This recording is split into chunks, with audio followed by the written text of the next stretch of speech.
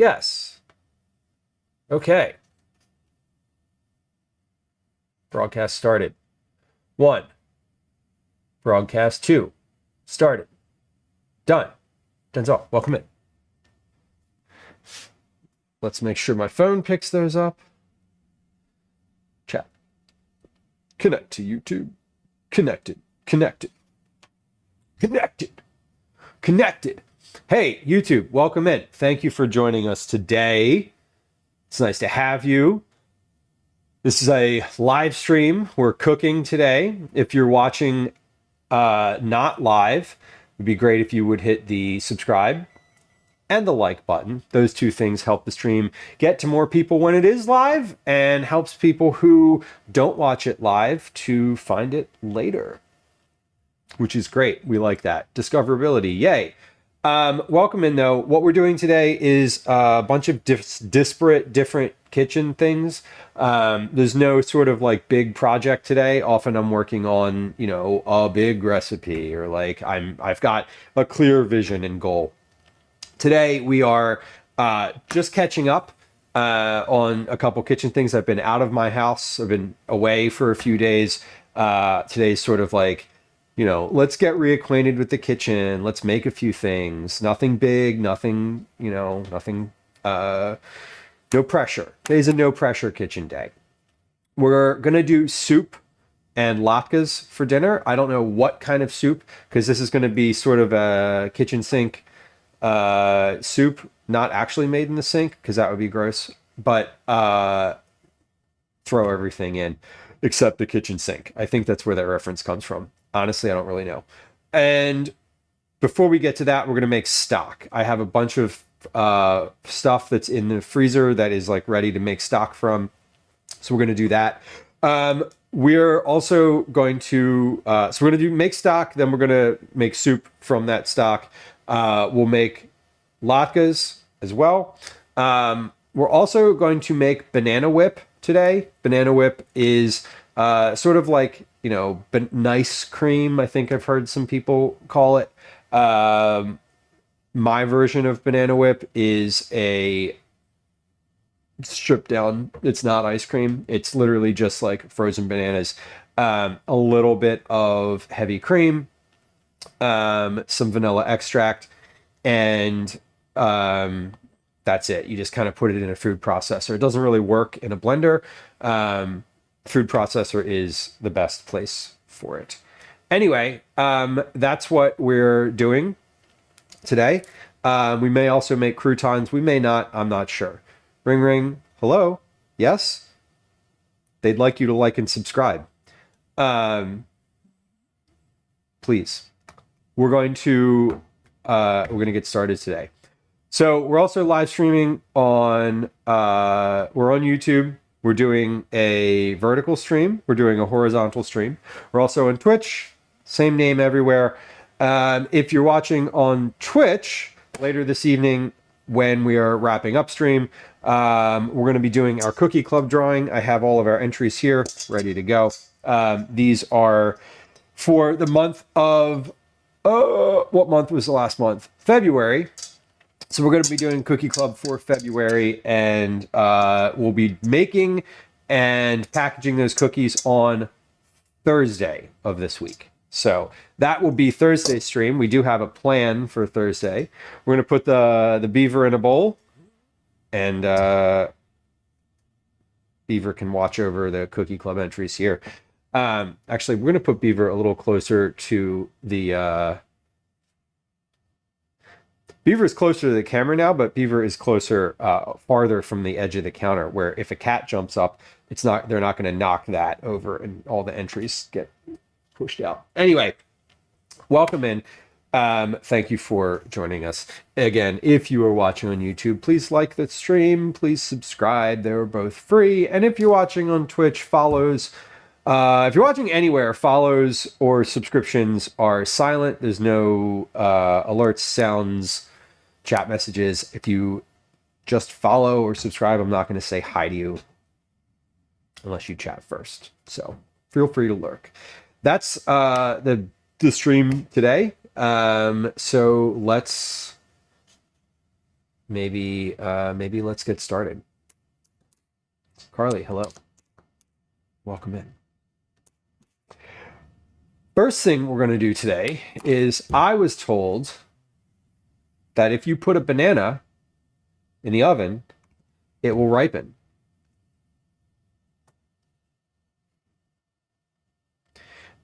I don't know how, I guess heat, but like usually they need gas to ripen. We're going to try it. We're going to put this in the oven. The oven is at 350. I'm just going to put it on a sheet pan. I'm just going to put one in because I don't want to waste my bananas. I'm going to put one in and see how that goes. If that sort of works out, we will do that with the other ones because they're not to the ripeness that I want them to be yet. But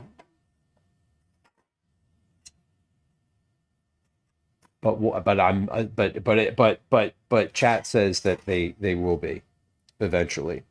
Okay, so I'm gonna take like a reference photo of this banana here. They leak. Okay. Yeah, also parchment will make the photo better because it'll have a white background and it won't be my awful shitty sheet pan. There we go. Oh my god.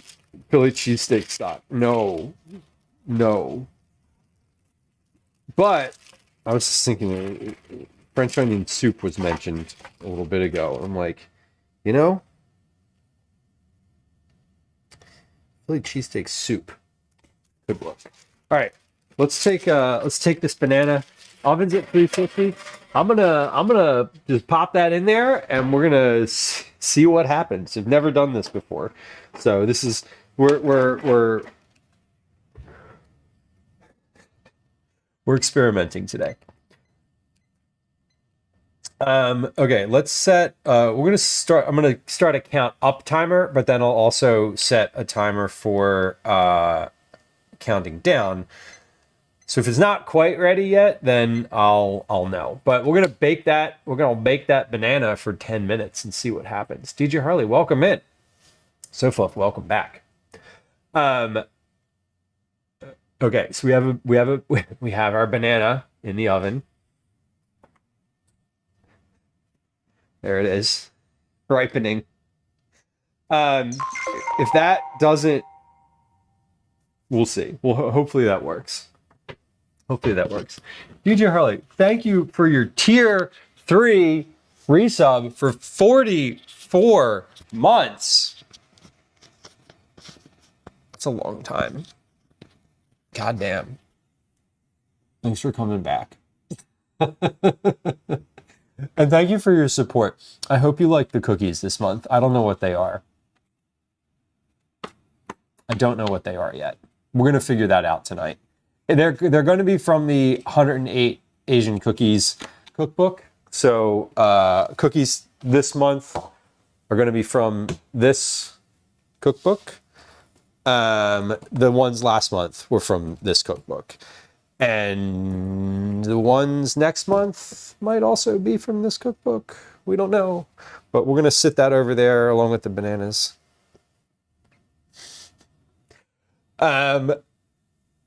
Okay, sounds weird, but it works. I mean, I believe you.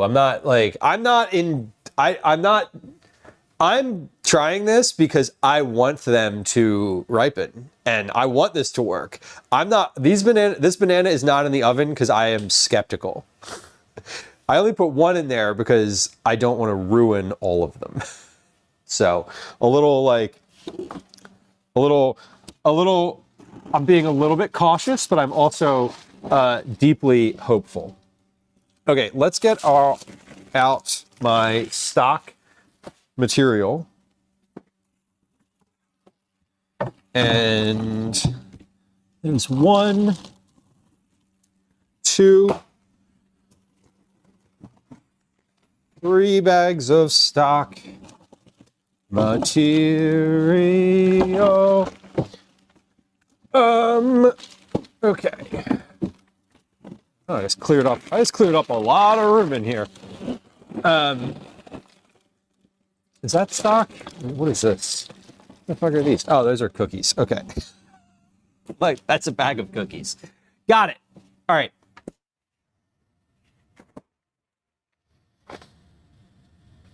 What is the beaver? I got that for Calvin in Toronto. He did not have a beaver stuffed animal, so now he does. He, of the more than 50, less than 100 stuffed animals Calvin has, he did not have a beaver. And when in Canada, you get a beaver stuffed animal.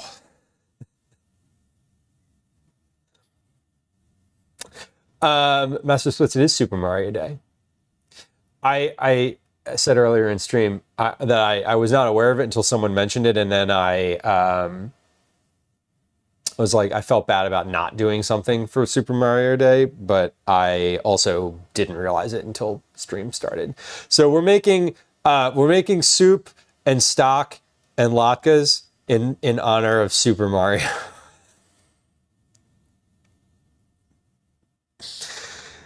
Believe it or not, it's Mario's 5th favorite food.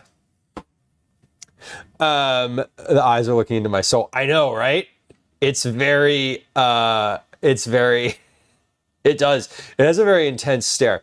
Soflove, thank you for your resubscription. Thank you for being a 44-month subscriber. I appreciate you. That is a long time. That is a long time. That is, I think that's as long as you could possibly be a subscriber to this channel. I'm pretty sure. Darlene on YouTube asked, did I get the ketchup shirt? You know, I did not get the ketchup shirt, but when I went back and like evaluated all the shirt options, I ended up getting Calvin basically just like a nondescript like hockey style jersey. It says Canada on it instead, because I was like, I think he'll like that more. He seems to appreciate it. Okay, we're gonna do stock today. Do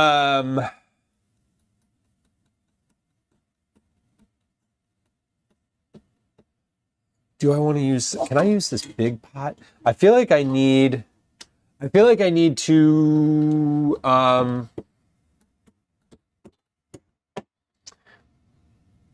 need to get my larger stock pot.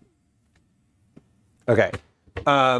I'll be back momentarily because I know where it is. It's not, I didn't put it, it's not like, I just can't live in the kitchen. I don't have any, there's no space to put it in the kitchen.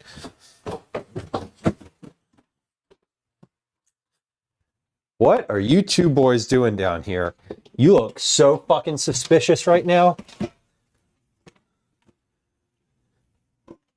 Bro, you look suspicious AF. What is going on down here? Okay. Be good.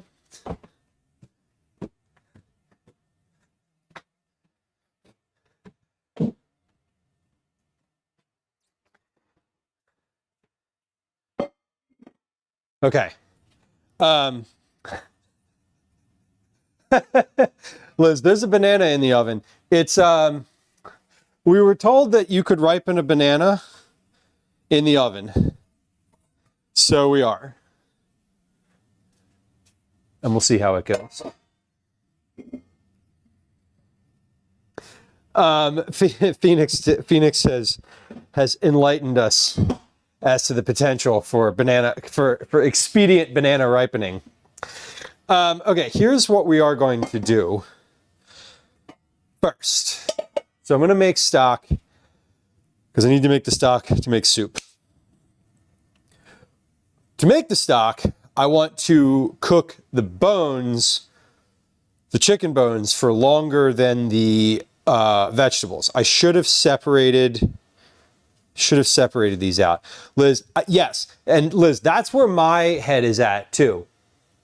Is like, is it just baking it? Because when you ripen them, they need, as we learned when we went to the Philadelphia wholesale produce market, ripening the bananas is a gaseous gas process that requires, time. And so I'm sort of like, all right, but how is this, is it ripening? But I also, I understand that it's like, yeah, it's ethylene. Correct. It's like browning the sugar too, in some capacity, maybe, is sort of what I'm imagining might be happening. I don't really know. We're going to check it out. I set a timer for 10 minutes. I'm going to pull it out afterward and just see what happened. I got to tell you though, banana's looking brown. Got a minute and a half left on it.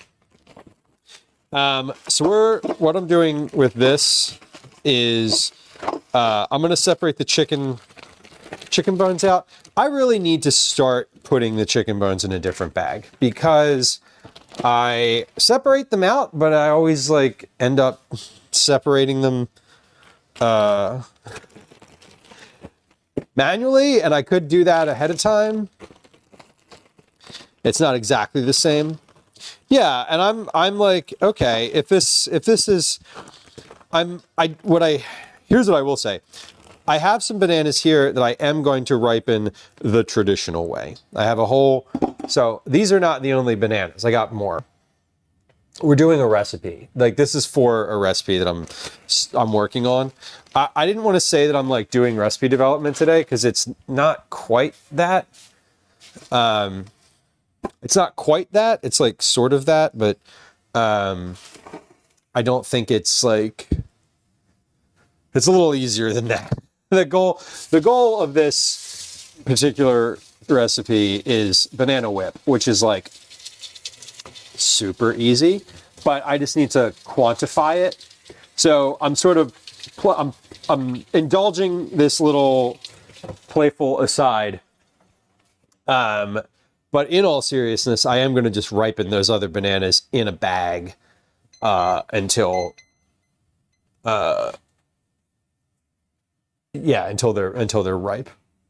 Okay, timer just went off. That was 10 minutes. Let's pull the banana out of the oven and see what happens. To see what this looks like.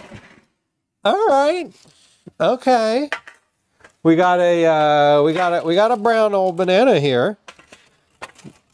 I mean, I'm not gonna lie, this is like soft. This is definitely softer than it was. And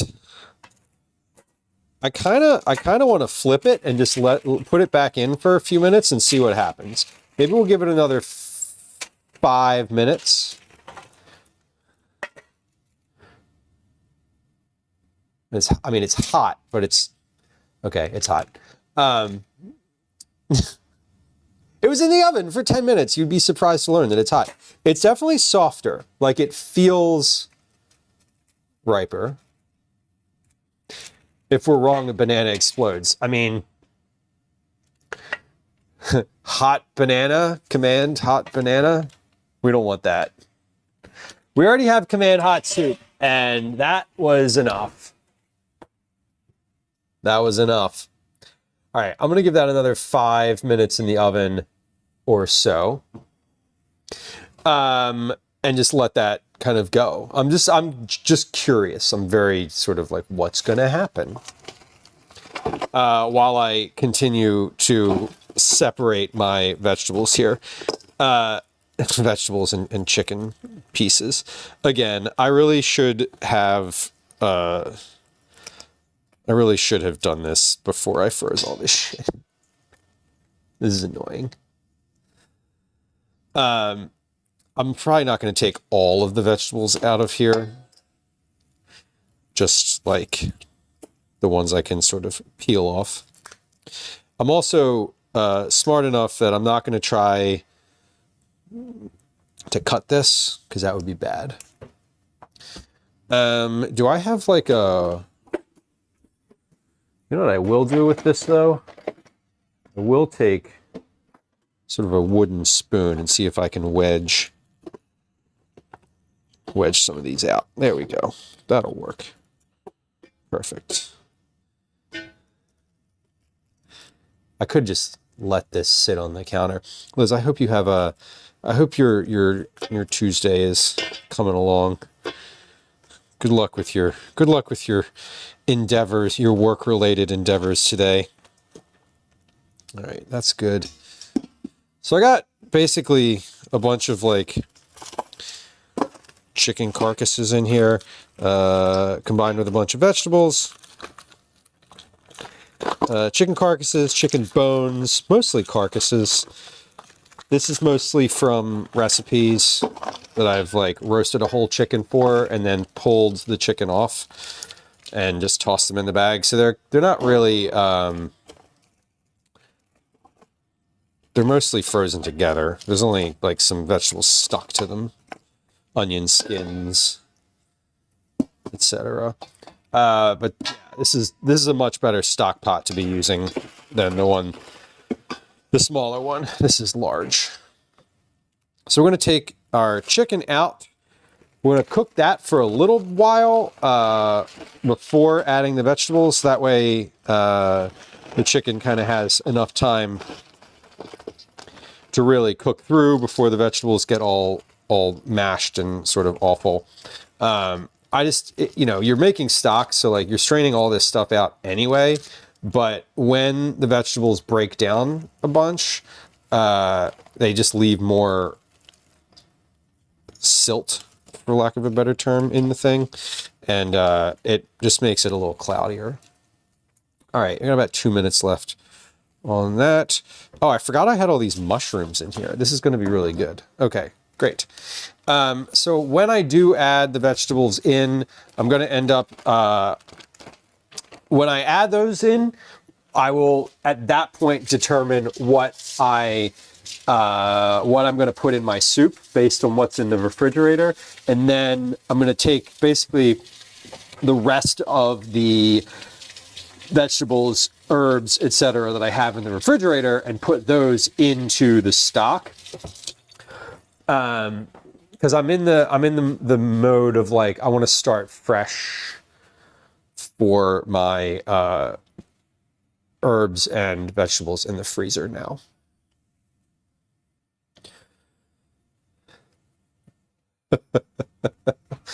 So fluffy. Yeah. Whatever the mechanics like, it's only gonna be for a couple hours. It's like, I know you're lying. Like I know you're lying. We have a stock ingredient. Here he goes. Oh, there's too much fur in this stock. We have a cat. We have a different cat today. We have a different cat than we did the last cat. Yeah, here he is. Hi, bud. This one missed me. He's been very nearby. He's been very nearby since I came back. Yeah, this is a little gray boy. His nose is going because he smells stuff. You smell chicken? Yeah? Chicken in that pot. You're purring. You don't get to have any of that though. I'm sorry. Yeah. Baby. Okay. Oh. Okay. He's got to get down. Timer is up. Let's get that banana out again. Not a euphemism. All right. This is a banana. It's been baked for 15 minutes in the oven. It is. Ash is like, he's up here on the counter. So this has been in the oven for 15 minutes. It's brown all over now. Oh, this is okay. This is definitely soft. I think 15. This is pretty soft. We're going to cut this open and just see what this is like on the inside.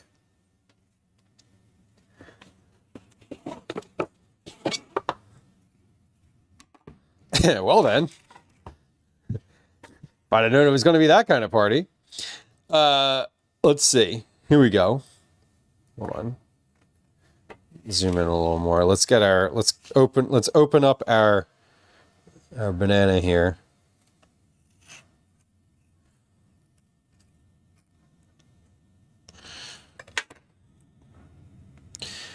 Yeah, it started to separate from the inside. So we have a soft baked banana. It is definitely softer. Now, I think that from like a bake, yeah, interesting. Okay, so I just opened this up and like peeled it open rather, and it has that same sort of like stringy quality that a fully ripened banana does. So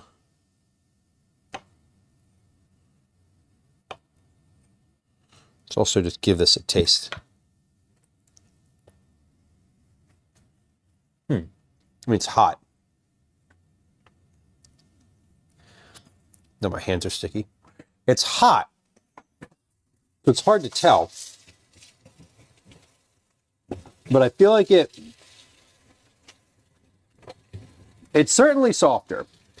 And it has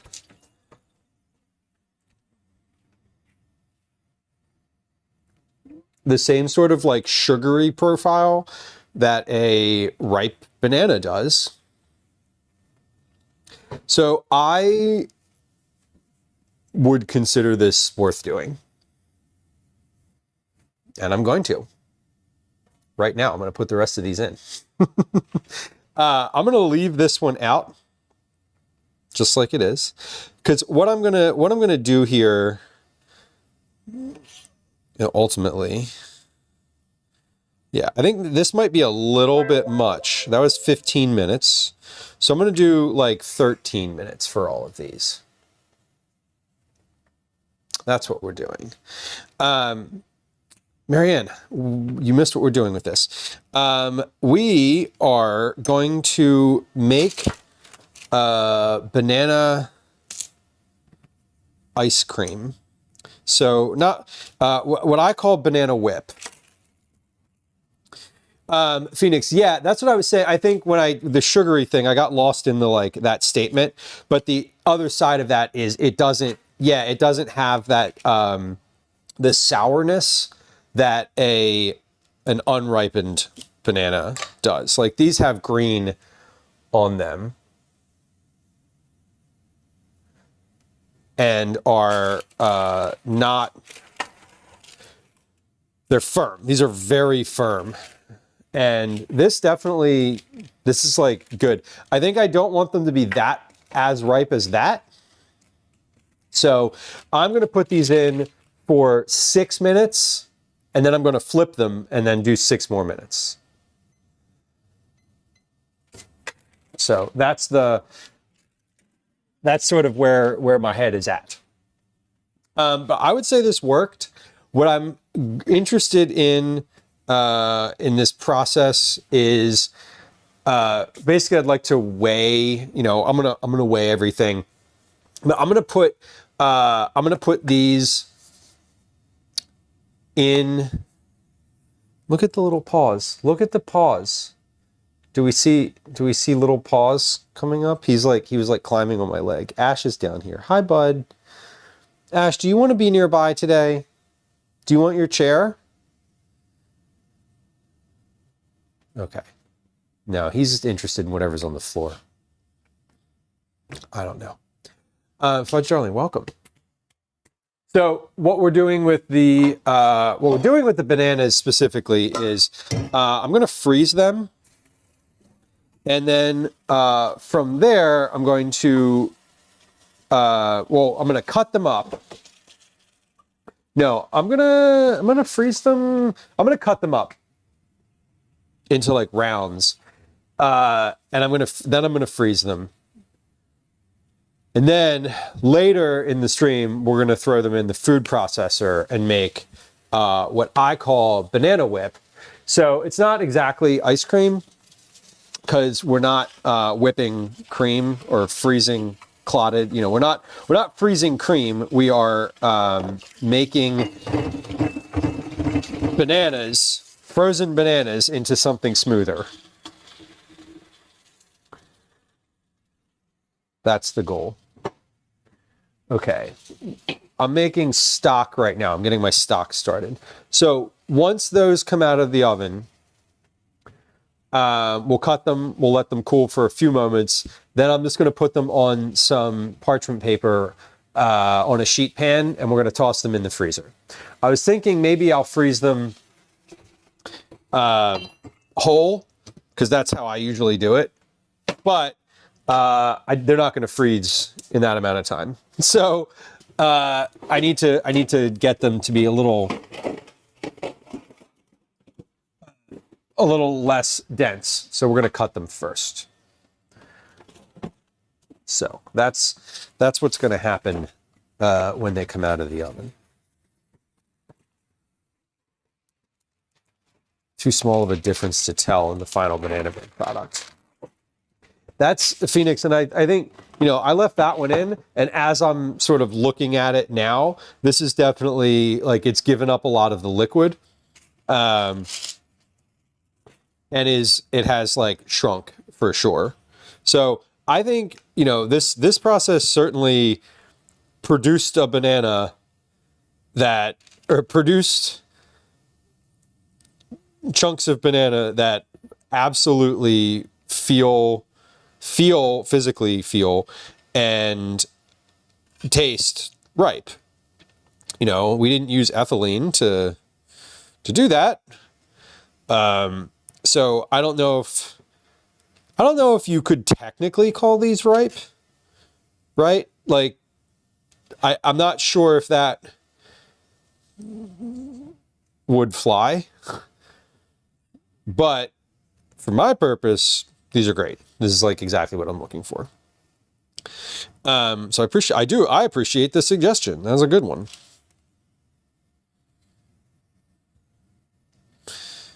And now we're going to boil the banana skins and make simple syrup out of it. No, I'm just kidding. We're not going to do that. Could you do that? Would that work? Probably not. You don't want to boil banana skin. Ash. This cat is licking my ankle. Bud. He is just he's such a love. Oh my God. Oh my God.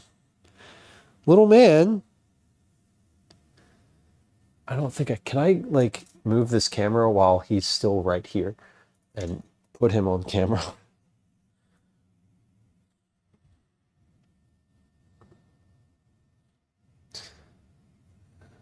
This is what's going on at my feet, by the way. He's not biting. He's hugging my leg. He's just down here on the floor. This is what he's been doing the whole stream. He's just down here, like, hugging my leg. What a baby. Ash, you're so baby. He really is just like chilling down here.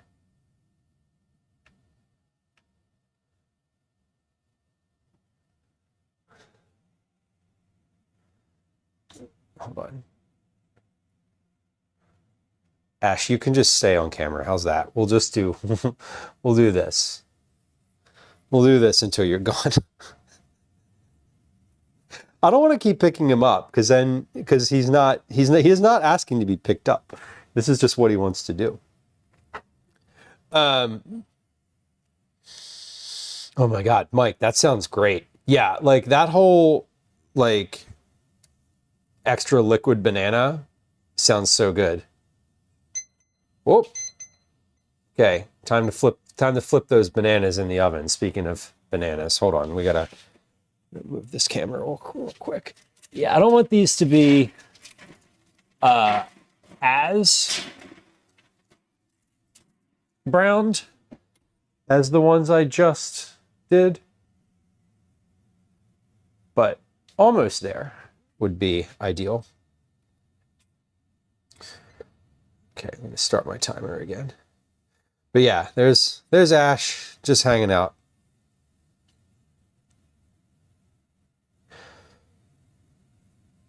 Velos, there's a way to do it, I bet. And there's someone out there who's like, oh, I know a guy. You need some banana, you need some banana hoppers? I got you.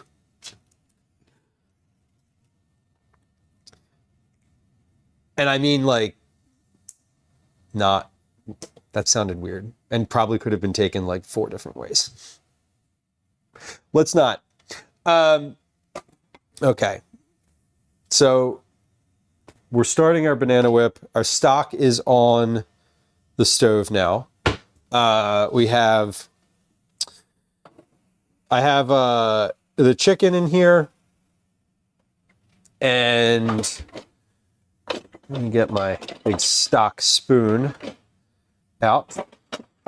So once this like starts to simmer, we'll start a timer, and we'll let this simmer for like maybe an hour or so. You could take anything the wrong way if you try hard. Yes, you can.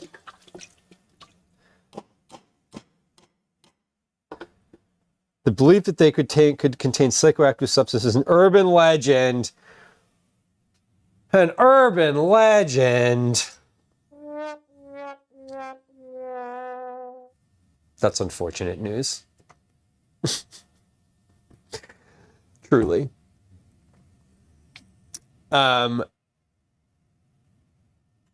Bananas, stock, soup. Okay, when I'm finished with the bananas, when those bananas are done, we're gonna freeze them. I think I want to figure out what's going to be in the soup now. And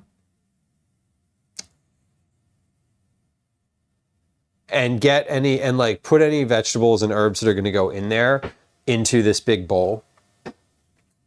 That way I just have like a big bowl to dump into the stock. Then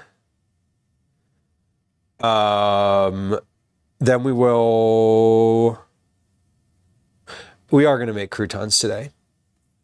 We are going to make croutons because I have the oven on, and I might as well do that. Also, I'm pretty sure that bread that I have in the fridge is not, I might not be able to make croutons because it might have gotten moldy already. So first thing first, though, let's figure out what is going to go into our soup. Or not first. First, the next thing that we're doing is figuring out what's going into the soup. Actually, let's just get this bread out and see what the deal is. How are we doing here, bread? Good? Yeah, that's fine. Croutons with an edge. Yeah, if you bake it long enough, it's fine. Just kidding. We shouldn't do that. All right, we have a bunch of parsley in here. What's in this bag? Ooh, mushrooms. Cool. Those can go in the stock. We have cabbage. I have half a cabbage.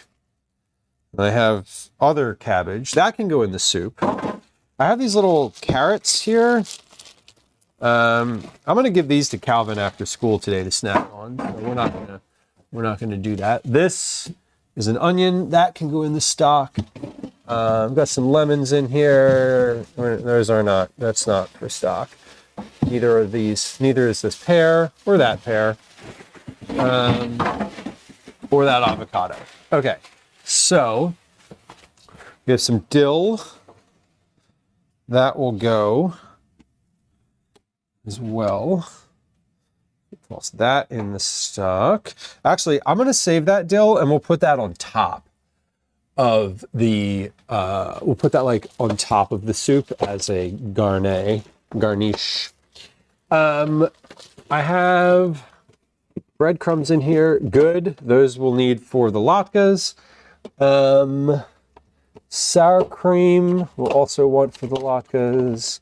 Applesauce, apple butter. Hell yeah. I forgot I had apple butter in here. That is perfect. Anything else that can go in this soup? So cabbage. That's kind of not great, but that's fine. Pepperoni, no. Cheese, no. Oh, I have some of that red miso in here. We'll use some of that. I'll use that plus the rest of my roasted garlic in the soup. This is a kitchen sink style soup. So what I mean is, like, I'm not doing anything. There's no recipe. I'm just sort of pulling things out of the refrigerator and freezer. All right, Ash has left his spot, so we'll switch our camera up here. So all of this stuff is going to get just tossed in something today. I'm not sure what, whether it's the soup or the stock. All right, bananas are looking good still. I'm going to give those another 2 minutes. Oh, damn, bud.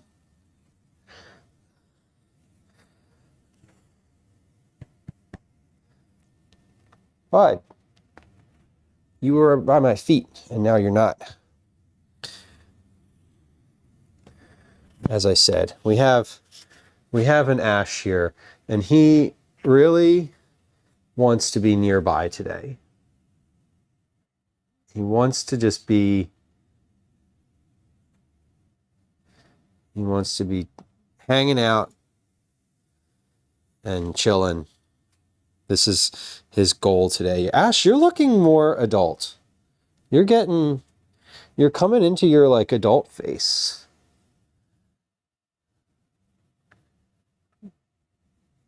Ash, we're both camouflaged in different ways today. Yeah. Ash and Elsie and Obi are all going to be a year old next month. 1 year old. Y'all have been here for a year. Baby.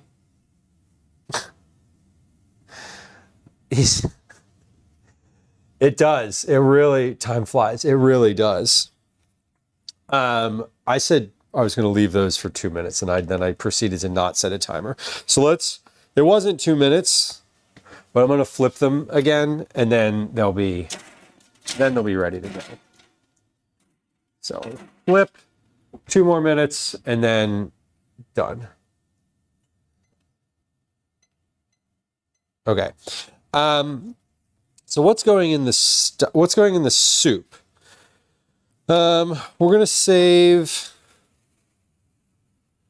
Let's save some of this parsley. I'm gonna save like the good green bits of this parsley for a garnish. And the rest of it is looking not so great. So we're going to put that in this. It's all going in the soup. It's just what part of the soup is it going into? Is it going into the stock? Or is it going to be like visible in the soup itself? Actually, I'm going to blend this soup. We're just going to make like a thick sort of bisque style soup. So it's not going to be visible, but like the rest of this parsley is kind of not looking so great. So we'll take that and put it in my stock pot. Yeah, there we go. So that's just going to go in there. So we're cleaning out the fridge.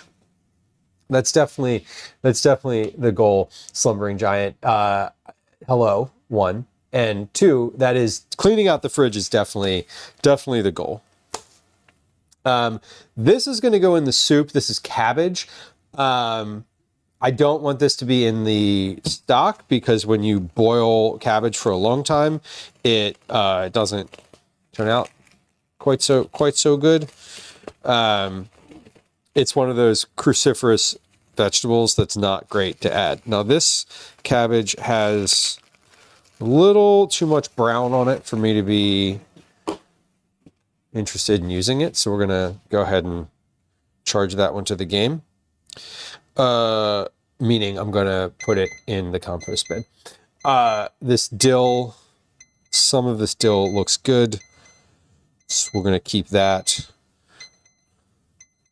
2 minutes is up. Let's get those bananas out, and then I'm gonna leave the oven on, but I'm gonna turn it up so I can get croutons going. I'm gonna leave these. Here's our baked banana, oven ripened bananas. I'm just gonna leave those over there for a moment and let them cool off while I finish the ingredient evaluation. The chicken is in here. It still hasn't quite thawed yet.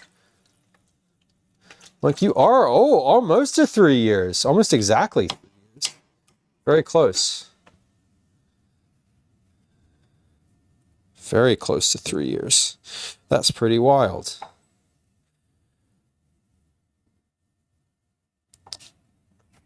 We got, all right, I'll take that dill. That's good. Our herbs are good. This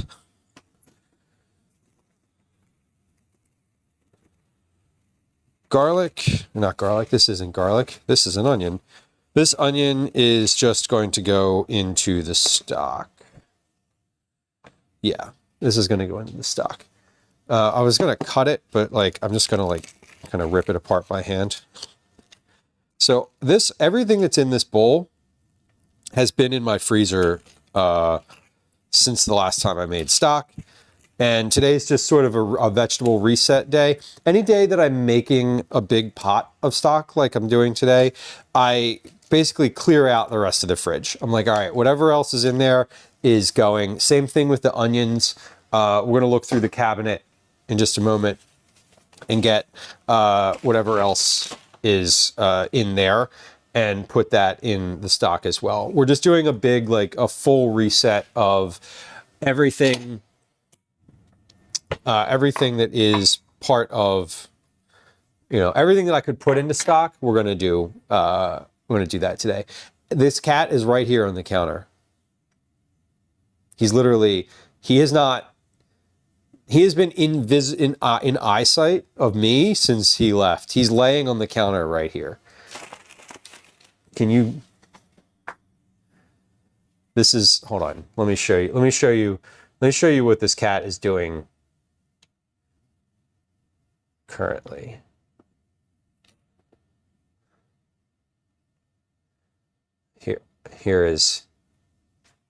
Here's what Ash is doing in this moment.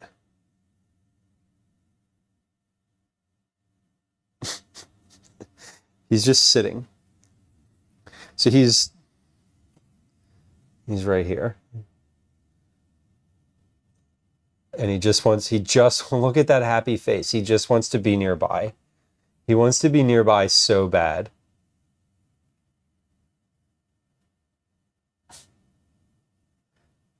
The camera quality is so bad. When it's zoomed, the camera is zoomed in 400%, and it's not great quality to begin with. The camera itself is actually not great quality. I've downgraded it. I've downgraded the camera from what it was. So soup is going to be roasted. I'm going to take these mushrooms here. Donna on YouTube, he is supervising. He is very much supervising.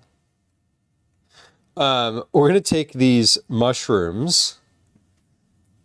I'm going to clean these off, and then we'll use these and the cabbage and the garlic, all this roasted garlic I'd made a while ago, for the soup. And I do think I'm going to blend it up, but I'm just thinking flavor-wise, that's sort of where, you know, this will be, I want to call this like the last winter soup this year. I think that's sort of the energy. Okay, so we have, this is on the stove. I'm still just kind of waiting for this chicken to simmer. Once that starts simmering, we'll start the timer and get that like an hour of simmer with just the chicken bones. And then after that, we'll put the vegetables in and do like another half an hour, and then that stock will be done. I often cook the stock for a lot longer because you can, but you don't really need to. All right, so these are going to be for the croutons. Croutons, I want to roast those mushrooms, so let's put those into a little container and we'll roast those now. So I want to roast them before I put them into the soup because I am going to end up blending everything. I'm going to put this soup in a blender and we're just going to like make it into a bisque type thing. So I'm going to roast the mushrooms first. Before doing that, that way they'll be a little more flavorful. And hold on. The bowls are all in the wrong spot down here. I'm like trying to get the point. It's not working.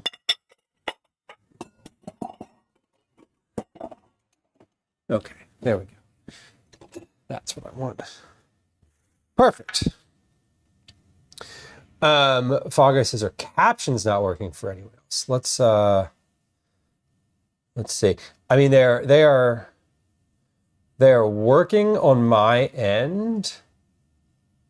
Let me see. Let's see. They're working. I see them being transmitted on my end. Going to turn it off. I turn the captions off, and then we're going to turn it back on again.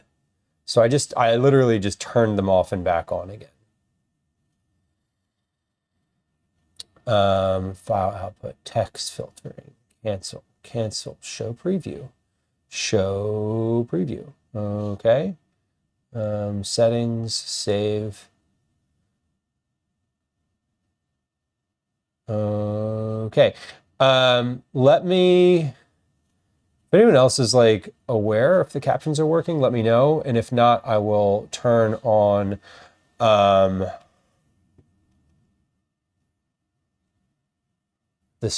other stream closed captioner that I have. Let's see.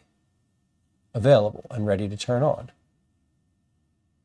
Okay. Trindrell,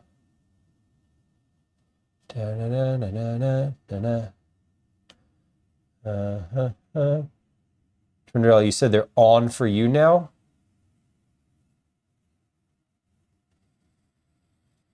If they're on for you, that means that they're transmitting. Okay. Yeah, if you reload and they're not working, let me know and I will. The other closed captioner I don't like because it is a browser resource and it doesn't. It's not as good. Donna says they're on for you. Okay, still borked. Interesting. Donna, because you're watching on YouTube, the captions are basically their YouTube does their own captioning. Thank you for letting me know. I can just turn on. I can turn on the other closed captioner. I have a backup. The Swedish chef. That's really funny. Yeah, if they don't come through, I'll just turn it on. It's not a problem to do that. I'm ready to turn it on. Just let me know. Just let me know. All right, we're gonna roast these. I'm gonna give these like 20 minutes in the oven or so. I'm gonna put a little bit of olive oil and salt and pepper on here. And we will pop these in the oven. So these are just cremini mushrooms. There's not all that many of them. I don't know what volume of soup I'm making today. Mostly it's going to taste like cabbage because I have half a head of cabbage that I'm going to roast. Ooh, should I roast the cabbage too? Is that a thing? You can roast cabbage, right? Of course you can roast cabbage. Why don't I go ahead and turn the other closed captioner on? Let's see if that works. Okay, click to start. Okay, I have started the other closed captioner. So let's see if that one works. Okay, cool. Well, if that one's working, we'll just leave that one on then. Yeah, I don't like that one. Runs through, like I said, the other closed caption I use runs through Chrome, so it's browser based. It means that it uses more of my computer resources in order to operate. The other one is through OBS, so it's like just using. It just runs. It's not an additional strain on the processor. All right. Still waiting for that stock. Let's slice up these bananas. Yeah, I'm pretty sure, Phoenix, I know I've heard of roasting cabbage before, and I'm like, this has got to be a thing. Of course you can roast cabbage. Whether or not you should, I don't know. You can roast a lot of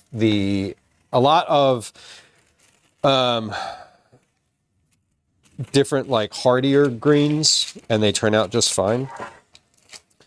So let's save that small sheet pan for a moment there, and I might just hold on, shit, I didn't toss that. I had a mushroom escape. We'll just pop that one in there. I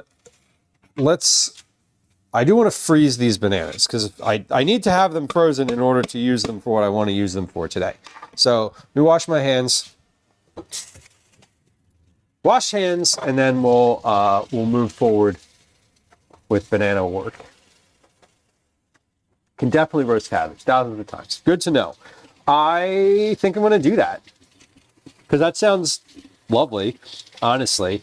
And what I'm kind of looking for in this soup today, I don't want the liquid to do.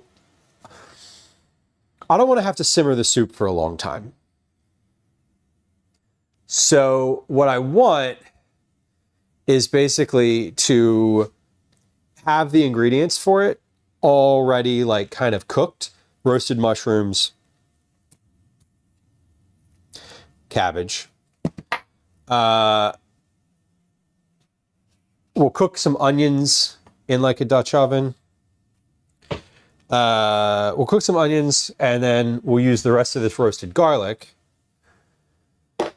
And then from that, we'll just kind of, I just kind of want to put everything in the pan, stir it together, like let it meld a little bit, like simmer it for a moment or like 20 minutes or so, and then blend it.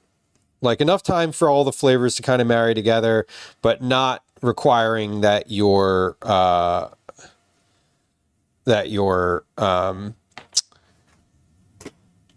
that the simmering aspect do the cooking. That's the goal. So these bananas are pretty good. They've had some time to cool down in the peel. They look ripe. So I'm going to go ahead and cut them. And then I'm putting them in, I'm going to put them all in the same sheet pan. But what I'm doing is separating them so that I know, because I'm going to do a little bit of weighing and sort of, fussiness today. We're going to separate these and just do a number. Basically, I want to know, like, I want to know not how many chunks I'm putting in there, but how many, like, bananas and how many chunks. So we're gonna, basically, the recipe for this is going to basically be like, you know, 2 cups of frozen banana, which equates to, you know, X number of bananas. So I am just taking my own bananas, but, you know, if you have a bag of frozen bananas from, like, the grocery, the goal is that you can use either of those.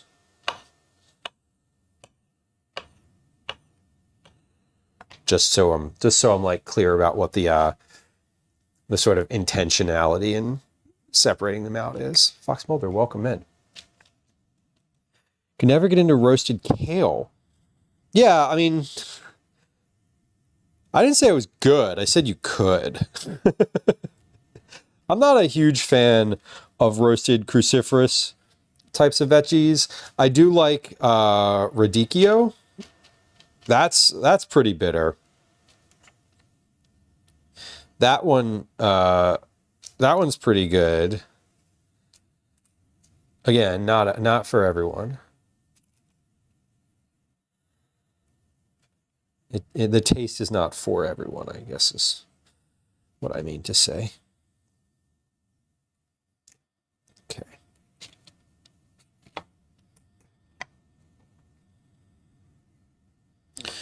So this is an interesting process, the baking of the bananas, because I have definitely never done this before, and the texture of these is very, very, very much like a very ripe banana.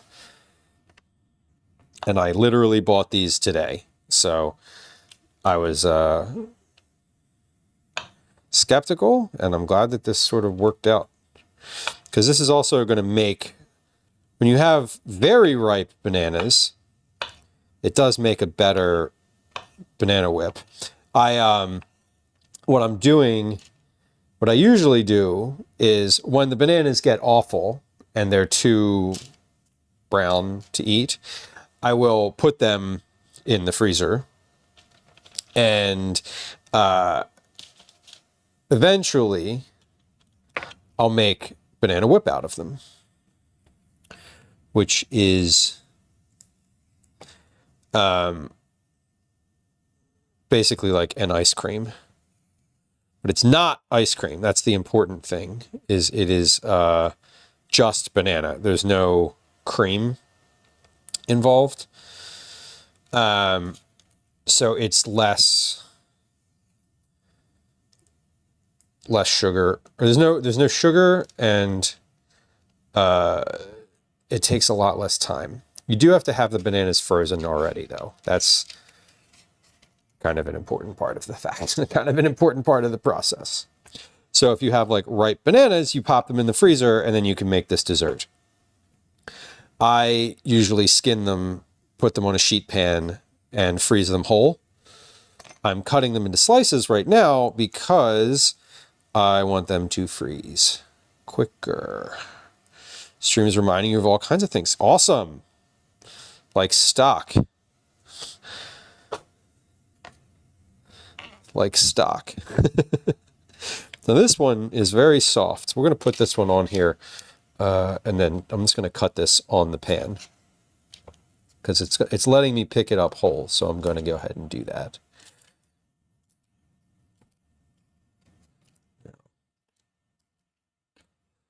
There we go. That's good. All right, got all these banana parts.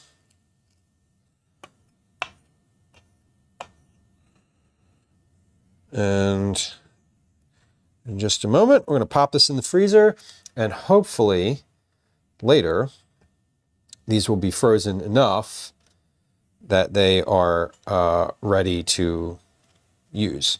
They should be, because this is they're in pretty small chunks. I cut these into relatively small chunks. Pulled pork and plantains. Beautiful. That sounds lovely. Here's 5 bananas ready to freeze. And into the freezer they go. I love some fried plantains.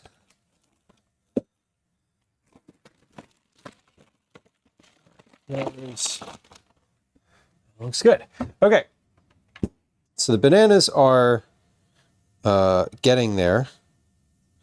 They're in process.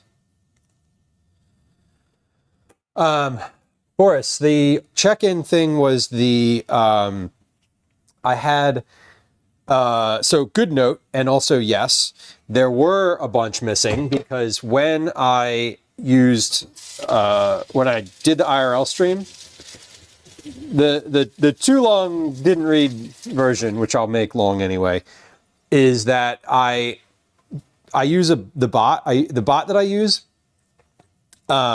You can kind of use from any computer. It's not cloud-based, so you have to like have the bot like on a USB or something. Anyway, I was using a different computer. I pulled one of my backup databases from my Google Drive where I back them up, but I pulled one that was old. So all the check-ins, the check-in numbers were off by like, 2 months basically during the IRL streams. That said, I am going to, when I go back and review those streams, I'm just going to take, if you checked in either once or twice, I'm going to add that number to the database on this computer. So whatever you see from your check-in today, if you know that you checked in twice while I was up there, at some point in the future, you will see that number go up. When you check in, you'll be like, oh, why did I just get 3 check-ins? And it'll be because of the one that you just did, plus the 1 or 2 from before. So I was just using an old database, and so the numbers were, it's as if I had rolled the bot back 3 months. So during the IRL stream, the database that the bot was like, how many check-ins does this person have, was information that was like several months old. That's why it worked, but it was the wrong number. So if you checked in twice, eventually those will come back to this account. And I also realized that StreamerBot, the bot that I use, has a cloud-based backup. When I went back and looked at it, I was like, oh, there's a cloud backup. I could have been using that. So, caretaker, yeah, exactly. Basically, there was some folks that were like, my check-in's completely reset. But what had happened was that they had not yet checked in to the stream ever, according to the age of the database that I was using. So folks that have, hundreds of check-ins probably didn't even notice, right? Like probably didn't even notice that there was a few missing. But for folks that had like, a number that was easily recognizable, like, oh, I thought I had 30 check-ins and then I only have 4. That's weird. Yeah, it turned around, I was like, I didn't even notice. 15 check-ins went missing. Right. And, some folks didn't notice. I didn't put a timer on those mushrooms in the oven. Addie on YouTube, welcome in. What are we doing? I don't know. I'm just kidding. I do know. But like, not really, but like, the plan today is slightly different. I should actually answer your question though, shouldn't I? Yes, I should. We're doing a variety of things. We're making stock. So I have chicken bones. I have like 3 chickens worth of bones in this pot. Once that simmers, we're going to let that simmer by itself for like an hour. When that hour is up, we're going to take these vegetables, this big old bowl of vegetables, and put these into that pot with an additional amount of water. And then we're going to put our timer on. We're going to let that cook for like 30 minutes. Then we're going to strain it, and then we're going to make soup out of it. The soup is going to have mushrooms, which are it's going to have that homemade stock, which is in progress here. The mushrooms are roasting in the oven. I'm going to take this head of cabbage and roast it, because that sounded good. Then we're going to make the soup out of the mushrooms, the cabbage, a little bit of onion, some garlic, and I'm going to blend all of that so it's sort of like a puree, not sort of, so that it is a puree, so it's more like just like a thick consistency. And we're going to have that with some latkes. So I'm going to shred some potatoes and fry those on the stove quite a bit later.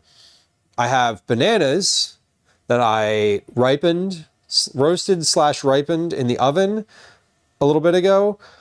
In the freezer now, I sliced those up. We're going to make banana whip for at some point whenever the bananas are frozen. So that's what we're doing today on stream.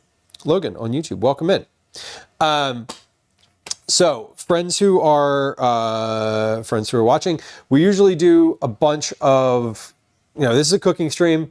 And croutons, Phoenix. Yes, we're going to make croutons as well. I have bread. So basically today is a reset day. I've been traveling and I'm sort of resetting the kitchen, cleaning out the fridge. Everything that can go in stock is going in the stock. So I have, I had some herbs that were in there that were like between 1 to 3 weeks old. We're going to dip into the cabinet, cabinet over to your right, my left, in a few minutes, and pull out the onions that are in there and any garlic that's in there that's feeling a little soft. That's all going to go in the stock as well. So we're basically I'm resetting the kitchen today, and sort of resettling and clearing out a bit of space in the freezer, a bit of space in the refrigerator, getting rid of old vegetables, old herbs, all of that stuff. So that's what we're doing today. Typically, I am cooking, as I mentioned, this is a cooking stream / cooking channel. Usually doing recipe development, often doing recipe development, sometimes baking, sometimes prepping for trips. So a lot of different food and food adjacent things happen here. We also do IRL streams sometimes out in the world. We were just out in the world. The last 2 streams, we were up in Toronto looking around. I would say both of those streams were relatively food focused as well, though. Caretaker says, add some ranch dressing to the bowl. The bowl of stock ingredients, and you have the worst salad. You do have the worst salad. That would be a terrible salad. That would be awful. Genuinely awful. Okay, we're gonna take a larger knife to cut this cabbage in half, because I don't know why I just pulled out a utility knife. I should be using a better knife suited to that purpose. My friend Drew asked me just recently if I could sharpen his knives again. It's been a bunch of months since, so we're going to do that soon, I think. He wants me to I almost knocked that whole bowl of vegetables off the counter. He wants me to reseason one of his cast iron pans too, which I've never done before. I haven't ever stripped down a pan completely, because it's the seasoning's a little messed up on it. So I'm interested to see. I'd like to try that, but I don't think I can do all of that on stream, because it sort of needs. I think it's going to need a couple days / a week or 2 to soak in some vinegar Okay, so I've got a pot here. It just started simmering. So we're going to set a timer for an hour. And I covered that. And we're going to let that simmer. We're going to let that simmer for about an hour or so. An hour or so. Fox Mulder, a lot of elbow grease. Yeah, for sure. My thought was basically soak it in some vinegar, like white vinegar, for a week or two, and then get it, and then take the, like some steel wool and scrub the hell out of it with like barkeeper's soap or something, like just to get it to that spot where like the vinegar has loosened up basically as much as possible. That's sort of my thought. I want to take the cabbage and roast it. I'm going to take a little look here at my vegetable butcher cookbook and see if they have any notes about roasting cabbage, because my oven's at 420 right now. That might be too, I think that's probably too hot. But I just want to see what it says. Broccoli, Brussels, cabbage, here we go. To clean, to slice, butter braised cabbage, to saute. No, it doesn't have anything about roasting in here.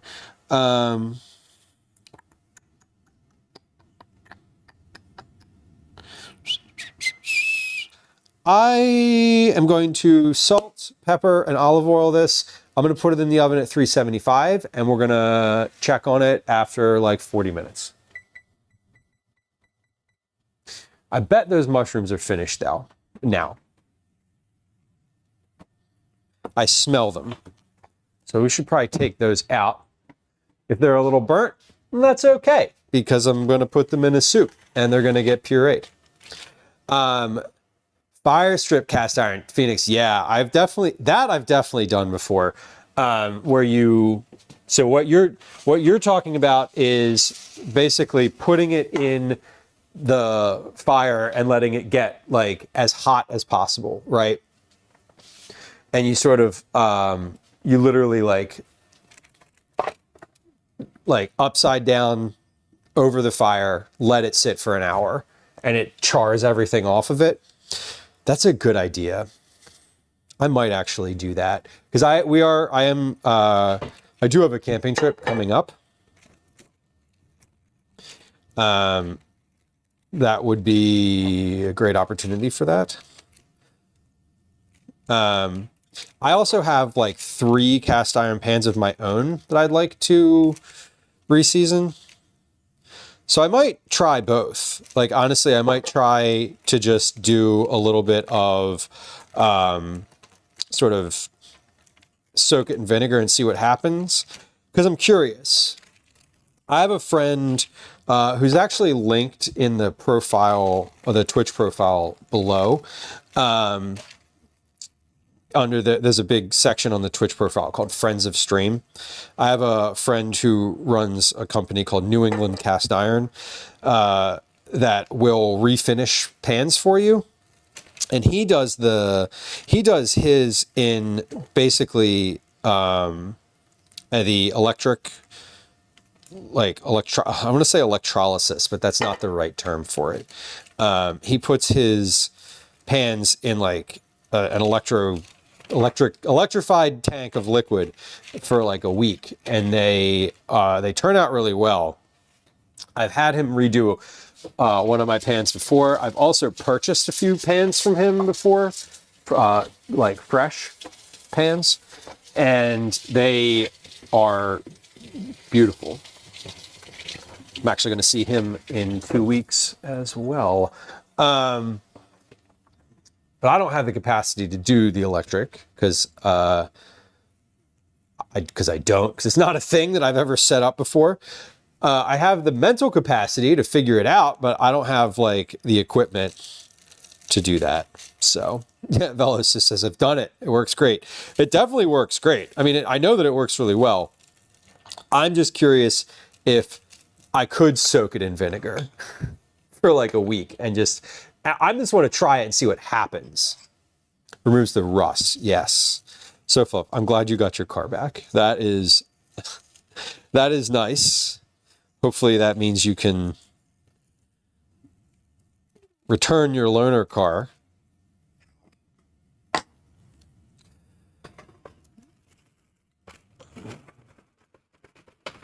All right. Well, this cabbage is salted, peppered, and I just put a little olive oil on here. I'm just going to toss this in the oven and see what happens. I should probably set a timer for this. Oven to 375. Timer for my stock is at 54 minutes. Let's set a timer for 30 minutes. Again, I don't know if 30 minutes is the right amount or not, but we'll see. Let me check on this chicken back here. So this looks good. We are simmering. Oh God, that smells so fucking good the way it is. Great. I'm just going to let that kind of continue. I'm not, I don't have any seasoning in here yet. So all of the chicken that's in there, all of it was roasted. So it had some seasoning, and I want to let that sort of cook, and then I want to let the vegetables cook with it, and then I'm going to taste it and season it at that point, because none of the vegetables had seasonings on them, but the chicken did. So I'm going to let that go for a little bit, and we will kind of figure it out as we need to. So that's the next step for that. We're going to let that cook. It's simmering nicely, and I don't need to worry about it. I'm going to stir it again a time or two, but that's about it. So we're getting things ready for soup over here. I'm sort of staging my soup prep. I've got my herbs for topping, the mushrooms, this roasted garlic, and then the stock is in progress. The cabbage is in the oven. So, what we need to do is get the rest of, I need to open the cabinet over here to your right, my left, and pull out some onions and get all the vegetable, anything that's coming out of there, I need to get that out on the counter and then sort through it, whether it's going in the stock, there's potatoes in there for the latkes. So we're gonna do that next. After that, after the cabbage is finished in the oven, then we'll put the crouton, the bread in for the croutons. So that's sort of the lay of things. Yeah, Velas, it's like, yeah, doing cast iron stuff is exactly like skincare. It's just a bit more abrasive. Just like rubbing, like, remember when I was a teenager, what were those pads? The Stridex pads that just stripped everything off of your face, all the essential oils, everything. It just like, you had those pads and it was basically like taking acid to your face. Need those for like cast iron cleaning. Addie, on YouTube, thank you. I appreciate you watching.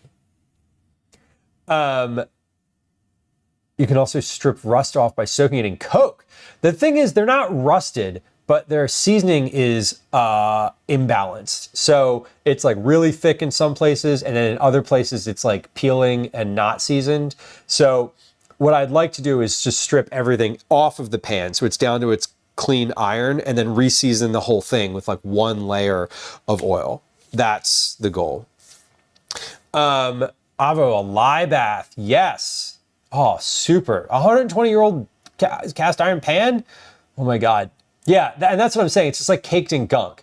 Like, yeah, it's hard. It's hard because that thing, like, you don't want to ruin the inside of it. like the inside seasoning is nice, but if the outside is awful, it is not great. Yellow easy off oven cleaner. Okay. Interesting. Oxy pads. Right. So fluff. Yeah. I used those all the time when I was a kid. I was like, I had like a little bit of acne and I just stripped the hell out of my face with those things. They're awful. Yeah, the hyaluronic acid. I mean, I use a facial cleanser now that has that in it, but it's not like that. Those were basically like nail polish remover for your face. You love the soft cleanser? I don't think I've used the soft cleanser. I've used the stovetop cleanser. I've used the brass cleanser, and I've used like the regular powder cleanser. We deserve compensation, right?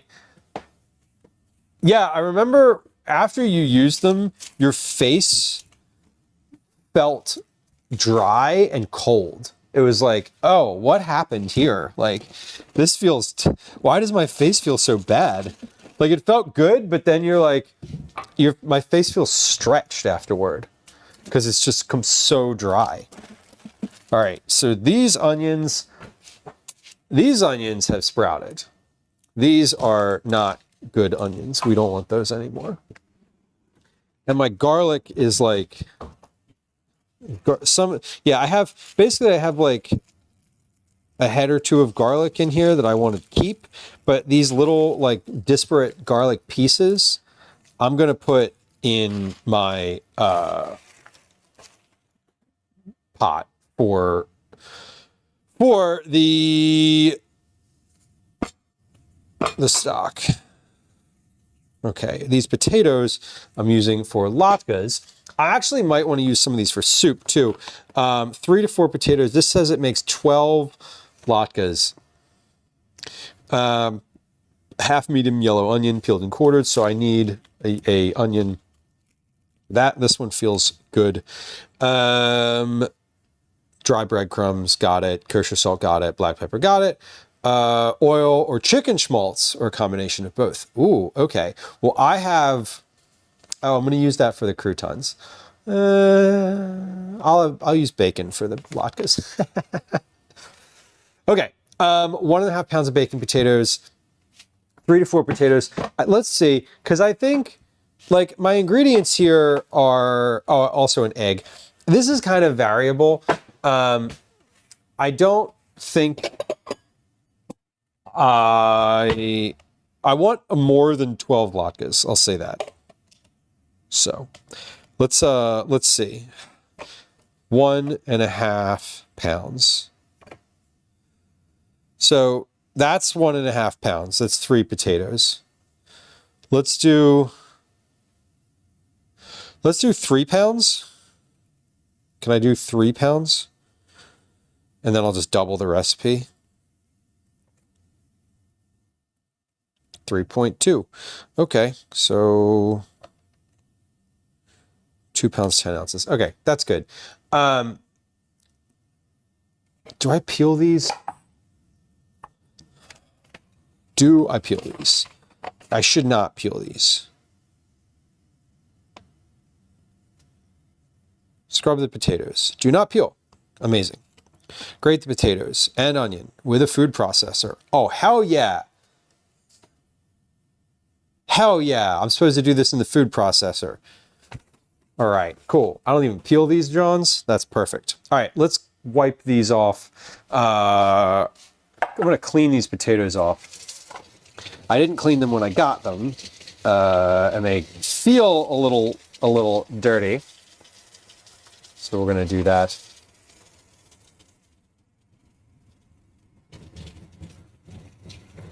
Interesting, Twindrella. I am going to try a bunch of different things to clean these pans, I think.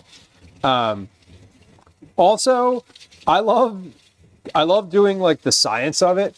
And like, let's combine oven cleaner and barkeepers. And then we'll soak all of that in vinegar, right? Fox Mulder, not putting any moisturizer on, right? That was the mistake afterwards.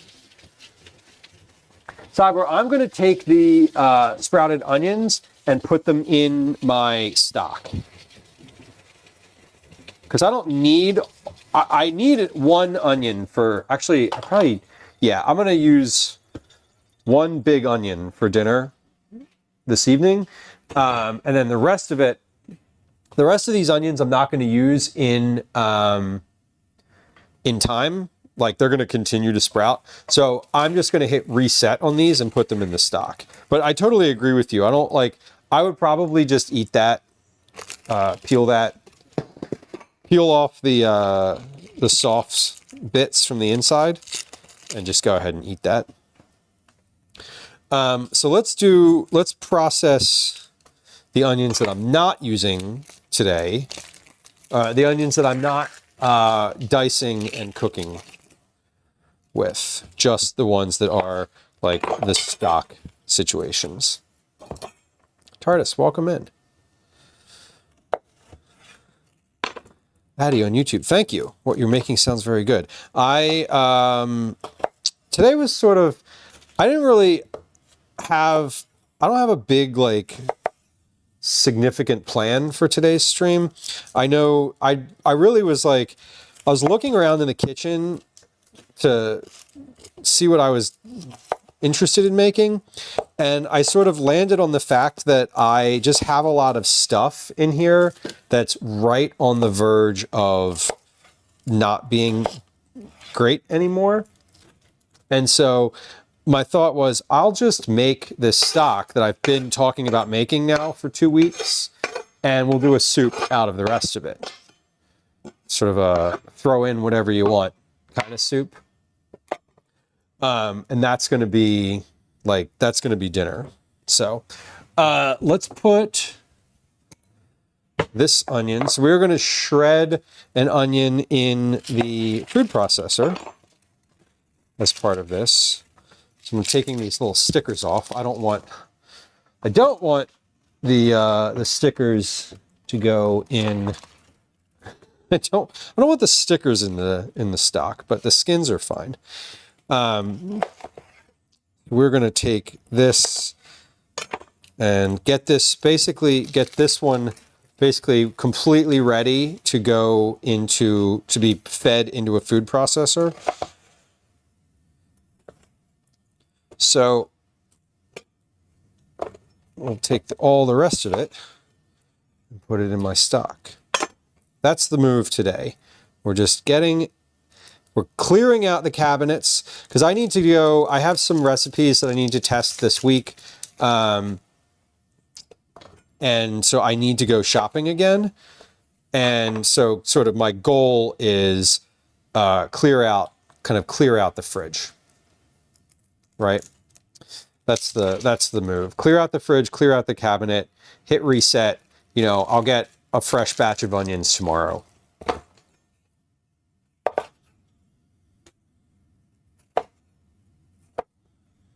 Okay, that is for my latkes. And then this one, oh, hold on, I got a sticker. I guess the sticker doesn't really matter. I'm going to strain it at the end, but, if you can avoid simmering your vegetable stock with the glue from a sticker, that seems probably ideal.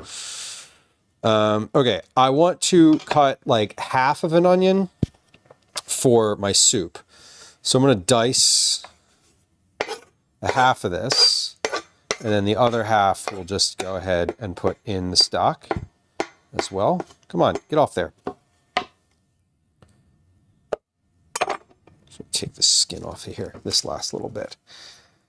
Yeah, freezer meals and a fridge clean out caretaker. It just has to happen sometimes, Addie, no worries. We're live on both YouTube and vertical and horizontal on YouTube and on Twitch. If you are a lurker, I appreciate you hanging out. Thank you. If you are a chatter, I appreciate you hanging out as well. I want to note that for anyone who is watching, if you're watching on Twitch, follows are silent. There's no alerts. There's no sounds. There's no chat messages. And I will not say hi to you if you follow unless you say hi in chat first.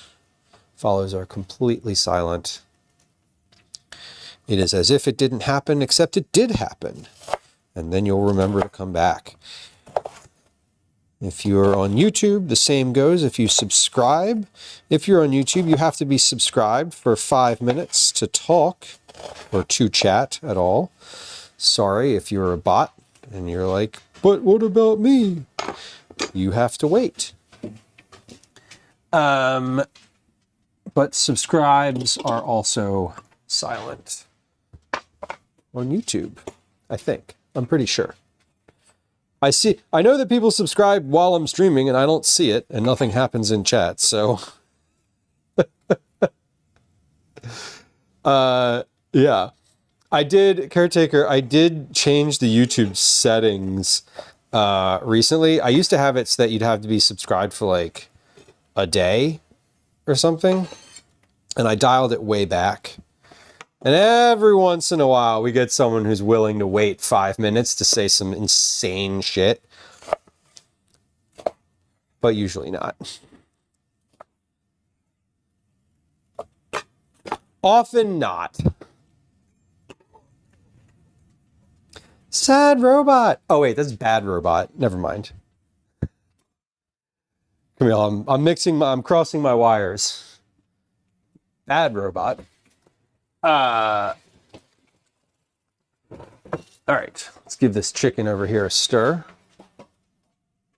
Yeah, we're simmering away in here. And I have the lid on because I don't want to lose all of this liquid that's in here. I mean, it would be fine if it boiled, or, you know, if it cooked off a little bit, but I'd rather it stay in here.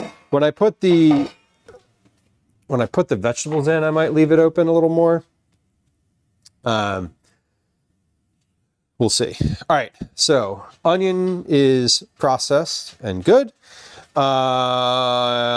That's ready for soup. I'm gonna put an eye on this cabbage. So that's I put the cabbage in there for, I don't remember which time it was for the cabbage. I put the cabbage in there for 30 minutes. It's been 15. I just want to get a look at it. It's getting a little brown around one of the edges. Getting a little bit, it's dry, which is fine. I don't really, you know, cabbage is not, it's not necessary that the cabbage stay moist. All right, let me take a look here. So I also have I have all these garlics, but if you look in this box, right, there's all these like loose little pieces, like individual, you know, here's like one garlic clove, you know, here's a garlic clove. So I'm going to take all of these, assuming they're still okay. Yeah, they are. They're a little soft, but like, that's okay. That one's very soft. We don't want that one. I'm going to evaluate them before I just toss them into the stock pot. But I'm going to take like all these little pieces of garlic that are sort of left over from one thing or another and pop those into the stock as well. Itis, welcome in. Happy Tuesday. I had to think about what day it was. I've been having to think about what day it is forever. All day today. I've been like, what day is it? When I just came home, I was in Toronto for like 5 days, and that whole thing is too soft. Yeah, ooh, yeah, that's very soft. And usually when I travel, I come back on a Sunday, and I came back on a Monday this time, and it's like got me weird. Got me in like a weird spot. Caretaker says the vendor with black garlic will have some to buy. Super. I love it. A nap. Oh, I hope you had a good nap. That makes me so jealous. Not in a jealous, like I want what you have way, but like I'm glad that you have a nap. You had a nap, and I would also love a nap. My favorite nap is the. Do y'all have like a favorite nap? I have a specific like favorite nap. It's that nap when you were out for the morning and you had lunch and you come home and it's like 2:30 and you sleep for like an hour or an hour and a half, because it doesn't feel like you've lost anything. It's just like, oh, now it's 4 p.m. and it's like not dinner time yet, but it's like, it's enough. It's like the right time. A jeans nap, Mike says, 45 minutes tops, face down on the couch. That's a good one. Yeah, the one when you just kind of lie down in your clothes and just chill for a few minutes, like a little bit, that's satisfying. When I nap, I get completely ready for bed. If I'm like intentionally going to nap, I'll put like an eye mask on. I'll like get my gym shorts on. I'll be ready. I'm like ready to sleep. All right. This garlic bulb is still completely good. So we're going to save one. I'm going to save one.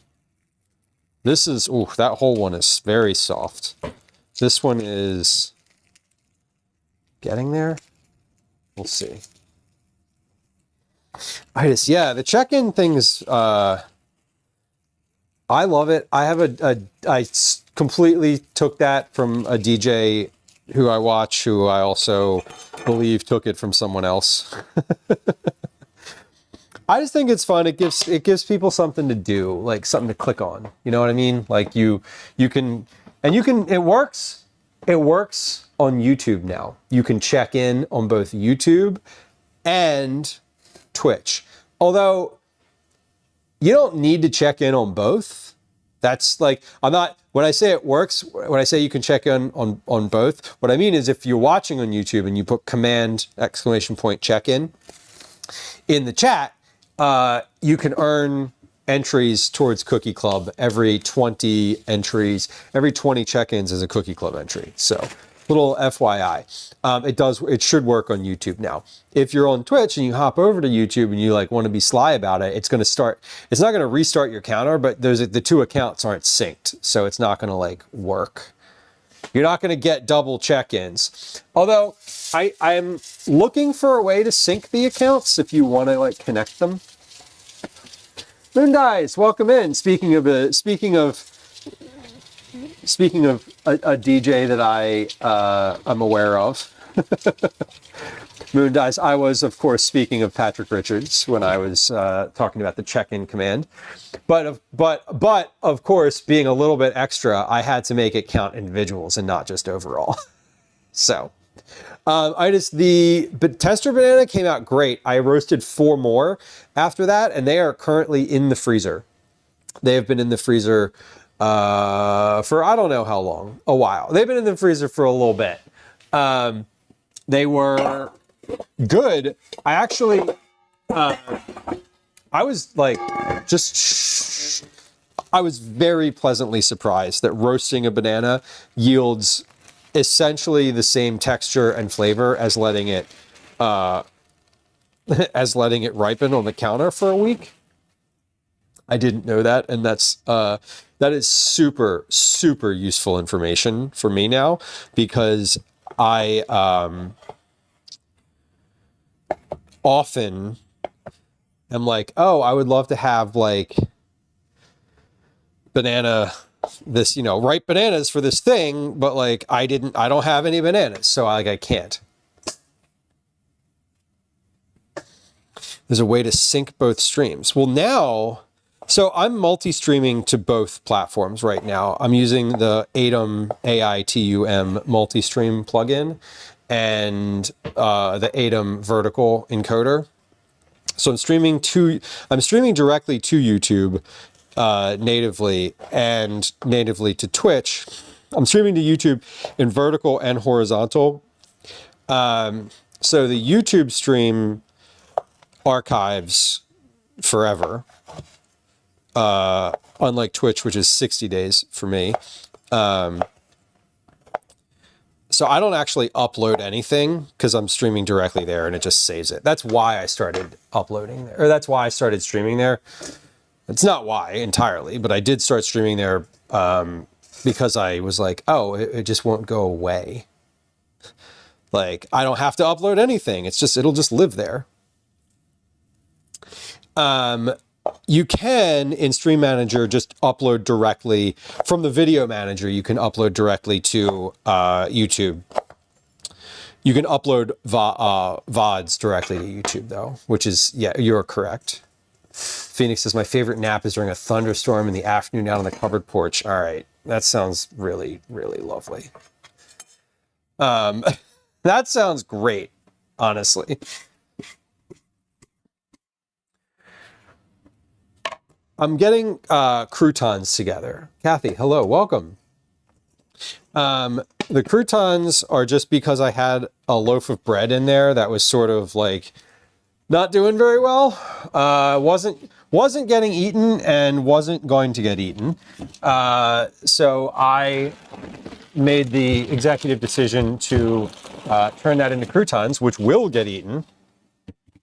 Because while I may not really want a slice of bread, I'll love me some croutons. So that is lovely. We're gonna make those, and like I said, we'll probably have soup like twice this week. So I think we will have latkes with today's soup, and then croutons with whatever soup we have next. All right, so this stock is coming along, smells beautiful, looks golden. I'm gonna turn it down just a little bit because it is like ripping boiling in there. Kathy, the 108 Asian cookies, Sofa, there. Thank you for putting Kat's links in chat. This is a book that I was really excited to start cooking from. We're doing this month's cookie club from here. I don't know which cookie it is yet. It's one of the ones that I've tagged on the side here. We're going to be doing a cookie club drawing on stream in a little bit. Not in a little bit, later. So while I'm waiting for this cabbage, so we have about 3 minutes left on the cabbage here. I'm going to take this chicken fat.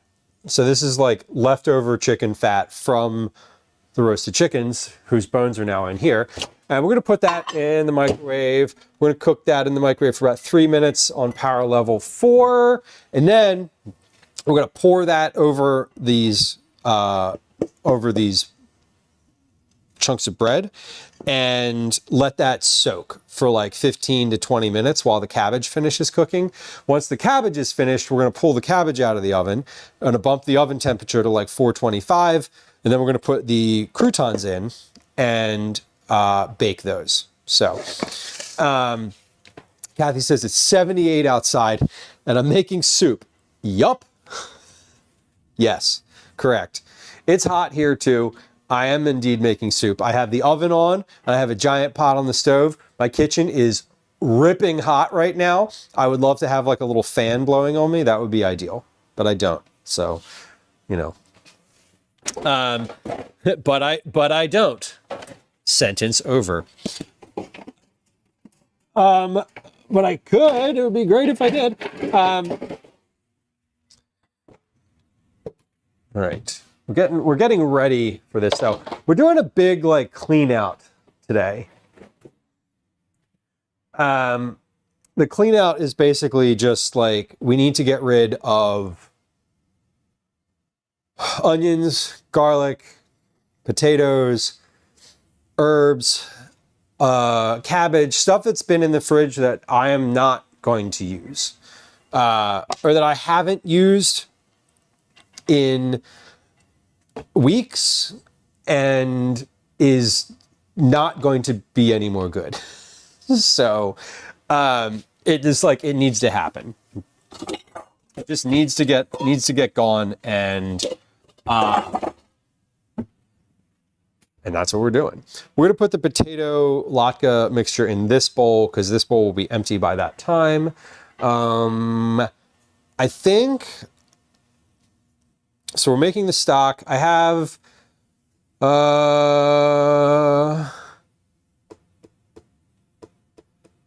Stock's been on there for 35 minutes, simmering. And give that just a little bit longer. Once I put the vegetables in, we will be about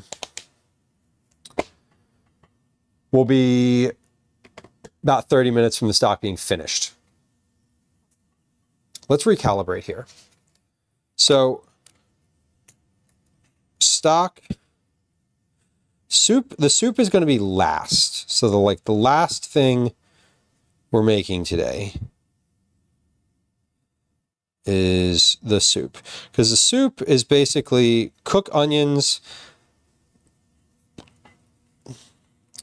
Let's recalibrate this whole list. Because, oh yeah, hold on, this is liquid now. This is, don't mess it up, don't mess it up, don't mess it up. This is not your coffee, Lou. Don't try to drink it. What do I want here? I want a big spoon. Not that spoon. This spoon. You're not turning the oven on. Look, I don't blame you for not turning the oven on. It is hot. It's like objectively hot outside. All right, let's pour this into here and stir it, and then we will check on the cabbage, because that was our 30-minute mark for our cabbage. So again, we're using stuff up here. That's the goal. We are using up, that was a whole container of chicken fat from roasted chickens. We're just going to stir that in. Beth, hello. So if it was negative 27 this morning, that's Celsius, by the way, for all of y'all who are like, that's cold either. That's cold regardless of whether it's Fahrenheit or Celsius. But like for reference, that's negative 27 Celsius.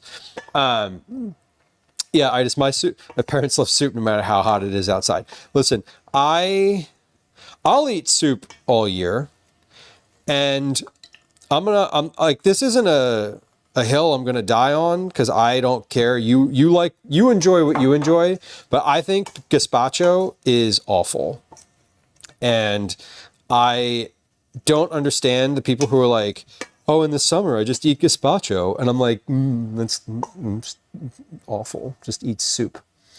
You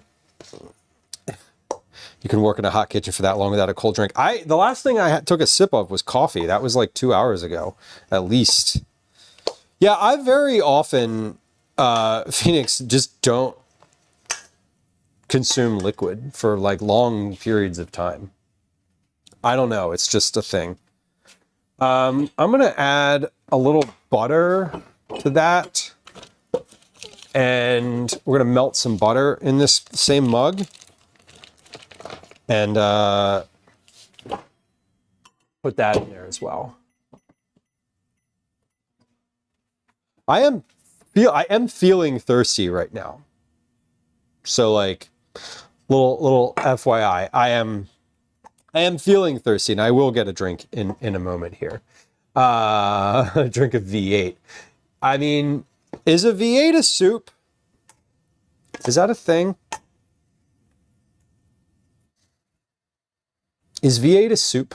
Is V8 a gazpacho? Mike says, if I'm drinking cold tomato soup, it's going to be a Bloody Mary. I like a V8. I mean, I don't know. If y'all are like, V8 is gazpacho, then like, maybe I'm into it. Maybe I'm into it. I remember when I did drink, there was, I didn't love Bloody Marys at all. But I remember this guy that I used to be friends with made one for a 5K we were doing. And he and I were walking. His partner is a runner. And so she was running, and I am not a runner, but I was like, I'll walk with you, sure. So he made like a thermos, and it had Bloody Mary in it, and I had it, and I was like, this is actually good. Like, I don't hate this, and I've hated every other Bloody Mary I've had before that and since that.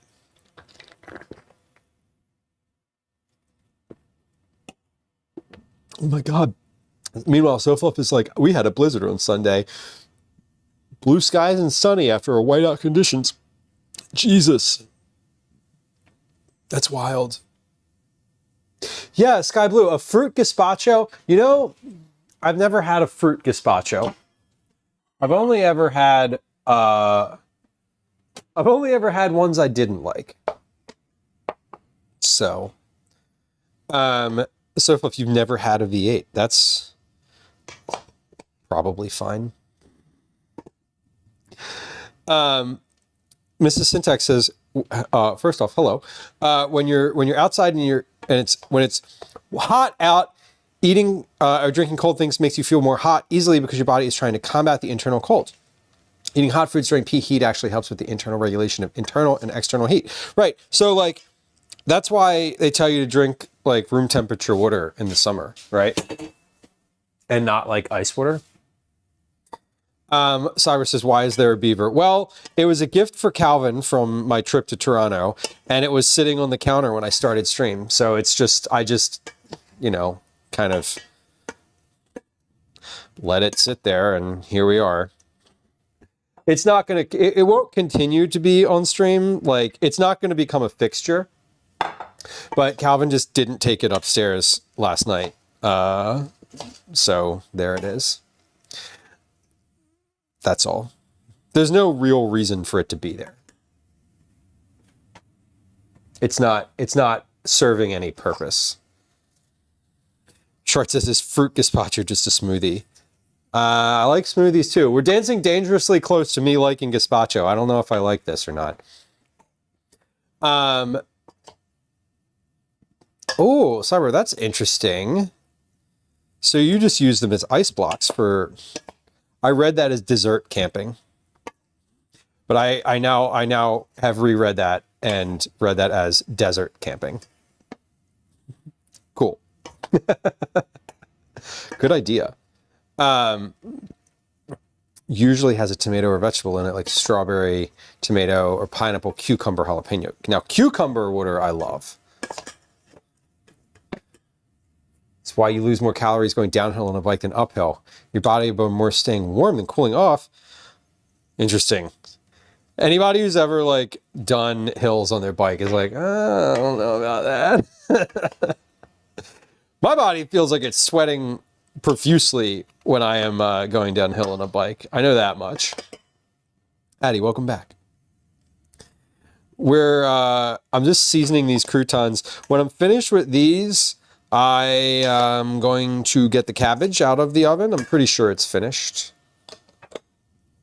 Yeah, dessert camping. It's when you go on a camping trip and everybody brings a favorite campfire dessert. Sounds great to me, honestly. Same goes for showers. You know, people tend to take a cold shower to cool down during the peak. Better to have a warm shower during peak, if you will, and a cold one when it's cooling down outside. You know, we're on the edge of like, I know like that's probably true, but I would be hard pressed to be convinced to take a cold shower when it's cold outside. I'll be hard pressed to take a cold shower whenever. Listen, I take a hot shower in the summer if a hot shower is available. The only cold shower that I really love in the summer is the one that's like the outdoor shower when you come off of like the beach or something and you're just like sweating and awful and like covered in sand. That's a good shower, that like outdoor situation. But otherwise, I don't know, y'all. I don't think I don't love a cold shower. That's like, I feel like that's like too much for me. I'm weak when it comes to that. So cabbage looks good. I didn't toast this. I roasted it in the oven, and this is looking all right. We have some browning here along the edges. It's soft. Everything is soft in here. I'm using my pen. I'm using my pen to like pull this apart. Let's see if this is is this heated all the way through? And this is like, feels like it's not even hot on the inside. That's wild. Okay. So, the outside is very hot though. That's interesting.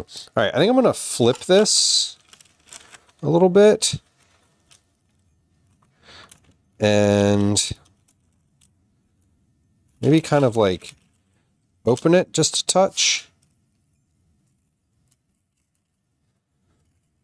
I don't need it to like completely dry out.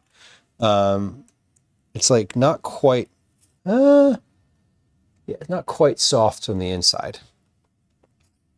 This part looks good though, like char. I'm going to take those off. I'm going to pop those in with the mushrooms for now. Okay, I'm going to pop this back in the oven for just a few minutes here.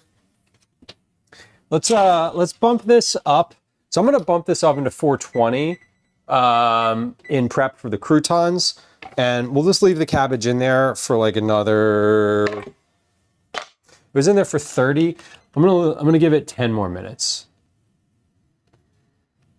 So the stock looks like it should be about 15 more minutes in. Oh, hold on.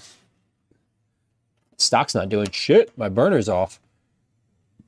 My burner went out because it was too low. Sometimes that happens. Okay, what is this doing in here? Well, it's still simmering, so the burner must have just gone out a moment ago. So, I don't know. Yeah, this is Syntax says, never during the peak taking a cold shower, because that'll be more miserable. I'm just miserable. When I get into a cold shower, I'm like, it like never feels good. You know, some people adjust and they're like, oh, this is okay. No, I don't know. You don't want to shock your body with the difference in temp between the shower and the room outside. I love a hot shower. Caretaker, I love a hot shower too. You had no power, Shart says, and it got hot and humid and the floor was wet. Oh, yeah. I mean, I feel like, I guess the experience of like, if you can't escape the heat, a hot shower or a cold shower feels good to me anyway. If you're like if you like come inside in the summer and the air conditioner's on, like I'm not hopping in a cold shower. This is not going to happen. Hello, Calvin's here. I didn't realize it was that late. It's fine. It's not that late. It's 4 p.m. Okay. Oh, you texted me? Am I able to go to the corner store? No. No.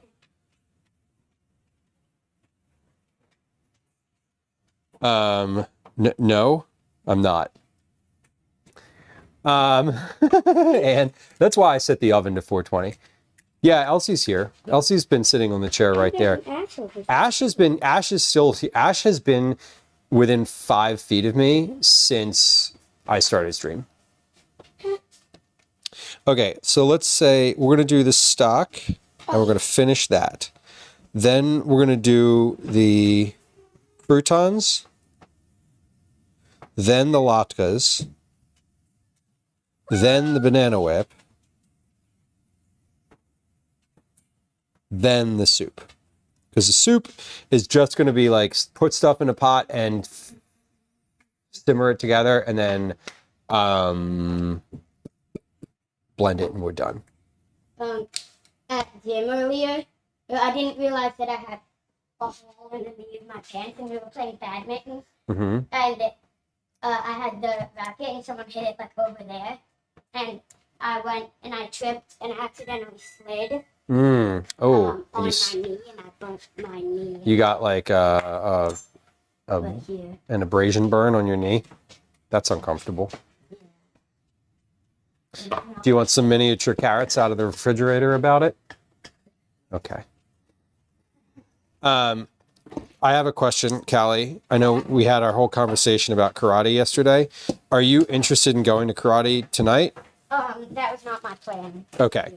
Okay, that's fine. And that was my expectation was that you were not going to go tonight. But sort of given all that had happened yesterday, I thought it might be your plan to go tonight anyway, because you didn't get to do the practice that you wanted to do yesterday. Does that make sense? Mm-hmm.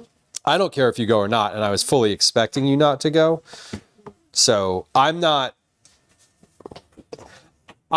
planning.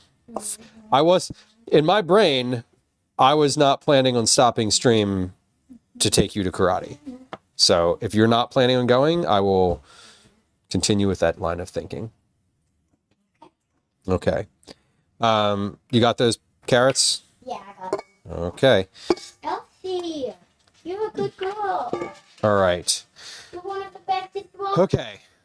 Do you want to bring a cat over here, Calvin? We have folks who'd like to see a cat. Maybe you can get Obi. Maybe go get Obi from whatever he's doing. We haven't seen Obi today. Both of Elsie and Ash have been right next to me. But they're not next to me. They're on the chair on the other side of the counter. They're both like sitting on the chair, like laying down. I don't know.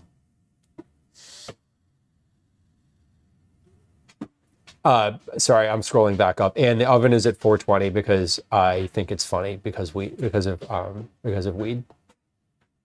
I think that it's funny to set the oven at 420. Caretaker says we have polar bears every morning during winter. You can see them doing their swims in the morning commute. Oh my God, that's majestic and also terrifying. Shart says I'd never take a cold shower in a scenario where there's working AC. Yeah, that's kind of my thought, is like, that's why I said I love the shower when you're like coming off the beach and you have the like, you know, it's outdoors and it's cold, but like it's still hot outside, and you like turn the shower off and you're still sweating. Okay, we have a cat incoming. Baby carrots are a lie. Baby carrots are a lie. Baby carrots are just carrots that didn't work out as big carrots that needed to get chopped down. Here's a cat. Nope. Calvin, scoot over. Wait, this way? So if you can see yourself in here, you're in the right spot to show the cat to everybody. Got it. There you go. Yes. This is an Obi. It is an Obi. Obi, that was your 50th appearance on stream. Yay. He does not. He does not care. This is the face of not caring. Look at what is he even doing? You have his butt higher than his head. Yeah. This is, okay. It's the position he was in the hammock downstairs. Oh, is it? Okay. Yeah. Cute. I'm gonna go put him back in the same position. Okay. Well, there's Obi. We have an Obi. He's A good boy. He is a good boy. Ash has been on stream a bunch today. We have not seen. Yeah, DJ Harley, he is getting big. It is. I'm gonna go back down. I don't know what Obi weighs right now. Maybe we could get the bigger bowl and just put him in it and put him on the scale. I mean, we could. That's definitely an option. Does Obi get a cat treat entry? We should do something for their birthday. When's their birthday? They're like gotcha day? April. Yeah, oh, their gotcha day. Well, their birthday and their gotcha day are basically the same thing. 2 days different. Yeah, we don't know what their actual birthday is, but when they came into the house, they had umbilical cords. So it was like within 24 to 36 hours of them being born.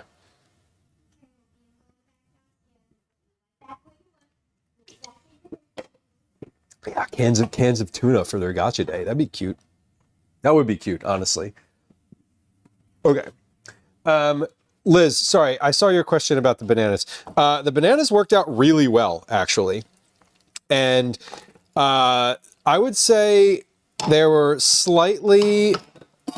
I probably cooked them for slightly too long. Maybe just a little bit too long. But the process worked. And I think baking them for like 10 total minutes would be perfect. Salmon kitty cupcakes? That would be very cute. Do we have another one coming or no? No. There's an Elsie on top. The teacher house says my cat Thompson weighed more than 25 pounds. 25 pounds is a big ass cat. That is a big old, that is a big honking cat. Mm-hmm. Yes. That is a big cat. We had our old cat. That's a lasagna. It is a lasagna, not a Garfield. Our old cat at one point weighed about 20 pounds. Who? Oh, caretaker, I didn't see the I didn't see your comment about the polar bear. The polar plunge. Okay. Less majestic, still scary. Real polar bears, majestic and scary. People doing the polar plunge, just kind of scary, honestly. Little cakes with a round can of cat food and decorate it with tube treats for icing. That sounds lovely. Calvin couldn't find the cat food this morning, so he fed them churros instead. Mm-hmm. Churros. Churros. Not churros. Not. Yeah, he not fed like them the cinnamon churros, thing. cinnamon churros. They were confused, but fine. Catastrophe says my cat is a Maine Coon. I call him lasagna every time I feed him. I'm laying down another layer. Oh my god, that's a huge cat. Maine Coons are huge.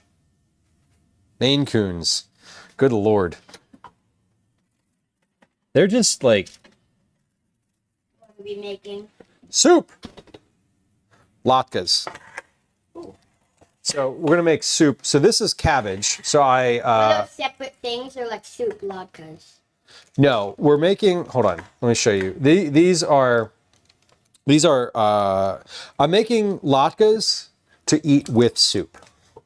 Okay, I wasn't sure if if the latke was separate from soup. No. Yes, it is separate from the soup, but it's part of the same meal. Yeah, So this is my roasted cabbage. same meal, separate dish. This looks great. Does. Yeah? I think this looks really good. Yeah. So this is good. I think this is finished. I'm gonna call it. Eat my baby carrots. Cabbage looks good. So I have roasted cabbage and mushrooms and garlic. Cabbage, mushrooms, garlic. We're gonna fry some onion to put in there, and then I probably put some like red miso and just some other like flavors in there. I'm not sure exactly what, but we're gonna sort of make that one. The soup is just gonna be made on the fly. Everything's already cooked. I'm gonna put it in a pot, simmer it together for a little bit, and then we're gonna blend it so that it's just like a smooth bisque type of situation. Do we still So. have those garlic cookies from the market, or did you eat? We do. I actually didn't touch them. Can I have some? Yeah. Please? I went over there and I saw those cookies. Yeah. Thank you. Um, Do you want any, or can I just bring the whole bag? Catastrophe says he's mixed with Himalayan, but still a big boy. That's huge. Do you want any, or can I just? Just leave me like 3 in the bag.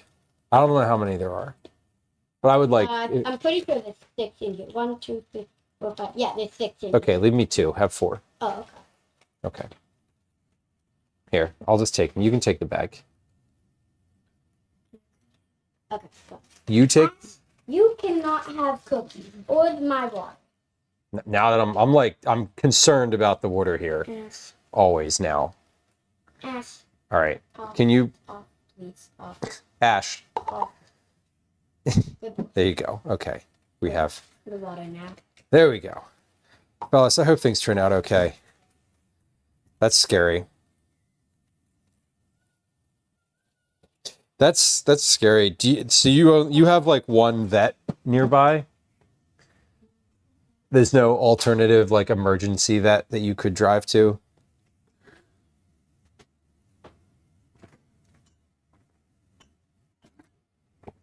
I know that feeling. Bellis, I know where you're. I know that I can empathize pretty directly with that that statement. Old animals have this uncertainty about them for sure, but I do hope things turn out for y'all. Yeah. Let's get this stock off the stove. Or not off the stove. I'm gonna get it off the stove for a few minutes while I add these vegetables in, and then we'll put it back on the stove. But I don't want to pour those out over here.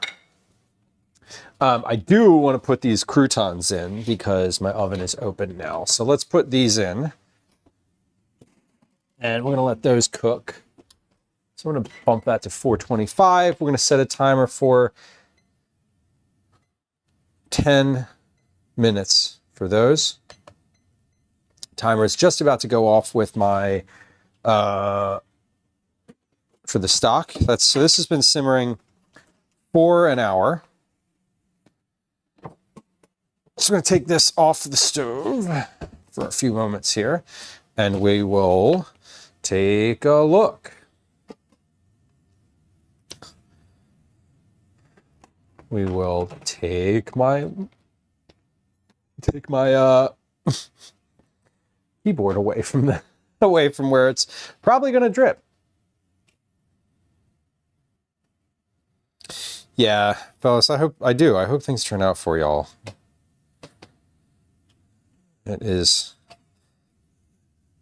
Animals suffering is hard to watch because they can't articulate the thing. The hardest part is they can't tell you what's wrong, or they can't tell you what they're feeling.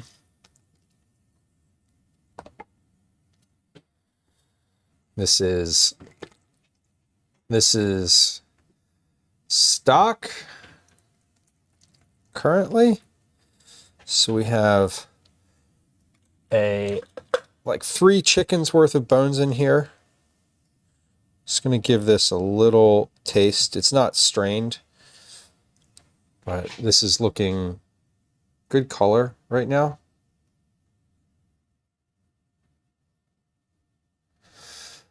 Yeah, it's hard to figure out the right timing of all of that. It's a thing that you sign up for when you like become a parent of an animal, or when you become a caretaker to an animal.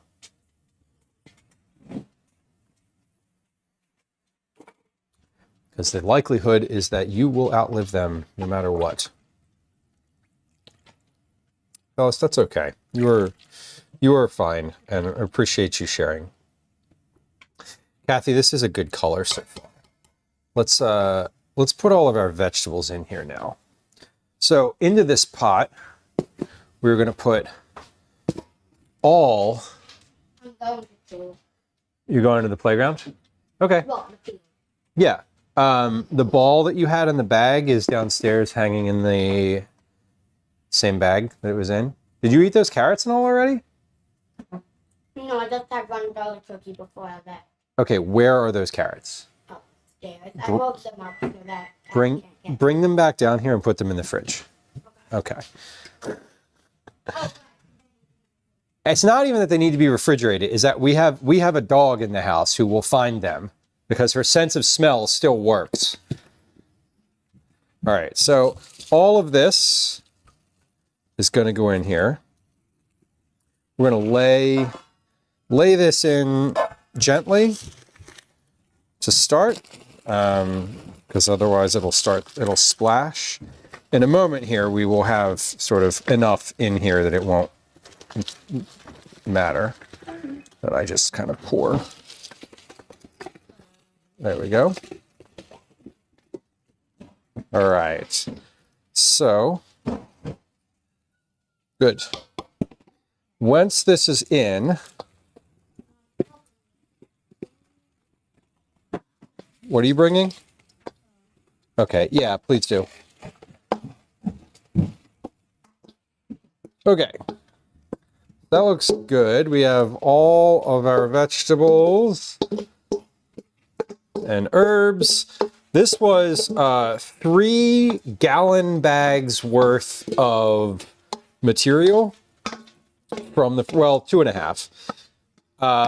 At least 3 whole chickens worth of chicken parts. Now, we also had some additional onions and garlic and a few small mushroom pieces. But this is now more solids in here than liquid. None of this is like, I want to get a big container and fill this with some water, some additional water. So we're going to pour that in until just above. We're going to pour water in here until it's basically just until things start to float. And then we're going to put that back on the stove. So the stuff that's in here now, the chicken has been in here for an hour simmering. The vegetables we're going to put in probably for about 30 minutes or so. I had them out on the counter. They were completely frozen, but as I was kind of scooping stuff in, it felt like it had started to get less frozen, or was slightly thawed, or thawing. So basically I'm going to bring this back up to a simmer, and then we'll let that go for 30, 45 minutes or so. So I just poured 8 cups of water in here, and that is looking all right. I'm going to do another maybe 4 or so, because this is like just, that was like just enough that it's not quite floating. It's funny. I mean, this whole pot is still extremely hot. And I just added a bunch of frozen stuff to it and cold water. All right. So that is probably about right. Yeah. Okay. That's good. I'm also going to add some bay leaves, black peppercorns in here, and some salt. I tasted this before I put the vegetables in it, because the chicken was seasoned. The chicken parts that are in here are seasoned. The other, none of the vegetables are.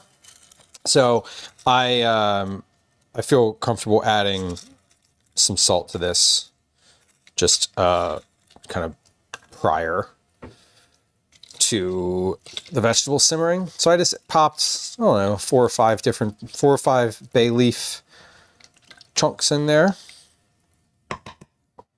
Just push those in. And we're going to add some peppercorns. Where are those? Here they are. Add a few peppercorns. That's good. And a bunch of salt. Let's put, where's my box of salt? Yo! Your helmet. Probably in the garage. Did you check everywhere? Yeah, I moved a bunch of stuff too. Okay. I mean, I know that it's in the garage. I am positive, because I don't know where else it would be. Yeah, look again. Look up. It might be hanging on something.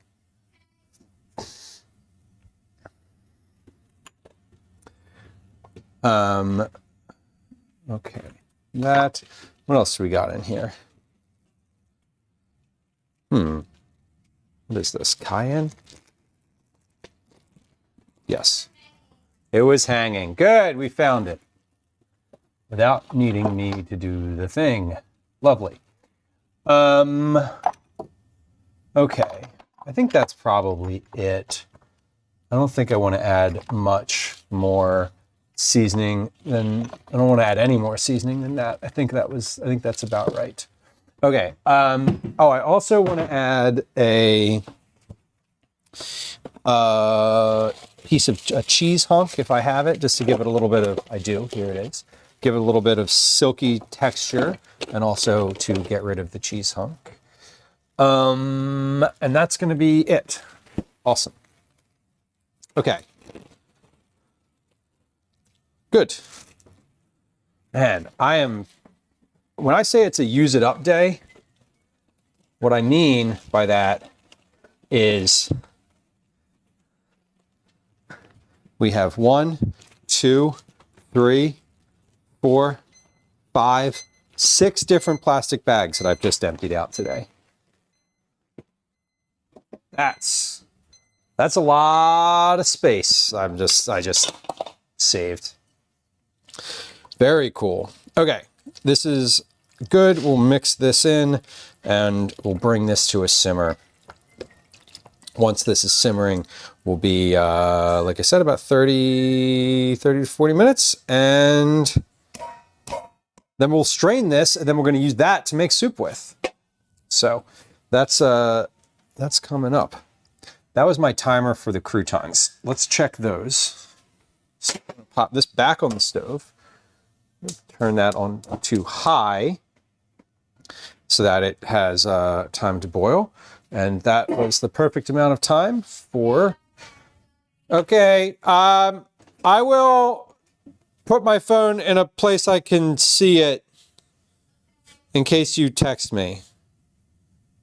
Okay? Love you too. And by that, I mean I'm going to turn the ringer on. Okay. Because I'm not going to see it. There's no way I would see it. Let's see. These are looking good. We're starting to get a little solid. They were soft. So I'm going to rotate and put these back in for another, let's do like 5 minutes now. Because we're at the point where I want to check them. 10 is good. 10's like a good start. We've laid a good base for these, but now I would like to check them as kind of half that time. Because I don't want them to burn. That would not be ideal. Catastrophe. The cheese rind is great. So I don't know where that cheese rind came from or when, but with pasta sauce, that's a thing that you can do. Like a red sauce, you just pop a little cheese rind in there and it helps. It sort of like gives it a little of that extra silky umami sort of flavor. And it's the same thing. I mean, it's the same thing with stock. So it's a nice little addition. Now, will that cheese rind do a whole lot in that huge pot? Not really. And that's fine. Okay. Croutons are in. Latkes are stock is... It just needs to, the stock just needs time now. I don't need to do anything else with it except for straining it. I guess I need to strain it. Put that on the list so I remember that it has to happen. That's easy though. That part's, well, easy is relative. It takes a little while, but it's not difficult. Stock, croutons, latkes, banana whip, and soup. All right, so when we are finished, the croutons will be finished with the oven. So the goal was to just kind of get everything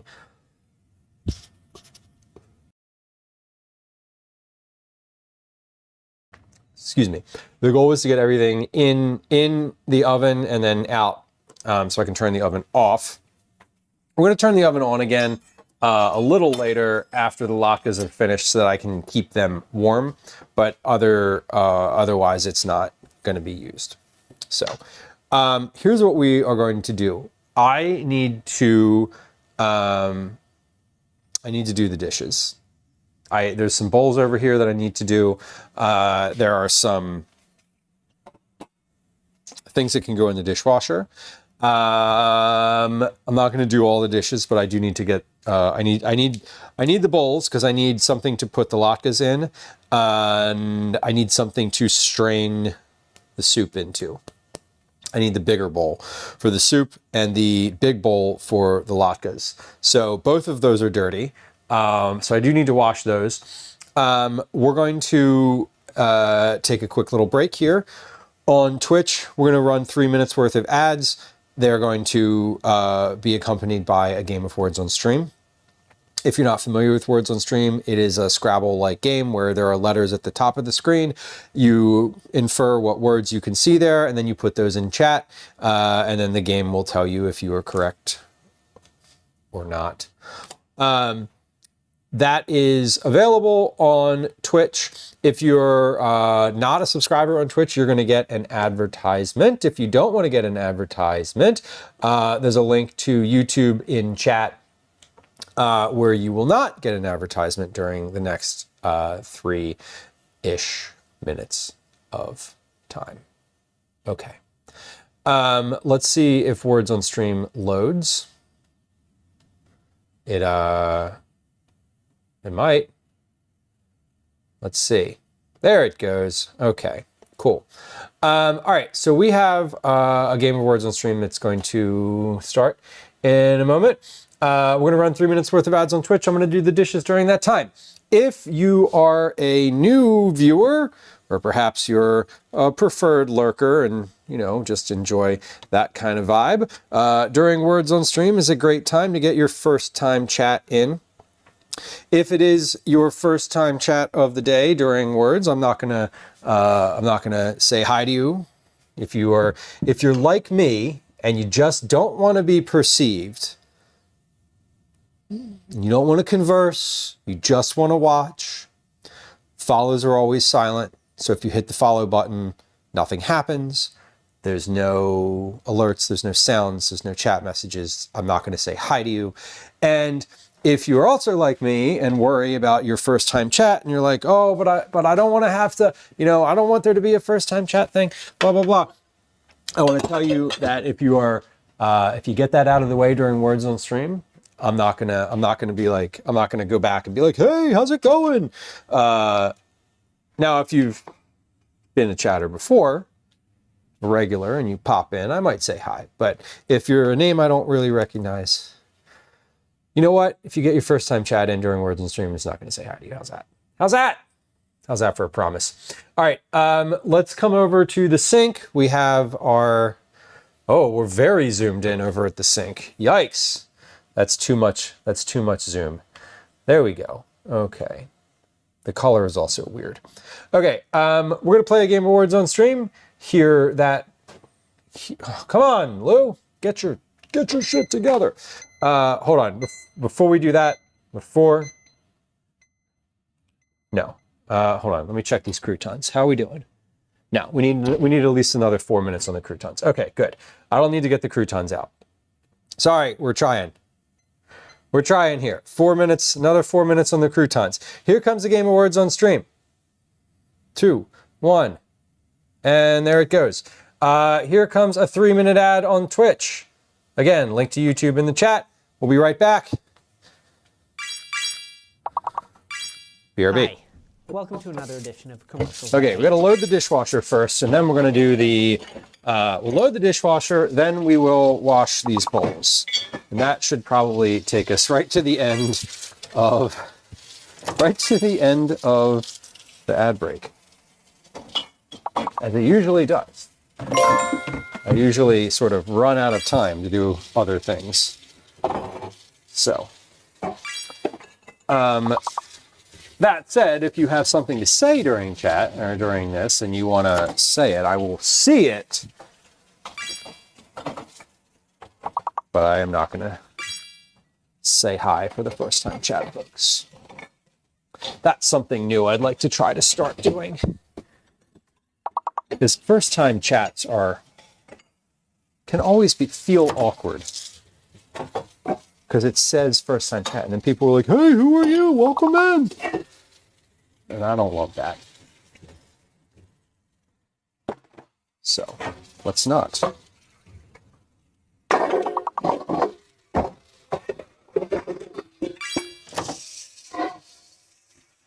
right, we got some bowls to wash.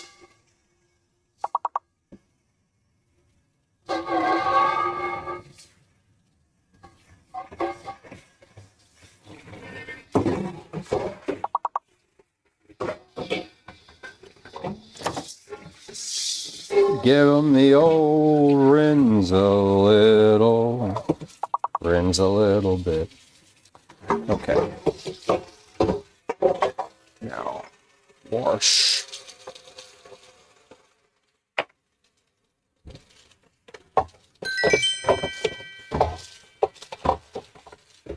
How'd we do? The bot sounded happy. All right, let me start another one here.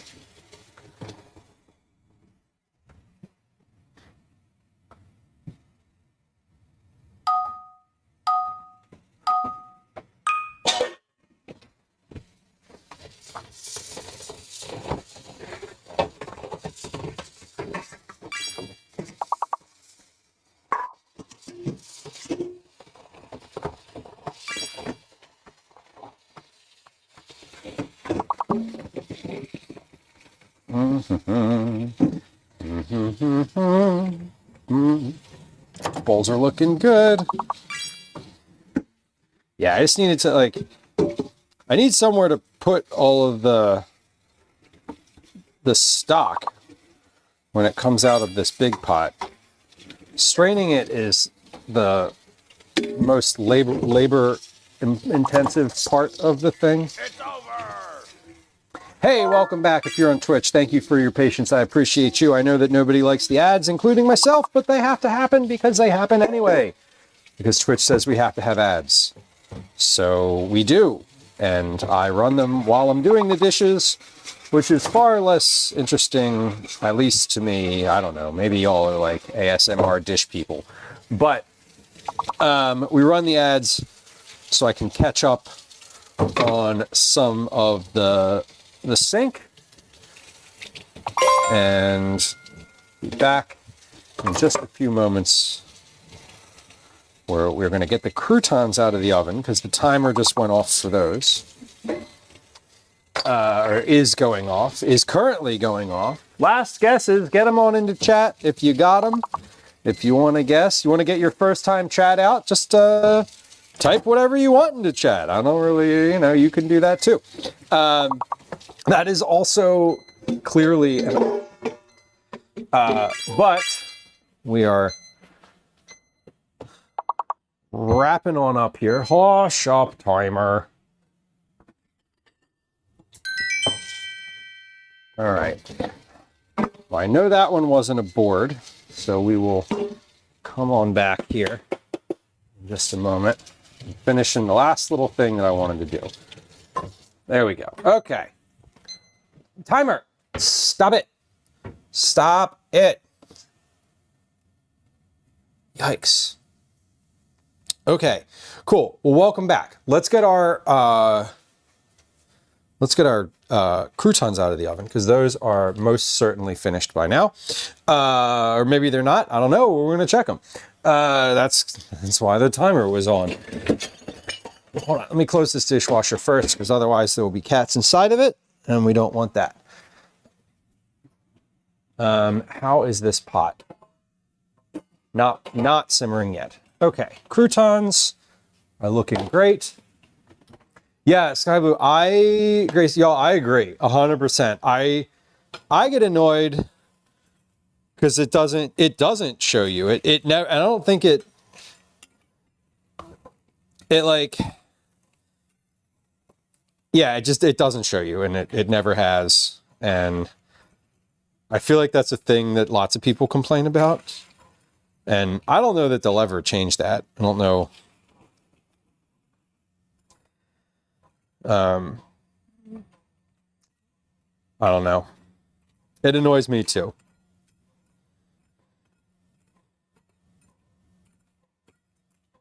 Okay, how are these?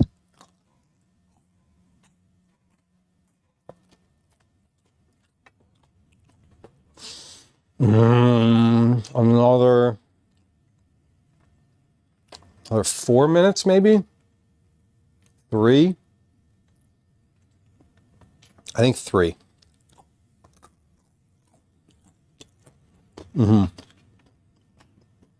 more minutes on these.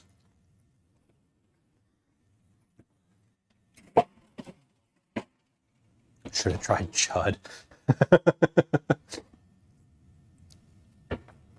That's funny. What complex vocabulary we would all have. Yeah, it would be nice. Just in general, I would like to know what the actual words are before I put the kosher salt away. Let me refill my container. Perfect. All right, so we're waiting for the stock to come to a simmer. Then that'll be 30 minutes on that. We have, I said 3 more minutes on those croutons, and you better believe I'm about to burn those croutons. So let's set a timer for 2 minutes. When I say 3 minutes on something and then I don't set a timer, that's like the danger zone. Y'all, that's when you're like, well, shit's getting burned. Watching it happen. Here we go. All right, I'm getting my food processor out because it is going to make the latke process a latke easier. I should have made that joke on stream so I could clip it. Fuck, I'll make it again. Anyway, we're going to get the food processor out. I'm also, while I'm in the cabinet there, I'm going to get the Dutch oven out. And then we will be right on time to get the croutons out. Hold on. Come on, you punk. What are we doing? What are we even doing here? There we go.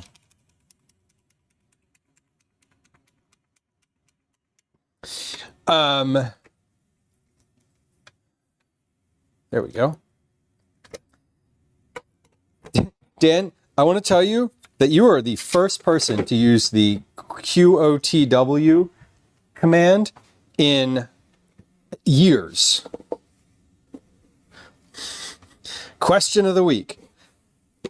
There was actually, there was someone who came into chat at one point, this was a while ago, who used to put QOTW in chat, and I didn't have one. And then for a while, I was actually writing like a new question of the week. And no one ever used it. So, can I tell you a secret? Maybe this is admitting too much. If you put command QOTW in chat, it's going to give you, there's a couple like random questions that are in there and they cycle through. So if you put it in again, it would give you a different question. But I do like that question. What's the first thing you ever cooked yourself? Reminder, buttered noodles are a meal. What is the first thing y'all ever cooked yourself? Twinderella says, first meal was pizza bread. Okay, so like French bread, tomato sauce, mozzarella. Caretaker says, first attempt at brownie waffles. 20 minutes later, burnt outside, lava inside. I feel like sounds about right. Sounds about right. Fox Mulder says, Teletubby toast. Cinnamon and sugar on buttered toast, but it's all my sister could get me to eat. That is so good, though. I remember making that as a kid. Now, I didn't call it Teletubby toast, but I certainly made the cinnamon sugar toast. Absolutely. That shit was gold. You know, I feel like I made cinnamon sugar toast within the past 6 months. I can't remember exactly when, but I'm pretty sure I've made it recently. Omelets. Caretaker says, omelets. Hell yeah. You cut the omelet in half and put it on bread for sandwiches. That's a great idea. Dan says grilled cheese. Dan, are you fancy? That's a good first meal. First thing you ever cooked. I could see that though, like bread and cheese. That one's a pretty straightforward one. Megan, welcome. Bella says scrambled eggs. Hell yeah. I think that was the first thing Calvin made too. Perfect. Those are perfect. Okay. So I turned the oven off. Oven is off. Croutons are finished. Mike says red sauce for spaghetti night. That's a good one. It's still a good thing to know how to cook. Oh my God. That was so good. Fuck. I love croutons so much, especially homemade ones. Sorry, they're just really tasty. They're also like painfully hot.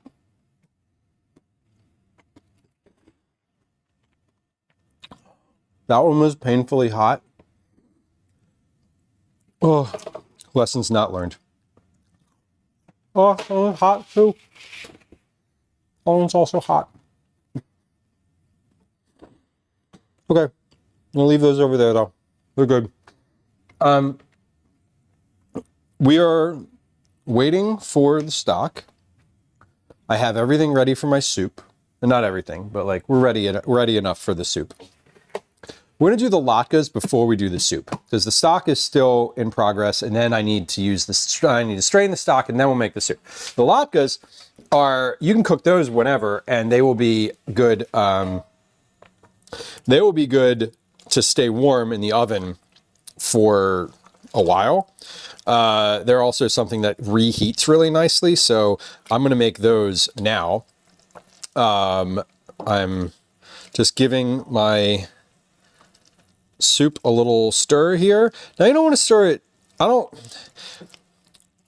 Lots of people tell you like don't stir your stock all that much because then it'll get really like cloudy and we don't want that. I don't care. Like I don't really give a shit about the cloudiness of the clarity of the stock because I'm not in a restaurant and we're not doing this we're not doing this for clarity quality here. So not very important to me. However, a note, if you do want clearer stock, less agitation equals clearer stock. Putting this cabbage in a little bowl so I can kind of move it around. It takes up less space. Bowls go in the dishwasher, so I don't really care about how many of those I use.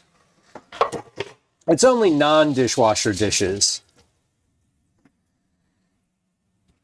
that I want to be a little more conservative about. All right, we can finally check something off the list. Croutons are checked off. Beautiful.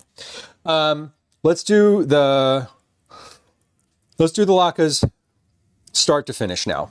So we're not going to take a break in the middle of this until these are finished. They're pretty straightforward, easy to do.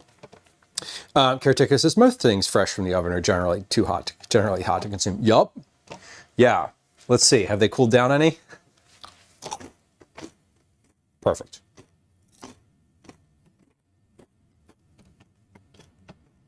So good. So good. Turnip toast, welcome in. Why do you care if your stock is cloudy? The cloud is a delicious veggie squeezies. Yeah. I'm not trying to impress anybody. I'm not going to strain this. I'm going to strain this through a fine mesh sieve. I'm going to strain it. I'm going to use a spider to get the solids out. I'm going to strain it through a mesh sieve. And that's going to be it. Everything else is just going to stay in it. If I wanted it to be a little bit clearer, I would strain it through like a coffee filter or a bunch of layers of cheesecloth, but it's not necessary, really, like genuinely and truly, like it's not a thing that needs to be, that needs to happen. So I am going to move all my cast iron pans off the stove, except the one I'm about to use. And then we're prepping for latkes here. The Dutch oven is going to be for the soup later, so we'll move that over there. Is this boiling yet? No.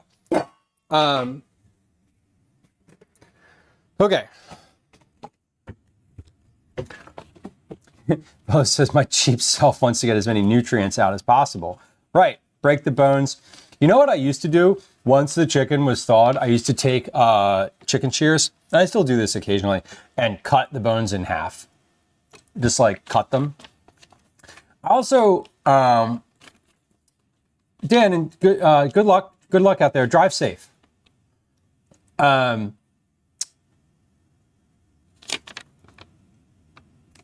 I occasionally will still cut the bones, but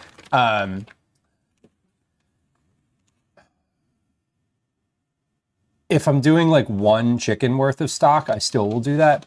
If there's like a whole bunch in there, I tend not to. Okay, this is just telling you to basically put everything in the oven, get the oven ready. Fit a wire cooling rack onto another baking sheet. We'll do all of that while the potatoes rest for a few minutes. Prepare the potatoes. Done. Cut each potato in half crosswise. Okay. Grate the potatoes and onion using a shredding disc of a food processor. Make a cheesecloth tourniquet and squeeze liquid from the potato and onion. Transfer the grated potato and onion into a large triple layer of cheesecloth. Gather the corners and tie around a handle of a wooden spoon. Dangle the bundle over a large bowl. Then twist and squeeze the potatoes and onion as hard as you can until no more liquid comes out of the potatoes and onion shreds. Pour off the liquid, but keep the potato starch. Give the liquid a few minutes to allow the potato starch to settle, and then pour off and discard the liquid, but leave the potato starch. Toss the lock ingredients together with your fingers. Add the potatoes, onions, eggs, matzo meal, or breadcrumbs, salt, and pepper to the bowl of starch. Mix with your fingers, making sure the potato starch breaks up and is evenly distributed with the rest of the ingredients. Set the batter aside for 10 minutes. Heat the oil. Okay, let's shred these potatoes and onion and squeeze those off. That's step number 1. Yeah. Yes. Yeah, both the bones. Yeah, once the bones are like soft and like after they've been in the liquid for a little while, like before I added the vegetables, I had the thought to cut them. I didn't, but I considered it at that time. That's usually when I would cut them, if I'm going to, is after they've boiled for a little bit, or after they've already cooked for like a little bit of time. Boss, I'm glad you're at peace and at rest at the moment. Good. All right, so we're cutting these potatoes. We're just going to shred these in the food processor. 1, 2.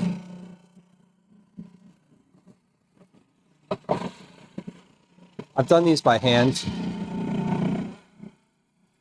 before, and it's certainly not as easy as this. I'll tell you that. That's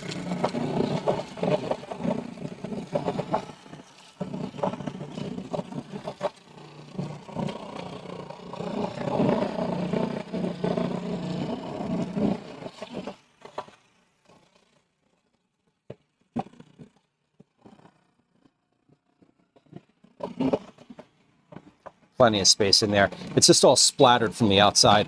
I'm like, is this full already? And it's not.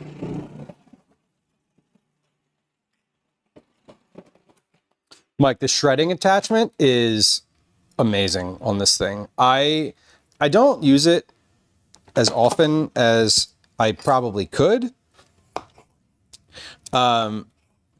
Basically, I really only use it when I have like a higher volume to shred. Because then you have to like wash the thing, and I hate washing the food processor. It's kind of annoying. So I don't use it very often, but it is super, super convenient. Totally agree.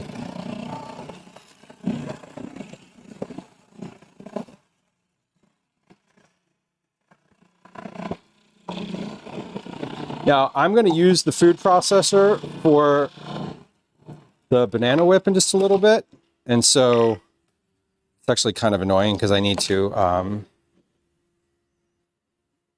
like wash the food processor in the middle of all of this.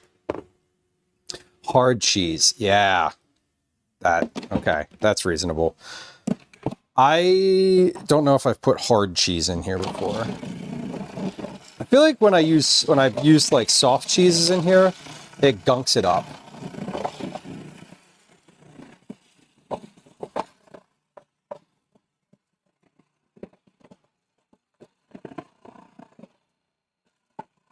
Or like, it just doesn't grate all the way. Perfect. Broccoli, hello, welcome. All right, now with the onions.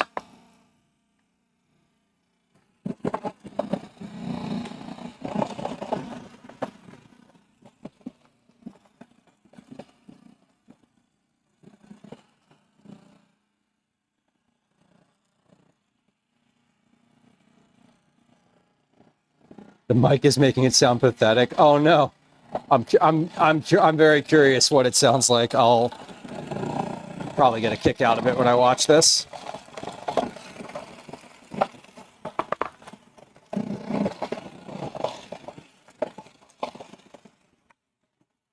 This is great. We're almost there. Almost there. Yeah, freezing it, Mike. That's a good idea. I read a thing on some website recently, and that was like their top trick for grating cheese was like freeze it for 10 minutes. I probably should have done the banana whip in here before the onions today. I didn't. Okay.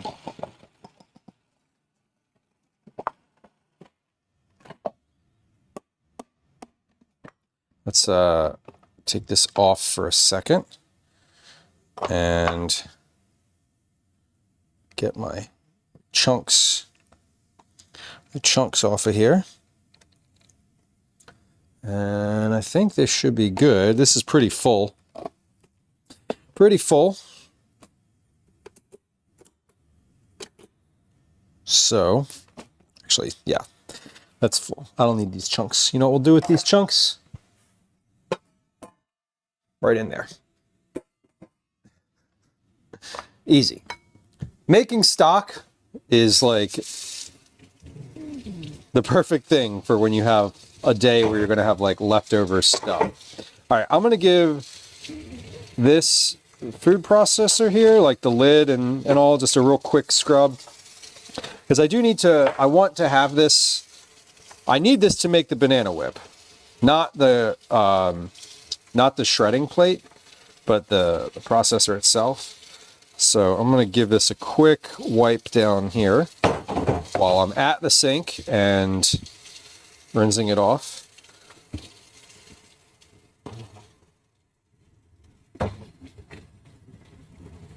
we go. And we need to squeeze out the potatoes and onions. I'm going to do that with a dish towel. It says cheesecloth, but every time I've ever done this with cheesecloth, I've ripped the cheesecloth because I squeeze really hard, and it always just rips the cheesecloth open, and it's annoying. So we're gonna use a towel. Okay. Let's take stock of my stock here. We're almost simmering. I have the lid on so that it heats up faster or like comes to a boil quicker. Now this is on high, like my stock pot is on high. It's not on my big burner though. Like it's on the burner that's slightly the medium burner. So it takes a little longer to come up to temp. But once it's at temperature, it could be on any burner. Like, it doesn't matter. And I don't really want to have to move it around. That's why I'm just leaving it on the burner it's on. Okay. Potatoes are looking good. Wow, there's like liquid in the bottom of this thing. That's intense.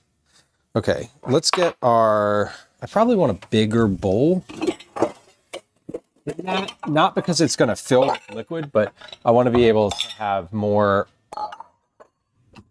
area to squeeze over.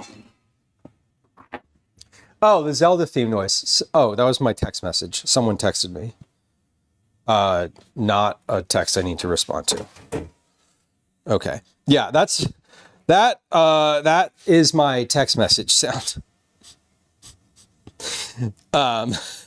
So now you know.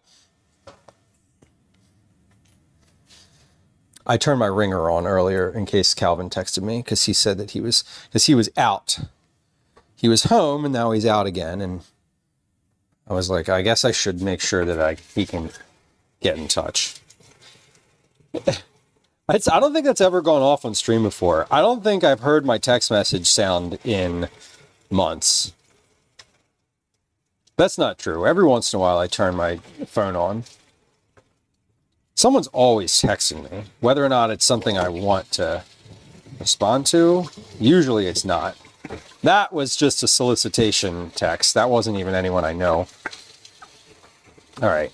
As I'm taking this food processor apart, I'm washing the pieces of it. That's why I'm sort of like disappearing over to the sink here, but I'm keeping things. We're moving. Okay, clean towel. Let's do a clean towel. Let's do a towel I haven't squeezed the bejesus out of before. Tatsu, hello. Welcome in.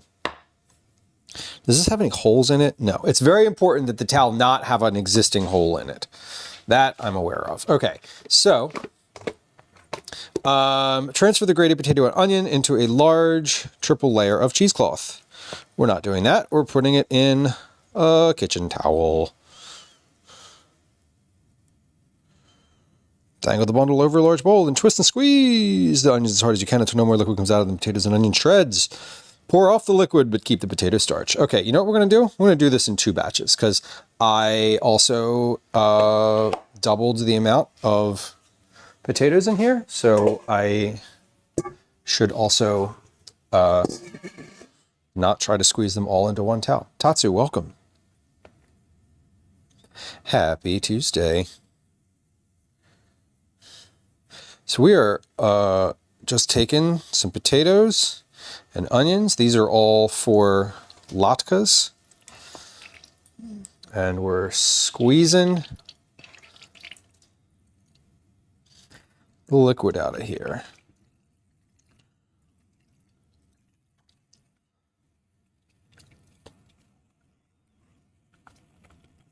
Now imagine if you deep fried, or not, we're not deep frying, but imagine if you like stuck these in an inch of oil with all that liquid in there.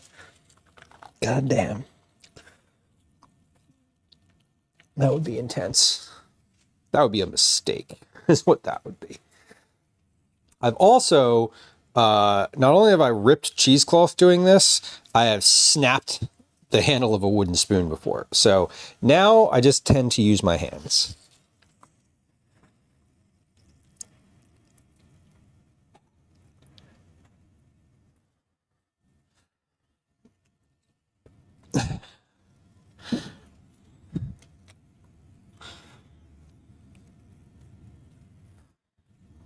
Squeeze, it says squeeze until as hard as you can until no more liquid comes out.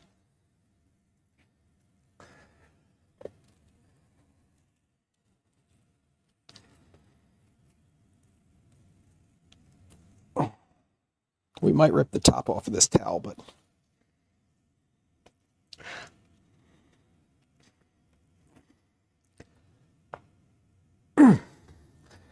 okay.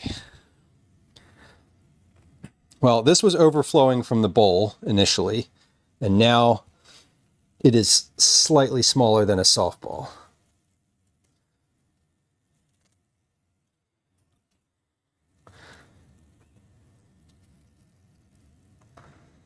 And I'm still getting liquid out of it.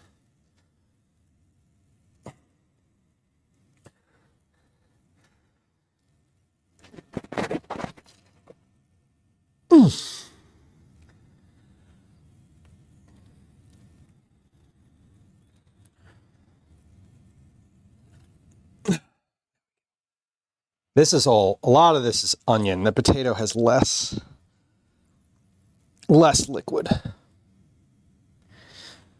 Okay, I think that feels like about all that I'm going to get out of here.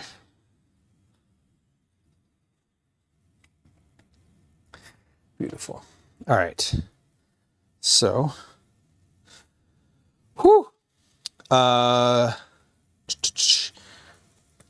toss the lacking ingredients together with your fingers. Okay, so we're going to put that in a bowl. And then we're going to put the next round in here and squeeze that into the same bowl. with the same towel. All right. Getting my arm workout for the day. Good Lord. Towel is like way out of shape now. I mean, it's misshapen. Better phrasing. Okay, so that is, I'm not going to wash this. I'll wash that in a moment. But we've got round 2. This is just potato in here. So, same bowl, same towel.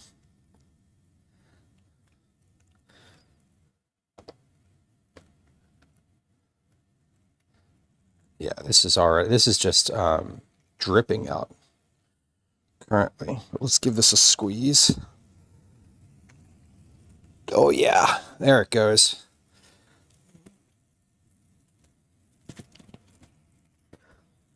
There it goes.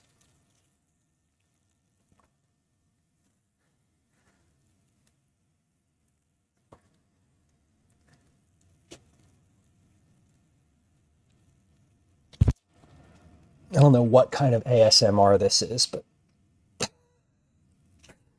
it feels like it should be some kind.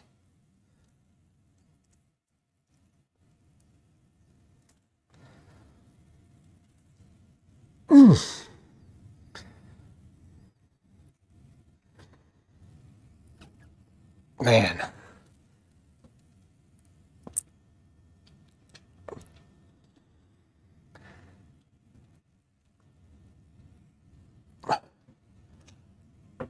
I'm literally, I don't know if it's just that it's hot in here, but I'm like sweating with the effort of this. I guess this is why they tell you to twist it around a spoon, huh? There we go. Okay, that should be good. I think that's good. Now we have a bowl. It said to let that settle for a few minutes, so we will let that settle. Then we add the potatoes, onions, eggs, breadcrumbs, salt, and pepper to the bowl of starch. Okay. Well, I think we're going to do the opposite of that. We're going to do the opposite of that. We're going to add the egg and all of that to this. No, we're not. Nick, welcome in. Good to see you. Rotational lever action, right? Which I'm trying to achieve with my forearms only. And the effort of the thing. All right. Let me wash. While that starch is settling, I'm going to wash out my food processor, because that is the last thing that I need to do. I'm going to use this for the banana whip, but I can't have, potatoes and onions in it. So I'm going to wash that real quick. Not real quick. We're going to wash that thoroughly so that my banana whip doesn't smell and taste like onions and potatoes, because that would not be the intended result. That's a different kind of dessert. All right, it feels like my stock should be simmering at this point, but I don't know. All right, let's take that. That is good to go. I'm gonna let that sit, let that drain, rather. And clear out my counter here a little bit. Oof, I've it's spilled all over my latke recipe. Oh well. It's funny. That's what I love. I love printed recipes. Primarily because they don't turn off. Like the screen doesn't turn off on a printed recipe. But I also like when you have a printed recipe that you've been using for a while and it has like stains and spots and like stuff on it. It has like a history. Like this recipe already has like little spots all over it from previous versions. So just like one more is not going to matter. It's just kind of fun. I enjoy it. All right, let's put an eye on this stock real quick. I'm going to move my food processor off to the back here because that needs to stay on the counter but isn't needed right now. All right, this is not... Are we simmering yet? We are simmering. Okay. It's hard to tell. It's definitely... Okay, this is definitely simmering. All right, so we're going to start our like 30 or so minute timer for this. If it ends up simmering for longer than that, that's like totally okay. But I just want to kind of be mindful of when 30 minutes is. So let's start 3000 start. Okay. Now, back to our latkes. Grate the potatoes and onion. Done. Make a cheesecloth tourniquet. Done. Pour off the liquid to keep the potato starch. Give the liquid a few minutes to allow the potato starch to settle, and then pour off and discard the liquid. Do we discard the liquid from this? I feel like we put the liquid from this directly into the stock pot. I don't think that we discard it. I think we just use it. Regardless, add the potatoes, onions, eggs, matzo meal, salt, and pepper to the bowl of starch. Okay, actually, I put this in the wrong bowl. I meant to put this into the bigger bowl so that I have more space to like mix it, which is fine. It's fine. We'll transfer it. But let's do that. Then we'll get out our ingredients, and then we'll get the starch added in there. It doesn't need to sit for very long. It does need to sit, but not for that long. Okay. So, reminder to self, you are doubling this recipe, so you need to double the other ingredients. 2 large eggs, 4 tablespoons breadcrumbs, salt, pepper. Okay, and then oil is whatever. Okay, oil is just in the pan. Okay, so let's put the oil. Oh no, what happened? Me and Adrian was eating it on the wall. Yeah? And when I kicked the bowl up, it bounced and there was space under the bowl. And when Adrian kicked it, it went up and on the roof. I'm imagining, we've gotten the ball off of the roof there before. I'm imagining it might fall down again. Hopefully. Yeah, hopefully. That sucks. I'm sorry. Is that why you're home? No. Okay. I was going to say, did you get frustrated and need to come home over that, or are you just home? Okay. Cool. Calvin's ball that they were playing with got kicked onto the roof of the building. So frustrating.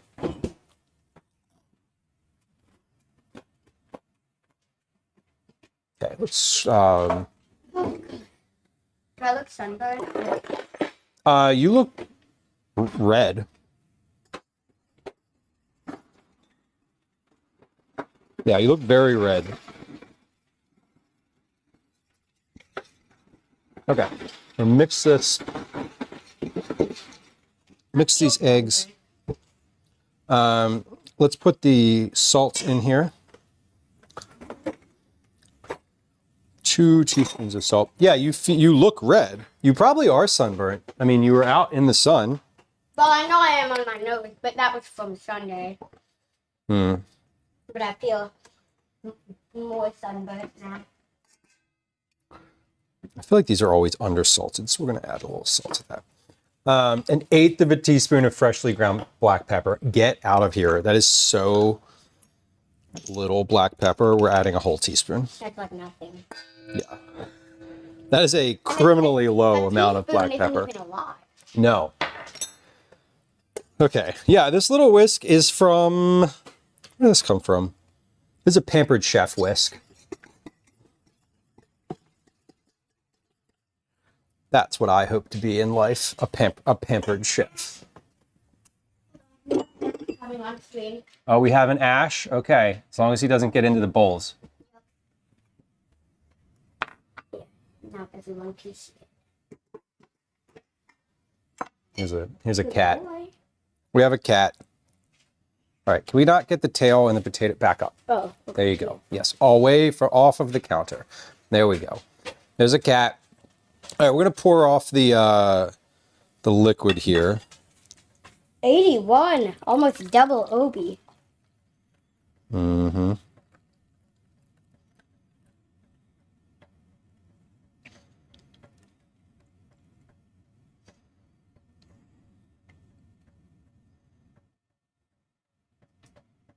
Whew. We got a little bit more. That seems like a lot. Yeah, that was more liquid than I was expecting. I thought I would get to the end of it, but it sort of never. I got a little bit more to pour off, but I have to. In retrospect, I should have stopped earlier. Whoa. Okay. Keep Daisy back, please. Use your feet and keep her away from where I am. Not that this is hot. I just don't want her, like, walking right here, licking every fucking thing between the counter and my feet. Okay. We had a spill. Daisy, move! Move! Move back! Move, Days. Move. Okay. So we need a little bit more liquid to pour off here. Okay. Just a touch more.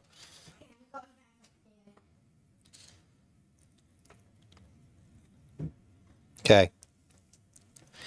And then the starch. I assume dinner is There we go. Dinner is the soup and the latkes, yes. That is what's for dinner. No, that's... Nope, that is for dinner.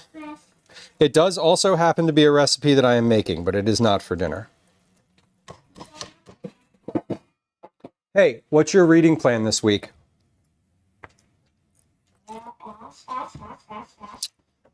Because I'm gonna go ahead and wait and make a wager that you didn't do it last week. No, you didn't. Wow,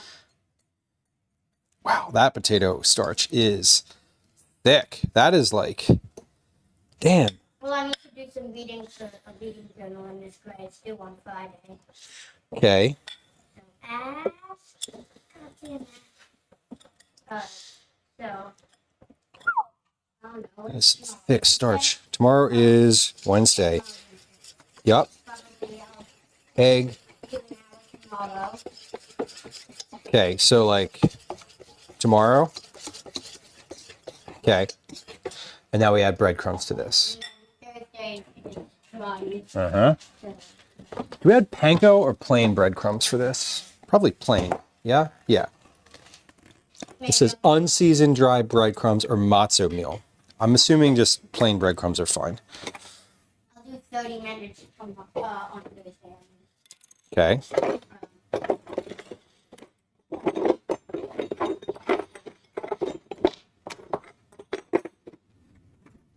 And then how much of this do I do? 2, 3, 4 tablespoons. And then on Friday, I can do an hour.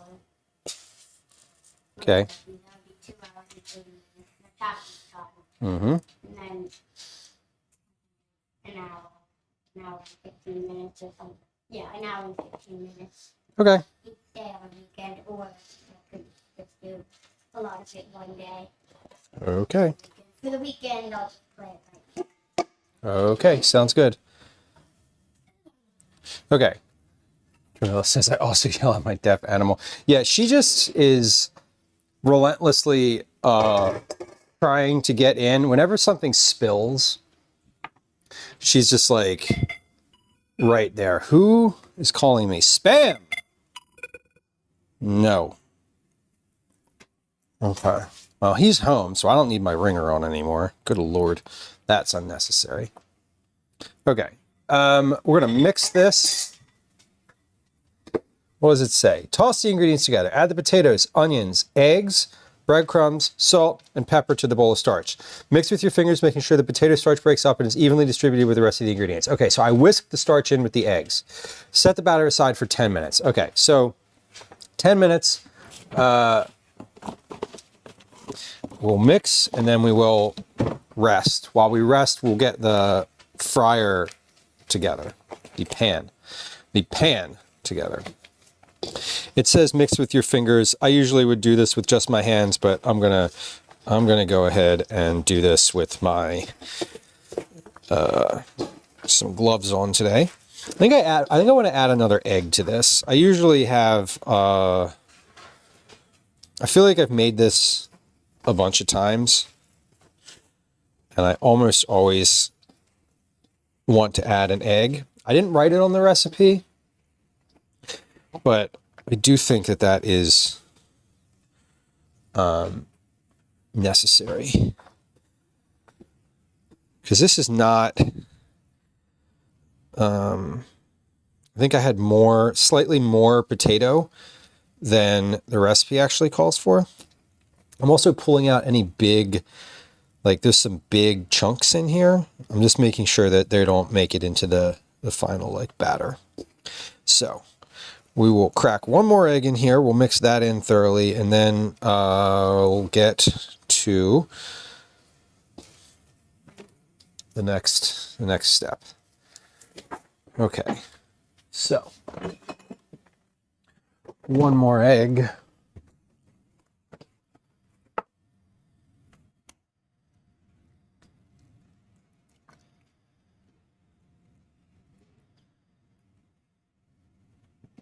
I should have cracked that with my gloves on. That was silly. I should have used the hand that my glove had a glove on it to do that. Okay, that's fine. We'll mix that in. Yeah, that's a little better. Okay, and I know at the end of this always ends up getting, it's like more liquidy than I'm expecting. Because once you salt this, it starts to like leak, essentially. The liquid starts to come out. So we have a nice batter here. This is ready to go. Okay, heat the oil.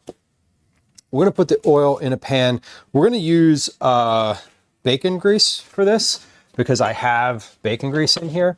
So we're gonna use some of that, and then we'll use whatever else. The rest of it is just gonna be olive oil. So we'll use some bacon grease to give it a little bit of extra flavor, and then we'll olive oil the rest of it. Or no, sorry, vegetable oil. Olive oil would be not ideal. Okay, that said, I want to move my stock pot slightly to the back burner here, like literally the back burner, because I want to be able to have the camera over where I'm frying, and I can't if my pot is in the way. Okay, so this is really, the stock is looking really nice. It smells wonderful. And it is simmering along. I'm going to turn that up just a little bit. I think the burner had gone out again. I'm not sure. Okay. For a 10-inch skillet, you'll need a cup of oil. Heat over medium-high heat until a piece of the latke mixture sizzles immediately. Form them one at a time. Flatten with your fingers to a 4-inch patty. Fry them about 4 to 5 minutes per side, adjusting the heat if necessary. Drain for 2 minutes. Okay, so let's get our oil. Daisy? The dog is right here trying to lick stock off the floor.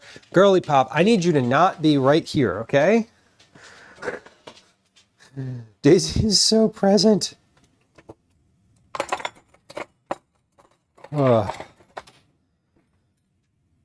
Sky Blue, I am excited for your fridge cleaning soup, genuinely. I think that those soups always, not always, I think that those soups often turn out really well because you end up putting a bunch of like, just a bunch of stuff in them. And it's like, you know, a lot of the time, like too much is a bad thing. But if you're cleaning the fridge out, it's not like you have a whole bunch of stuff in there. So it's often like the right amount of stuff anyway. Okay, so I just had to rinse that pan out because it was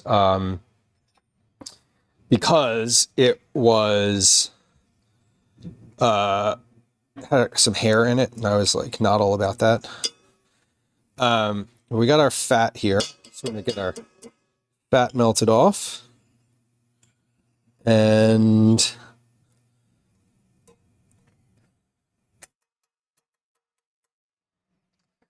that melted off, and then this is a little bit of gelatin. I'm going to put this in the stock as well. Yeah, because this is going to melt and be like, this is going to make it like super velvety.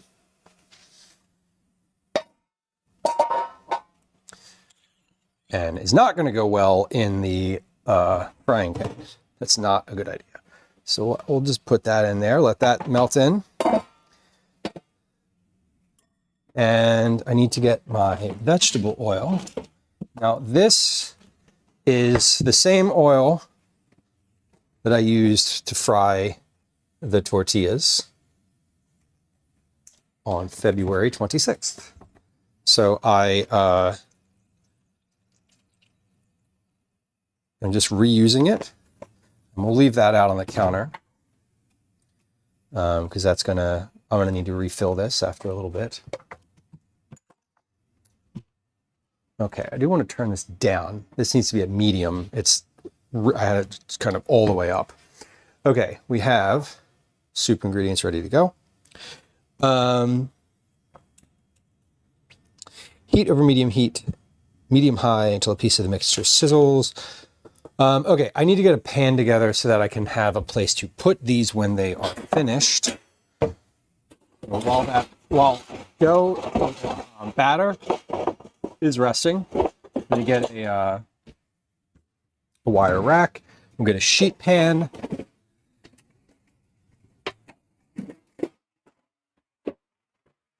And then these are going to be good to go right on top of there.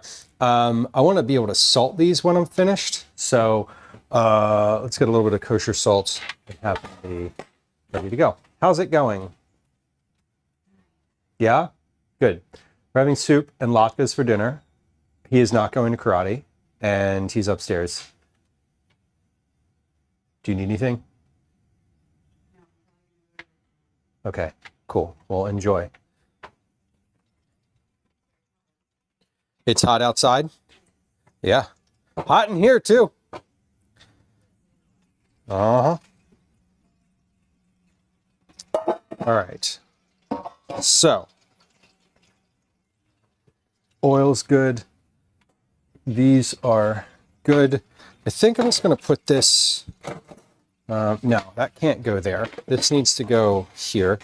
I'm just trying to figure out placement for everything because I'm going to need to have a place for these to go when they're finished. I want to be able to salt them when they're finished. So that should go right there. And okay, what do I need for these to cook them? A spatula. I need just the spatula. Just the spatula actually is fine. And then I have this other spatula, which I'm gonna clean real quick. This is the one I was using for the croutons. So this one's good too for the same thing. Basically with latkes, you need to be able to put them in the pan. You like slide them off of a spatula. So it's good to have two. And now, as I am also looking at this shimmering and simmering, sizzling, I'm going to get out my splatter guard here, just in case this ends up getting wild. It'll be out and available. Okay, this should be good to go. Let's come on over to the stove for these. And camera should still be good. Let's check, make sure we're still working here. We are. Okay. I'm going to move my compost bucket out of the way so that's not on the screen or on the stream. All right. That's looking all right. Mom Noms, welcome in. We have a... Wow. Did y'all almost get popped? That was some intense popping that just happened right there. I'm going to, this oil is a little bit hot, so I turned the pan way down, and I'm going to add a little bit of oil to here, just to temper the heat. Just a little bit. You have a burn mark from frying fries. Oh my God. I'm familiar with that scenario. That is that has happened before. I have definitely done that.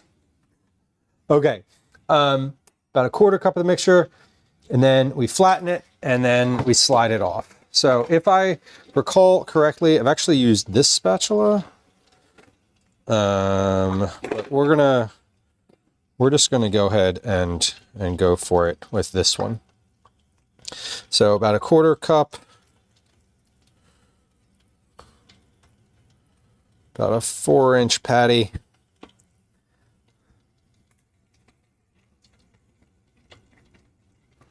There we go. So now I turn it up just a little bit because that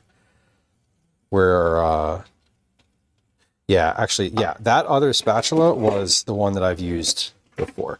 And as I'm making them, things like come back, right? When you're like, why did this work differently last time? Right, it's because I had a different process. Okay, so we're just going to put about 4 of these in here, and then we'll start the timer once all of them are in.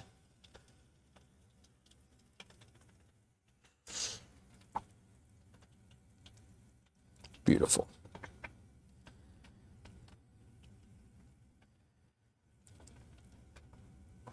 And I'm also recalling that I think I used a chopstick to slide these off last time. Okay, so which one was the first one I put in? This one. Then this one. Can I get my spacing is a little... There we go. I can get one more. I know I can get one more in there.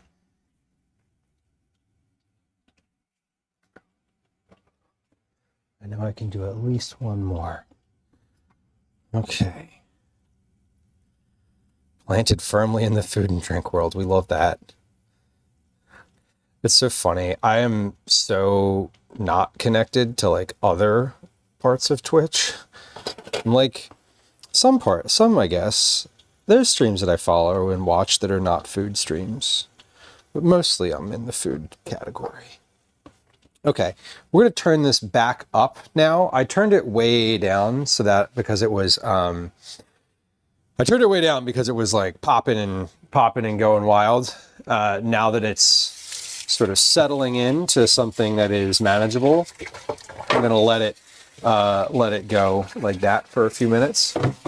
I need to set a timer, actually. That's what I wanted to do. About 4 to 5 minutes per side, it says. So let me set a 4-minute timer, and then that'll be about good for to start evaluating all of them. What is this timer for? This timer is for, oh, that's for my stock. Okay. I was like, why do I have a timer going that I don't know what it is? That's standard. That's standard behavior for me. Either that or I just don't have one going at all and I need one. All right, so is this this should be good. We're still doing well with our camera. So these are just going. We're frying. We're like,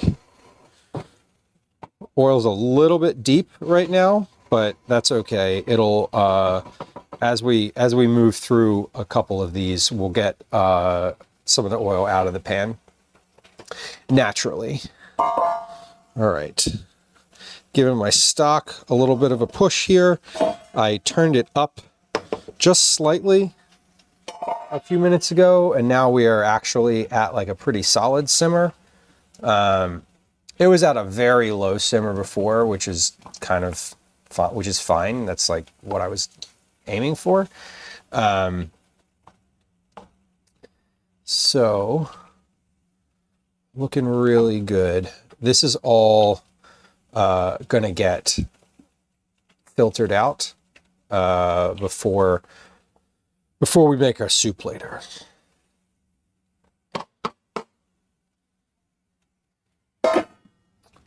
All right, so this is looking good. Addie, welcome back.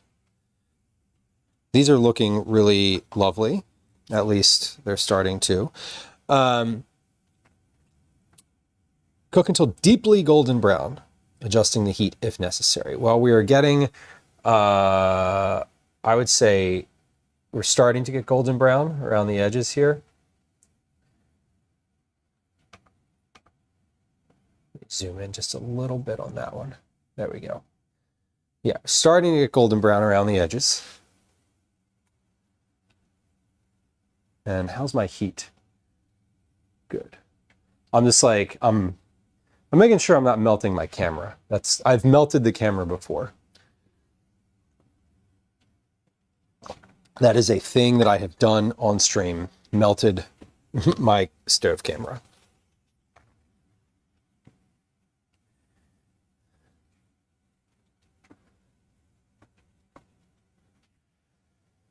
Okay, but it's looking good here.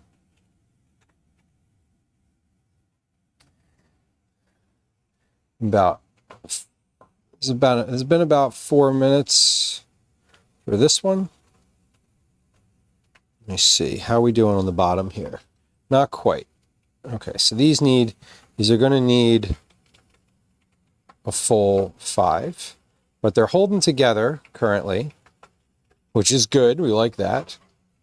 Again, I've got probably a little too much oil in here, but it's not coming over the top. They're not floating, so it's pretty good. So Addie on YouTube asked if I actually melted my camera before. Yes. I was using an overhead camera, and exactly like I'm using this one right now. And I was I was cooking a red pepper, like a red bell pepper, directly on the flame. And I had the flame was just kicking off too much heat.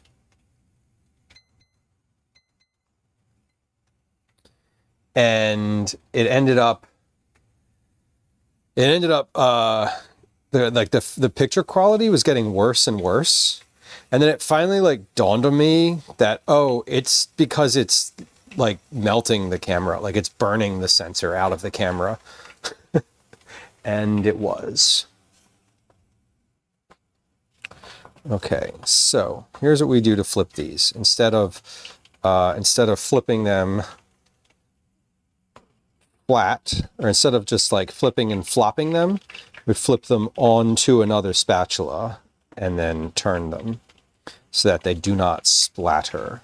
Now, these are not quite finished on the side that I am flipping them from. So they are going to need to come back again. I'm going to need to turn these one more time. But right now, I'm going to turn them, because once I turn one, I want to turn all of them. And then we'll come back. So we're just, whoop, see, that almost just flopped off of there and splashed everywhere, and that would not be great. There we go. And I I do always forget to do this, but I need to remember to rotate these as well, because while the heat is pretty consistent, they end up getting more cooked on one side. You can see how they're like golden on the outside and then less so on the other side.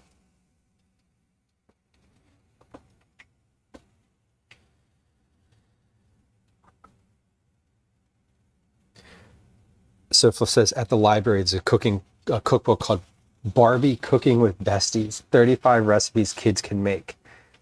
That's cute. That does sound, I mean, it sounds cute. Sounds fun, and also I'm curious about the recipes. Okay, my timer is just about to go off for the stock. So that'll have been 30 minutes for the simmering process. So what I'm doing, I have the timer set for 5 minutes for the latkes. I'm going to rotate those. The stock, I'm just going to leave sit for a little bit, because I don't need to wait for it to cool down to to start straining it. In fact, I don't really need it to cool down at all. It's because I'm just going to heat it back up again. So I'm just waiting for these to fry. These are at a medium right now. They could be a little bit hotter, but they're simmering along really nicely. I'll probably put the next ones on a little hotter, just to start out, because these first ones aren't quite finished yet on the first side that they were cooking on. So we're waiting until about 2.5 minutes remain in the fry time, though, and then I'm going to rotate them so that on the other side they get browned evenly. Now, because I turned this up, they're probably not going to take 5 minutes on this side. So when I flip them, I'm pretty certain that these are going to be nicely browned, and not this sort of like half cooked version that's on this side. I haven't needed the splatter guard yet, but also I'm not really noticing it, and I might. I probably would be. It would probably be better to put the splatter guard on here, but we'll see. All right, we're at about 2.5 minutes, so I'm going to rotate these so that because the interior oil is hotter. The burner is in the center of the pan, and it's a wide pan, so it gets, it circulates. It gets cooler on the outside, so they don't fry as well on the outside. All right, so these are going. We're doing pretty well here. This is the first round, so kind of like pancakes, right? When you make like a huge batch of pancakes, they don't, the first ones in the pan are never the best. And I think that's always the case for latkes too, because after all, what are latkes if not potato pancakes? So these are going to be sort of the first ones out, and they're not going to be quite as perfect as later versions, but this is where we're dialing in our temperature and cook time. Well, temperature mainly. Cook time is about the same once the temperature's dialed in. So that's what we're doing currently. We're just waiting for the timer at this point. So I am throwing some of these dishes that I have in the sink into the dishwasher and the dish pan. So I'm kind of trying to stay a little bit ahead of it. Not much, but just enough. And we are about to flip these again and just give them another maybe minute on the first side. Because again, they're not quite done. Once I flip them, we'll see what they're actually like on the back side here. So I feel like they are pretty well finished. Yeah, those look great. So let's flip these, and we're going to make sure that when I flip them, I'm putting the lesser cooked portion towards the center.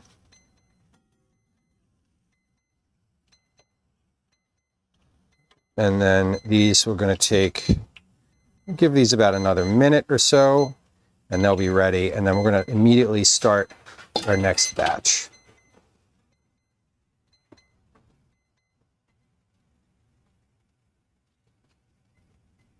Okay. So get those moving. I'm going to take this big bowl away so that I have a place to put these when they're finished. Addie, enjoy the rest of your evening. Thanks for hanging out. Yeah, these look really good. Golden brown. Nicely cooked. Again, these are not the most perfect version yet, but the oil is that right temperature so that the next batch of these is going to be like perfect. And I think what we're going to do while these are cooking, because I don't want to just stand here and fuss over the frying, I am going to start straining my stock. So we're going to kind of give these, we're going to put another round in here, and then we'll start straining. We'll start the stock straining process, and we'll just work on that as I, oh, hold on, I want to salt these. We'll work on that as I go through the latkes, or as we like move through cooking more of these. So, all right, let's take, here's what I actually need to do. I need to move this tray of finished latkes off to the side and put the bowl in its place. And then we're gonna do this.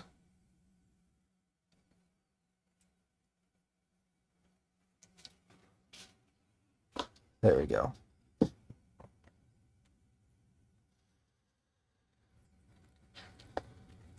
So thank you. I'll take a look in a little bit here. Okay, so with these, I don't want to use my spatula for this. I'm just going to get some chopsticks so I can kind of slide these off.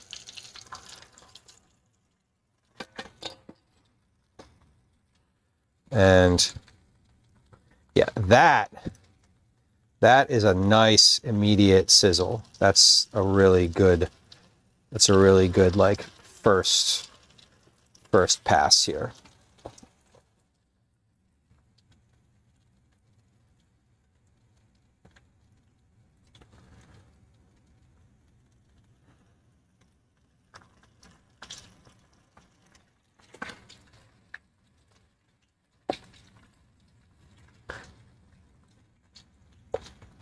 Oh yeah.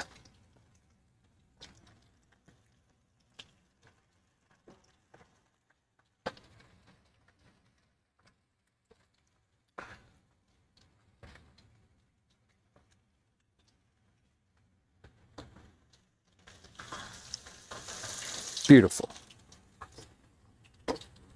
Okay, so we're going to give those, I'm going to start. There we go. Okay, I'm going to turn this down just a little bit, and now we're gonna start the process of doing the stock. So we'll keep an eye on these via the overhead camera, but we're gonna bring that stock over here and start straining that. I don't need my latke directions anymore because I am actively making them. Okay, cool. That's good. We'll keep that over there. Crouton tax. Pass the croutons and have to take one. Okay, so timer's just going for those. I set a 2.5 minute timer so that I know when to rotate them as well, not just flip them.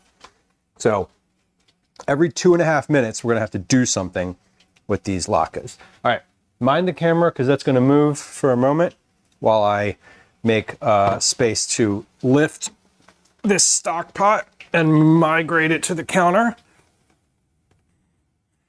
Okay, there we go. And now I can keep that there. And now I can move this tray over over here where the stock pot was previously sitting. And I can just start moving these latkes to the back as they're cooked. We'll drain them on the front and then move them to the back. Okay. First thing first, I need the bigger bowl, or the big bowl. I need a bowl. It doesn't even have to be clean. I just need a bowl.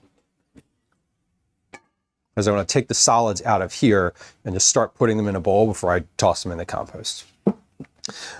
Softy says, are you doing a sweet or savory topping? I'm going to do, what am I doing for the topping? We're going to do sour cream and apple butter. So a little of both. I'm also serving these with soup. So I'm going to be making a soup in a little bit. The soup is going to, be a savory soup as well. Okay, so we're just going to rotate these now to make sure they cook evenly. We'll give them another 2.5 minutes on this side, and then we'll flip. So my oil is nice and hot now. The first batch did not sizzle like that when I put them in. So these are much farther. These are going to be much further along than that first batch. Probably even a little bit burnt, and that's okay if they are, because we're just kind of dialing it in. We'll turn it down a little bit. Unnecessary silliness. I don't know. So Fluff, I'm on your son's team on this one. I don't know that silliness is ever really unnecessary. Perhaps poorly timed silliness is what they really meant to say. You missed latkes. Yeah, they're not something I make very often. What I thought about them, I was doing a test for a recipe recently, and the author was like, this recipe goes really well with cabbage. Or sorry, it was a cabbage recipe that was like, this would go really well with latkes on the side. Can I get you baby carrots? Oh, okay. I was like, that was the literal, like, one of the last things I thought you were going to ask before I came downstairs. Look at sporty over there, Gwen. Good job. Yeah, why? This is what happens. You start going and you know what you need, and then you're adjusting.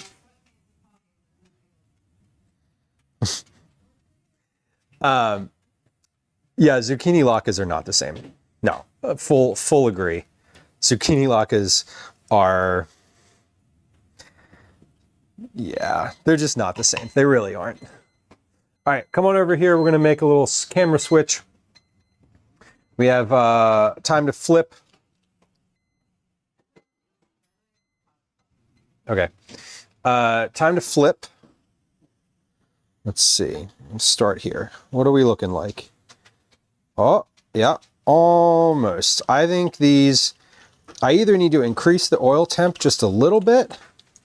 No, that one was perfect. Okay, so let's see before I rush to judgment here, let's flip all of these. Okay, and Good. All right. Okay. Yeah, those look beautiful. So I'm going to do, yeah. Okay, we're just going to keep going here. We're going to switch back to this John. There we go. So what I'm doing with this, my first pass with the stock that I'm making here, is using a spider, this like kind of heavy, big, wide mesh utensil. It's good for deep frying, but it's also good for like this type of purpose where I don't want to run this necessarily through a strainer right away, because there's a lot of like small stuff in here, but this gets most of the big stuff. And I'm taking a spoon and sort of pressing it into the spider a little bit so I can get some of that liquid off of here, or out of here too. I'm not saving this, or I am. I mean, I'm not doing anything with the solids that are in here after I'm finished with this, after they're finished here. I am putting them in the compost, so they will end up in a, they will end up with the compost. Now, I am also not sorting out the chicken bones from here. The reason that I'm not sorting out the chicken bones, a couple reasons. One, they're very soft at this point. So they will compost quite a bit easier than like regular raw chicken bones. They've been sort of boiled and softened up. And two, they're going to be really difficult to separate out. So the fact that they are very difficult to separate out is going to, that feeds into my reasoning for the fact that they're also very soft and have been cooked and boiled. And also, I'm not putting these in a home compost. I'm putting them in a compost that is a much higher heat. They can do, they can process meat, like completely process meat in their compost, which I'm aware of because when we went to visit, that's what they told us. So, Tatsu, this is just a regular like freezer stock. I've been saving stuff, onions, carrots, mushroom caps, and stems.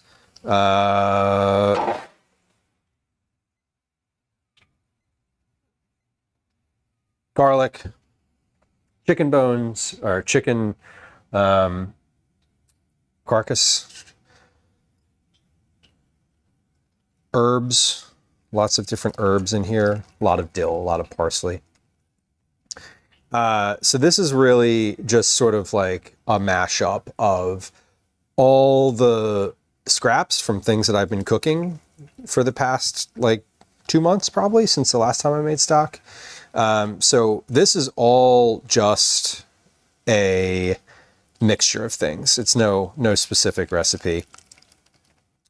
I've cooked the chicken for an hour, cooked the chicken bones and chicken carcasses for an hour, and then I cooked the vegetables for about 40 minutes more. So this is almost a 2-hour stock or so. So it's not like a vegetable stock. It's not a chicken stock. It's just a big mix of things. It's soup. You could just drink this liquid right now and it would be, I mean, I didn't try it, but I'm assuming it would be delicious. I'm going to filter it. I'm going to drain it, or so yeah, filter it first, and then we're going to try it and see if it needs anything. Oh, there's celery in here too. There's a big celery stalk. So basically today was just anything that was in the fridge. There's a little bit of, there's a cheese rind in here. There's some bacon gelatin. What else did I put in here? I don't even remember. I don't even remember what else I put in here. Welcome in, y'all. Yami Girl, thank you for bringing friends through. Hello, Raider B, welcome. Yami Girl, good to see you. Welcome in, y'all. I'm going to say hi here in a second. Twindrella, thank you for the shout out. We're working on some stock here. This is a food channel. Hold on. I'm doing two things at once. So let me show you what's over here on the stove. These are latkes and they are finished. So here's what we're going to do, friends. Welcome in. We're going to I'm going to change these over. We need to take these latkes out of the pan. We need to put them on this tray. So let's do that. There we go. And then I'm going to come say hi to you, but we love a fellow food and drink streamer. I'd love to know what y'all were up to. I see that you were in the food and drink category. Cool. Love it. What was streamed today? I'm also assuming that perhaps you have some cleanup to do and that perhaps you've also been streaming for a while. So if you're heading out and just dropping a lurk or just dropping friends off, we appreciate that too. No need to feel compelled to stick around. But friends, welcome in. If y'all were hanging out with us already, Yami Girl is a fellow food and drink streamer, which is awesome, and we'd love to see that, and would love you to go support them, please, by dropping a follow, because follows are free. They are free, and they cost you literally nothing. Okay, so we have our pan. I'm going to zoom back in here and get another round of latke batter. I keep calling it dough, but it's not really dough, it's batter in here. And then we'll come back and I'm going to say hi and introduce myself as I am working through the stock. So bear with me. We're in the middle of of several different things and managing time. So you'll hopefully understand when I don't drop everything to turn around and say hello immediately. Homemade funfetti cake? Hell yeah. Congrats on 1 year on Twitch. That's awesome. So it's a funfetti cake for yourself. Because hell yeah. I love making a cake for yourself. That's amazing and awesome. And you don't even need any reason to make a cake for yourself. Just because I want cake is a valid reason to make cake. You do have to take the chance to celebrate. You know, I say that, and yet I'm not a celebratory person. I mean, for myself. I love celebrating other people, though. So, okay. Timer is set. Latkes are frying. Let me wash my hand real quick so that I don't get potato all over it. Timer is going. Timer's going. Okay, cool. We got to keep the timer going. Friends who just joined us, welcome in. It's really nice to have you. This is also a food channel. So everything that we do here, or for the most part, I don't want to say everything, but most of what we do here is cooking. It's nice to have you. My name's Lou. I've been streaming on Twitch almost 4 years now, which is wild to say. A home cook, a recipe developer, and tester. I'm also a parent. The dad aspect of the stream is quite real. My pronouns are he, they. I'm happy that y'all have joined us. We do a lot of cooking. It's all about cooking and conversation. I do a lot of recipes and work on those live on stream. Command recipes if you're interested in seeing some of the stuff that I have published on the internet. We do a lot of vegetable forward stuff, family meals. I do baking, I do meal prep, I do random stuff like kind of what I'm doing today, which is sort of like fridge clean out things. We also do some IRL stuff if you're into that. I was out in Toronto, woo, in Toronto over the weekend and streamed from there a couple times. But it's a good place for lurkers. If you like to lurk, you don't like to be a perceived. There's no sounds. If you follow, follows are silent. So please feel free to hit the follow button and know that I'm not going to say hi to you or like make a big deal out of it. No alerts, no sounds, no chat messages. No one will know. We also stream multi-stream on YouTube. There's a link to that in chat. And yeah, and that's about it. We got a nice community. They're kind of weird. And they're also kind. So, timer's going off. Time to rotate. So today we are doing a couple things. We're making stock, obviously. Maybe not obviously. You're like, what are you doing? What is going on here? What is this pot? We're making stock currently.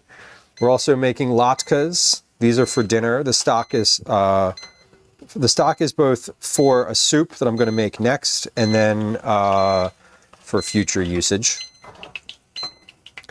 We also we made croutons earlier in stream just because that was a use it up thing. I'm also planning on, although I don't know, time might get away from me today.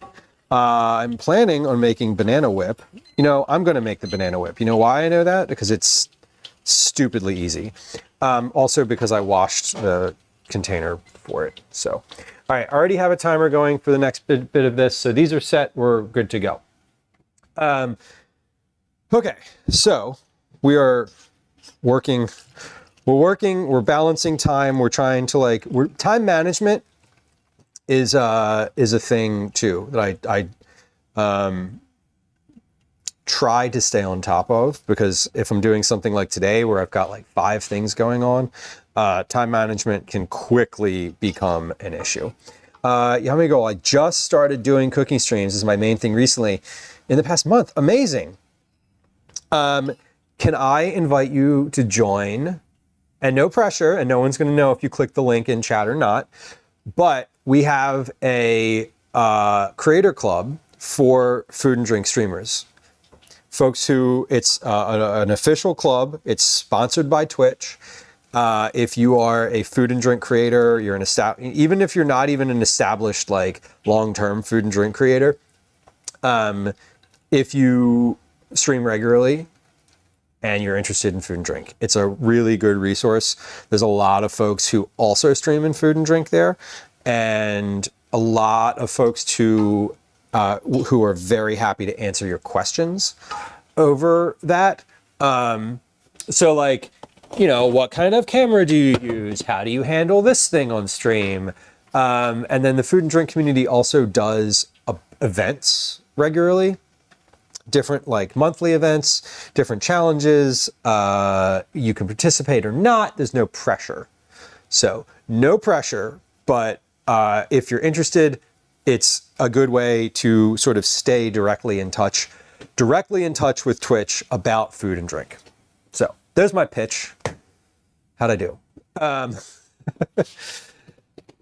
Okay, so I'm now like putting this into my compost bin, which is like, holy shit, my compost bin is so fucking full right now.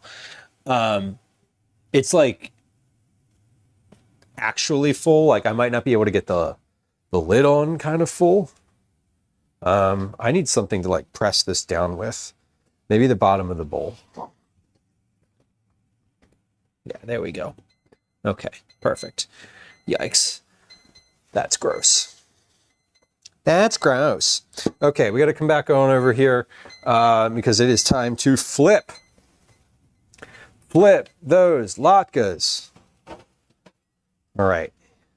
So again, we're flipping onto a spatula so we don't splatter.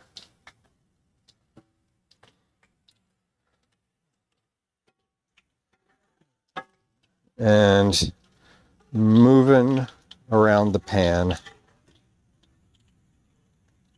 And you can see I've rotated these so they are evenly cooked around the edges. Also, I'd like to note how much less oil is in here right now than when I started, which is great because there was too much when I started. So now we're like in a good spot where there's just the right amount of oil. And probably after the next round, if I have like one more round, I'm going to need to put more in there. So, all right, we're still straining. So we're doing two things at once here. Today's stream is basically we're making stock, we're making croutons, we're making latkes, we're making soup, and we're making banana whip, which is like a version sort of like banana ice cream, but it's less complicated than that. You'll see, it's easy. It does, yeah, Kathy, they do. Potatoes soak up a lot of oil. Yeah, and that's what I kind of said when I was like put that first batch in. I was like, these will be. Well, I specifically did not say that they soak up oil. Thank you. That's a good note. That is also true.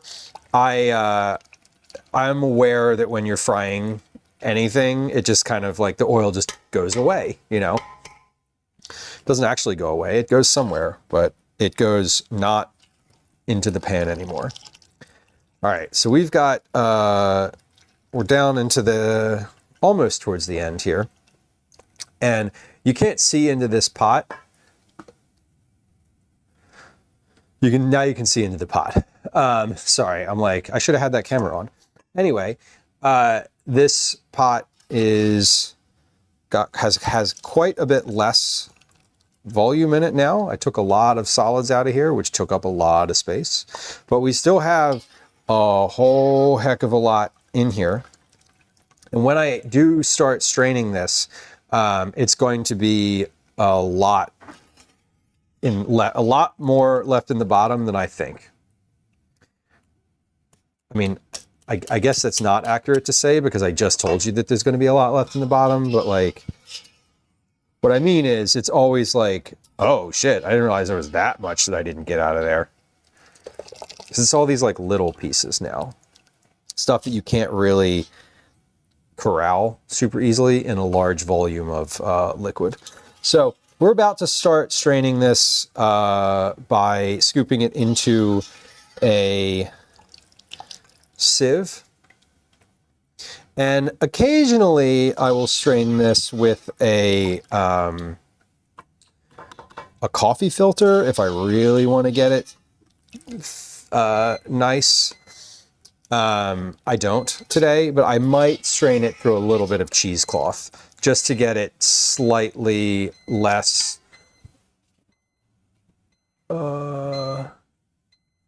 Will that one work? Yeah. To get it slightly less, what's the word I'm searching for? Muddy. Okay. All I'm doing at this point is rotating. So this is a super quick one. I'm rotating because the inside of my pan here, the center portion, is hotter than the outside. And so because I want these to cook evenly, I need to rotate them while I am doing the cooking, about halfway through, in fact. So, okay, but we're working here. We're getting through this. This is looking good. I got another couple scoops, and then I'm going to start doing the finer straining of this. I do think I want to do this in some cheesecloth, maybe like 2 or 3 layers, just in the funnel.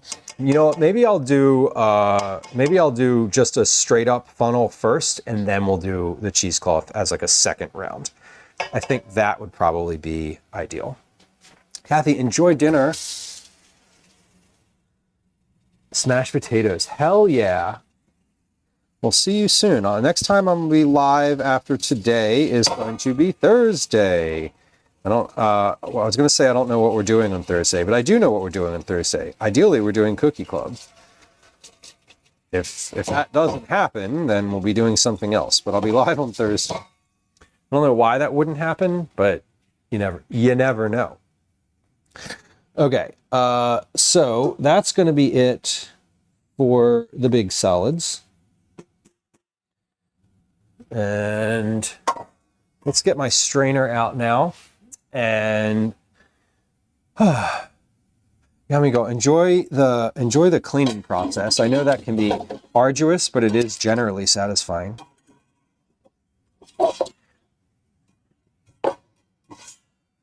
We're going to use this pot for this purpose because it is larger. Again, all these pots in here are in the wrong place. Everything's out of place in here. Okay, we're gonna do. You know what? We're gonna do just a regular strain first on this, and then we'll do a cheesecloth strain if it looks like it's too much, or if it looks like it didn't get all the solids. So I'm just going to do like a one-time thing, and I'm doing this with the scoop because this pot is too heavy to lift safely. I would need a second person to like help me pour this, and Gwen's at the gym and Calvin is not going to help me with this. So, okay, let's pause for a moment because latkes are on the stove and need to get pulled. That is it for these. So let's, sorry for the bumps. Let's pull these. Actually, let's do that. There we go. We'll pull these and then we'll salt them. Yeah, perfect. Beautiful. 1, 2. My dog is down over here. Daisy, you gotta get away. You gotta get away. There's literally hot oil over here. Oh my God. Jamie, hello.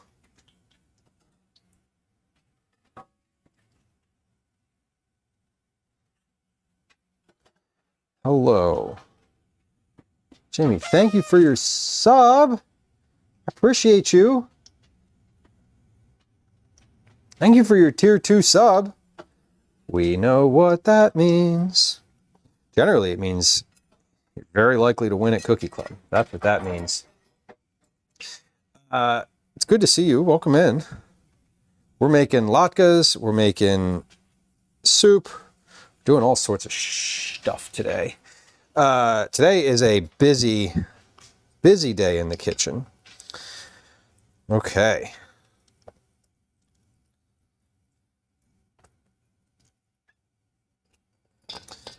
Are we getting a heat wave? Well, it sure is hot here. I know that. I don't know if it's a heat wave. I don't know if it's going to turn into a wave or if it's just today, but it is hot. Yeah, it got to be like in the 20s today, which is like in the 70s. Which, you know, when it was freezing last week is a bit of a shock. It does feel a bit abrupt, I'm not going to lie. 2, 3. Yeah, 72. So yeah, it's like 72 is 22. So we're, yes, right about the same. That's what I keep my house at, 72.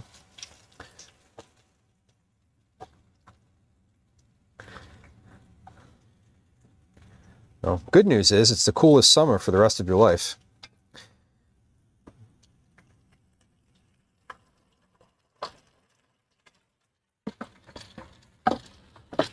Okay, and one more. So after this, we're going to have one more batch. Or not one more batch, but we're going to have like another couple, maybe 2 latkes. Meanwhile, the Canadian up there in Canada, it is negative 25.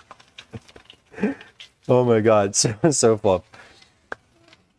I don't know if I could handle that for that duration of the year. I don't mind that level of cold, but for for how long it sticks around, that's deep. That's very intense.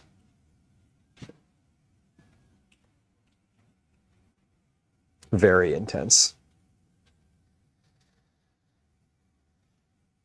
Oh my God. Yeah, I didn't.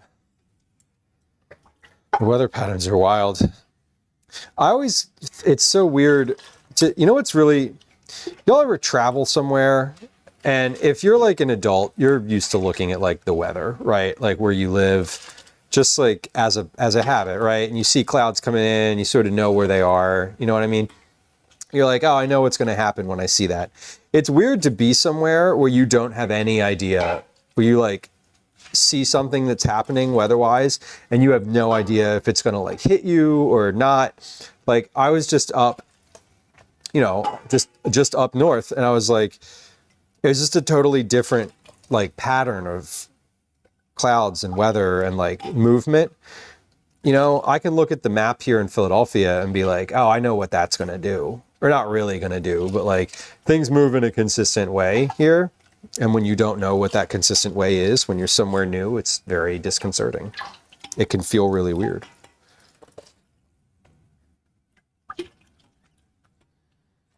Okay.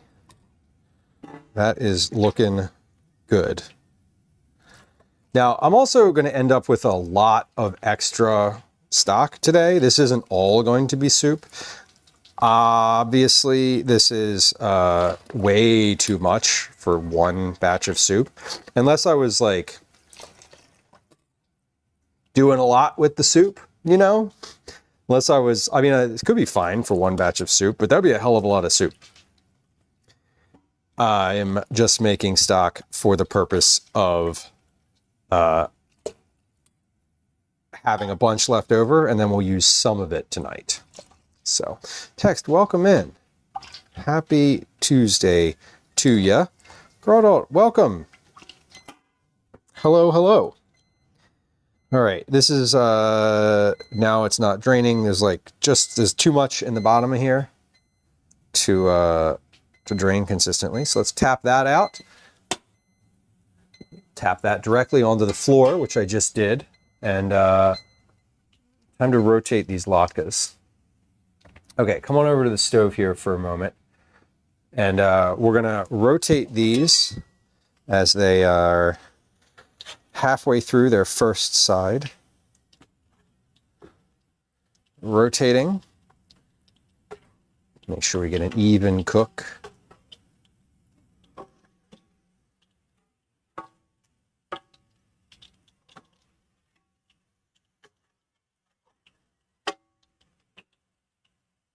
There we go. And then my timer's already going for that because I set, at the beginning of this process, I set a timer for both 6 minutes, 5 minutes, and one for 2.5 minutes. So like the first one goes off, I switch, and then I don't need to set a second one. That's big brain right there, as the kids say. So, call it redeem, catch me up. Oh my God, what have I even done today? Let's see, what did we do today? Well, we started stream. I'm going to disappear for just a second, and not actually disappear, but I'm going to wipe the floor because otherwise Daisy's going to get to it at some point. And she's going to be over here eating like crumbs off the floor, and it's going to be awful. Okay, we got it. So we started stream today by figuring out what stream is going to be. Then, once we did that, we are moving confidently. We started out by making the stock, or we started with the stock, put chicken in here, cook the chicken for an hour, put vegetables in there, cook the vegetables for 30, somewhere in between 45 minutes. Now we're straining that. I made croutons. Made croutons out of extra chicken, leftover chicken fat, as well as a bunch of bread that I had both in the fridge and in the freezer. BT dub, that's by the way, in shorthand. Today is like a fridge clean out day. We're just like, the onions from the pantry, the garlic from the pantry, the vegetables from the crisper, everything that could get cleaned out of the fridge is like coming out and going in something. It's either going in the stock, or I'm making latkes from the potatoes. I'm making soup out of some of these things. So I've got I roasted some cabbage, I roasted some mushrooms, I have some onions, I have leftover roasted garlic that was from some cookies. So it's basically just like cook everything day. We're straining the stock, we're finished the croutons, we're almost finished the latkes. Going to make the soup, and then we also roasted some bananas to ripen them, and now those have been in the freezer for hours at this point, so they're being turned into banana whip in just a little bit. That's a recipe I'm writing and I'm working on, so it's I'm going to do some measurements around it, but the banana whip itself, super, super easy to make. So that's where we're at on stream today. Where we are right now is I need to come back over to the stove and flip these. These are ready to be flipped. So we're going to do that. And then I'm not going to replace the oil in here. I'm not going to add more oil because I only have like 2 more latkes to cook. Basically 2 more latkes worth of batter. And I don't want to mess with my oil at this point. These are looking good. I think the oil will be fine. They're going to cook up just great. And these are basically ready to go. So starting one timer, starting the other timer. And now we're going to come back over and finish our straining. Now, today's also a use every dish day. So it's how it goes sometimes. I was expecting to be able to use the large bowl that I have the latke batter in, but I don't have that available, so we're not. We are going to use all 3 of the large pots today. And that's okay, because I'm not doing anything that's really dirtying these or making them really difficult to wash. These can just get rinsed out in the sink and they'll be fine. And this is now at a level where I can just pick it up and pour it out. And now what I am going to do is pour these one more time into this big pot. I'm going to scoop the solids out of the bottom of that. So if you look in there, we only have a little bit of solids left over. I'm going to wipe those out. I'm going to rinse this just with the in the sink just to get the debris out. I'm not going to clean it. And then we're going to filter these back into here. I'm going to put some cheesecloth on the inside of this strainer, and then we're just going to strain this again with this strainer one more time. But I don't have to scoop. I can just pour because this is plenty. Both of these pots have liquid in them, and they're small enough that I can pick them up. So we're in that phase of things. All right, we have about 30 seconds. Let me move some stuff out of the sink so I can rinse this big pot, and then I'll be doing that. Before I do that, we're going to end up having to rotate. We're going to have to rotate these latkes in about 30 seconds here. So just enough time to start the rinsing process for these 2 pieces of equipment. Just going to put this back in there because that can just sit there. All right, pause. Timer is going off. Come on back over to the stove here for a moment.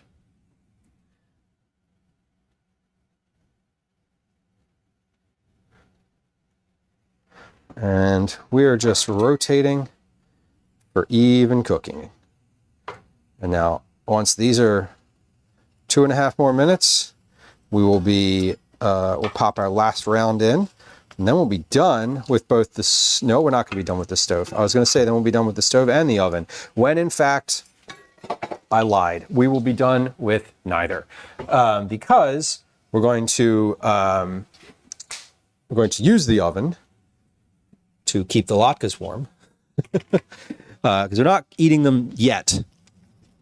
Okay, let me get the chicken bones out of here, and then the rest I can just... There we go. Okay, now this pot I'm just going to rinse off in the sink, and then we're going to do one final strain, and then we'll be ready to make our soup and our banana whip. So I think we are going to take... Once the latkes are finished, and once I'm finished straining this soup, before I hit reset on the last two things that we're doing today, we are going to take a quick break, which means that we're going to play a game of words on stream. So just a heads up that will be coming on Twitch at some point shortly. We run a 3-minute ad during that time, and then we'll come back and do both the soup and the banana whip. And won't that be a delight? Okay. So this is rinsed but not clean. Doesn't need to be clean. Again, just needs to be rinsed.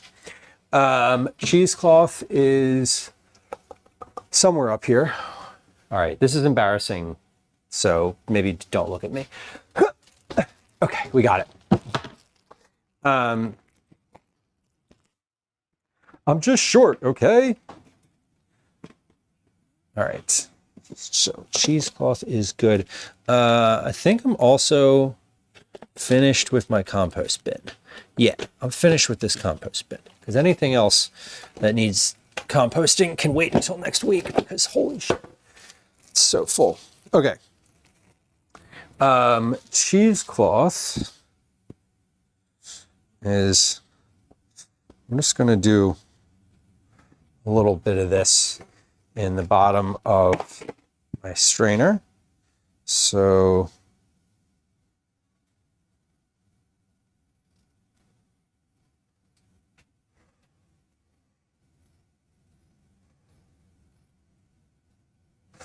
there's one. Let's do a second. We'll do a two-layer cheeseclothing.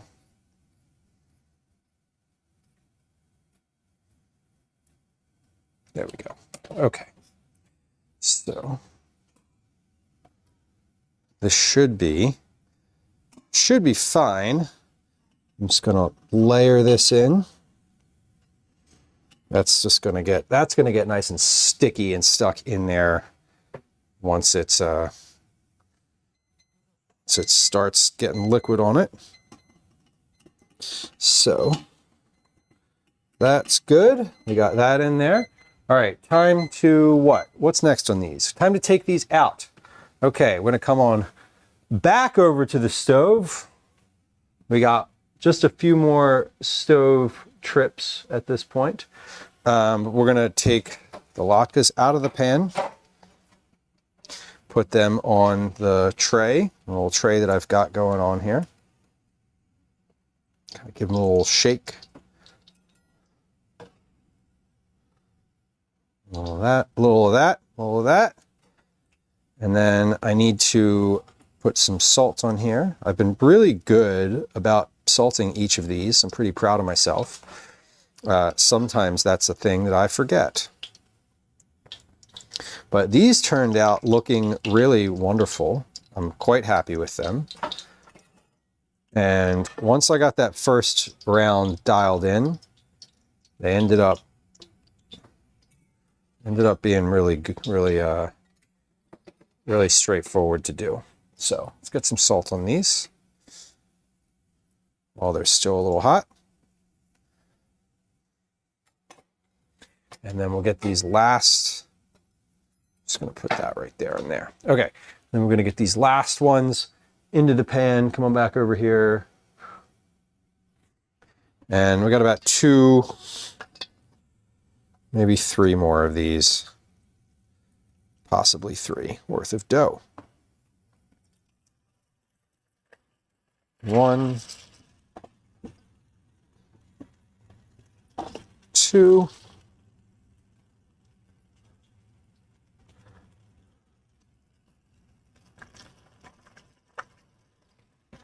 And last one,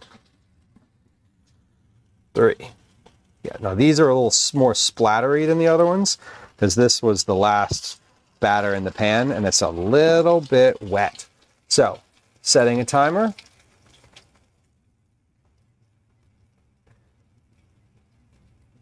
Setting a timer. All right, timer is set for the latkes, and we should be just about ready to do our straining. So we have our cheesecloth here ready to go, and then our pot o' gold. Just going to strain that right through. There we go. Beautiful. Oop, hold on. Came loose on the side. Wonderful. And this is just going right through. I'm just trying to catch any final solids that have accumulated here.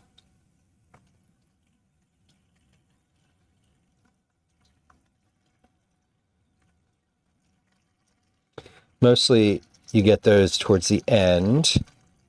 Yeah, there they come. Here they come. Okay. Yeah, it gets like silty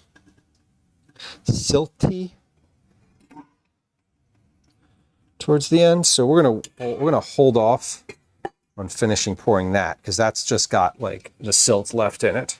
Now this one is a little clearer up top, so this should go pretty quick.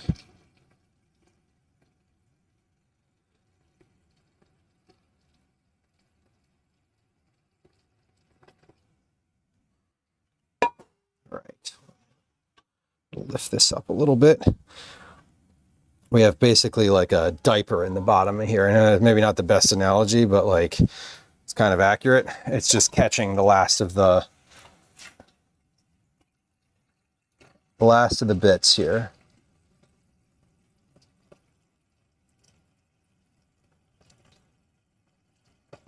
Okay.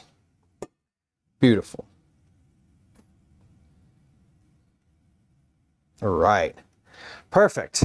All right, we got a little bit of liquid left, just took a touch left in here. That is basically the sandy bits on the bottom.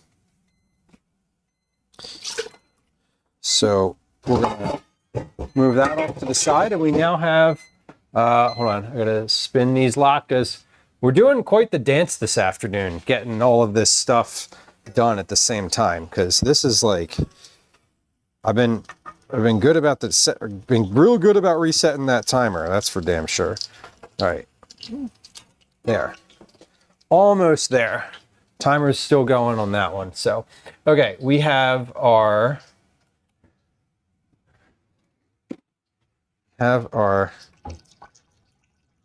stock finished.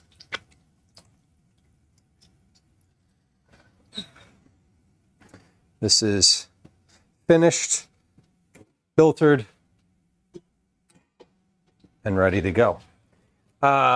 Let's get the counter wiped off. And then what I'm going to do with this is I'm going to take a bunch of it and put it into quart containers so that it just starts cooling off. This is strained and ready to go. It looks really lovely. I want to taste this actually. Let's get a little like taste going, and I think this should be good taste wise, but I want to confirm. I just put it in a little ceramic dish so it'll cool off quicker.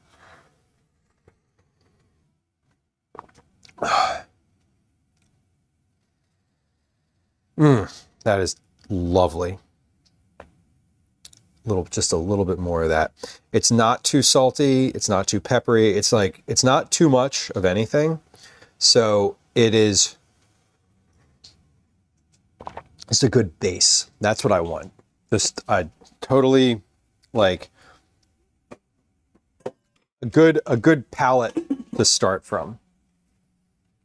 Okay, we're gonna have to flip those latkes in just a second. So we're gonna keep our focus here for just a few more minutes until we are ready to stop cooking, stop frying on the stove. Okay, so I am gonna fill a bunch of these quart containers. I may end up using some of these. I'm basically going to take all of that stock and put it out of the, take it out of the pot.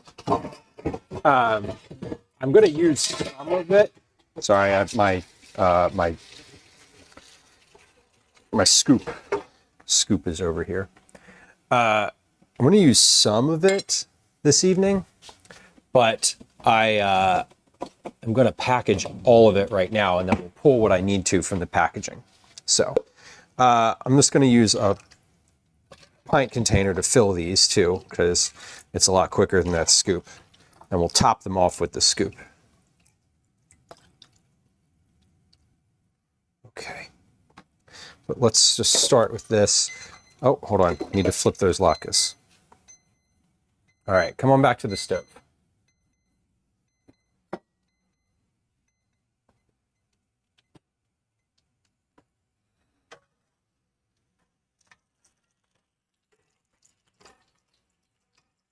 Right.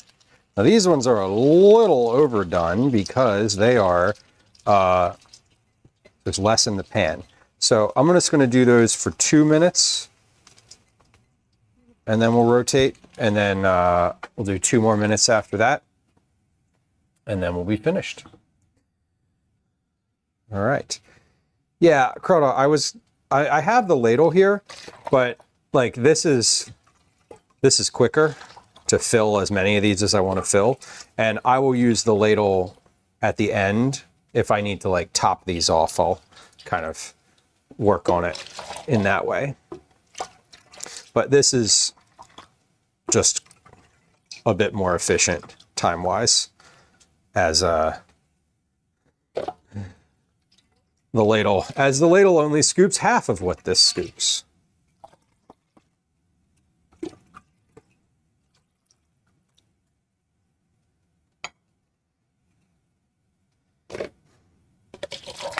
There we go. We're working on it. This is a lot of stock, but usually when I make stock, it ends up being quite a bit because I'm using basically 3 gallons worth of material inside of the thing, and it ends up being a lot. When you use that much to start with, you end up having to put a lot of water in just to cover it up, and that ends up being stock. So it looks really nice though. The color, I'm very happy with the color of everything. So like I said, I am going to end up doing taking a couple of these and just dumping them right back into a pot. But I think that's totally fine. All right, we're gonna flip these latkes, and then we're almost there. We got basically. Oh no, we don't have to flip them. Sorry, we have to turn them. Turn them. 2 minutes, we'll be finished frying. I'm gonna turn that pan off right now because that is basically done. That is pretty much finished. It's going to stay hot until well after I am finished with those latkes. We can turn the heat off at this point. So now we're moving on to filling pint containers.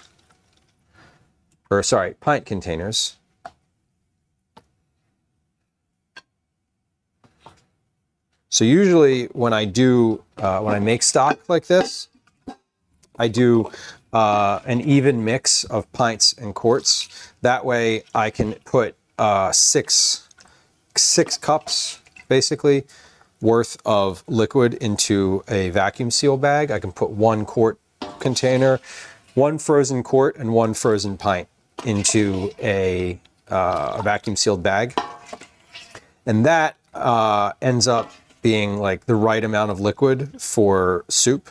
When I cook, like when you cook with stock, like boxed stock, it's 4 cups. Like a box of that, a box of stock that you buy in the grocery store is 4 cups. So essentially I'm packaging, that plus a half again. But that ends up being just right, because when you cook a recipe, often it'll have like a box of stock plus like 2 cups of water or something like that. So I like to just have 6 cups is like the right amount of liquid for me when I'm packaging these. So that means 1 pint, 1 quart. Timer's going off. Latkes are finished. Finished.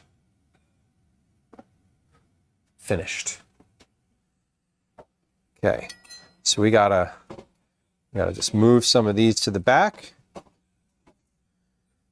and we're gonna come right like that. Take these out of the pan and pop them over here. We're gonna salt them, and then we're done with this pan. We're gonna move this pan to the back of the stove and let the oil cool off. Do I need these ladles anymore? No, I do not. I am finished with that oil too. This oil, it was on its 2nd round, so it's done now. Is this hot? Too hot? Not quite. Okay. Move the oil back. And then, okay, this is still clean. We're good to go. Okay. This, my splatter guard, I can put back. So I'm finished with the stock. It's done. It's ready to go. I'm going to take, like I said, six cups worth of this. Let's actually do, I'm going to do two quarts, because I'm going to make like extra soup. And then I've got 1, 2, 3, 4, 5. 1, 2, 3, 4, 5. Perfect. So of all the stock that I just made, let's see, 1, 2, 3, 4, 5, 6, 7. Hold on. That's 28 cups plus 1, 2, 3, 4, 5. 38 cups worth of stock. 38 cups of stock. 1, 2, 3, 4, 5, 6, 7, 8, 9. 9.5 quarts of stock. That's a lot of stock, y'all. 9.5 quarts worth of stock. All right, let's get my soup things over here ready to go. So soup is I'm staging my soup over here. We're going to put these off to the side to cool down. I don't want these in the refrigerator just yet. We're going to hold off on that. But we'll put these, I'll put these right here and just move them off to the side because I don't have anywhere else to put them at the moment. All right. Move that, move my pepper back over here. This we're going to use again. So I'm getting set up now. I'm going to set up for soup and banana whip.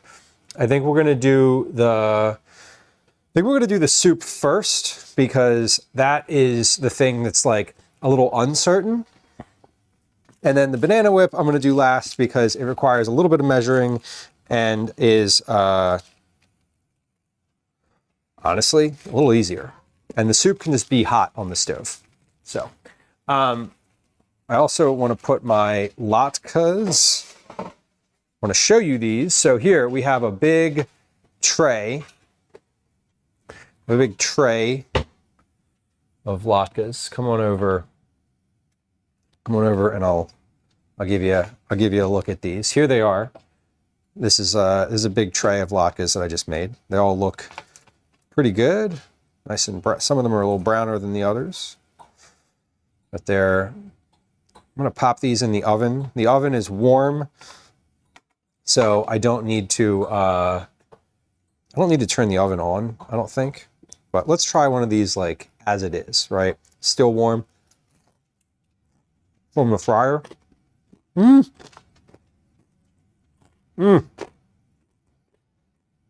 So good. Crispy and oily, salty.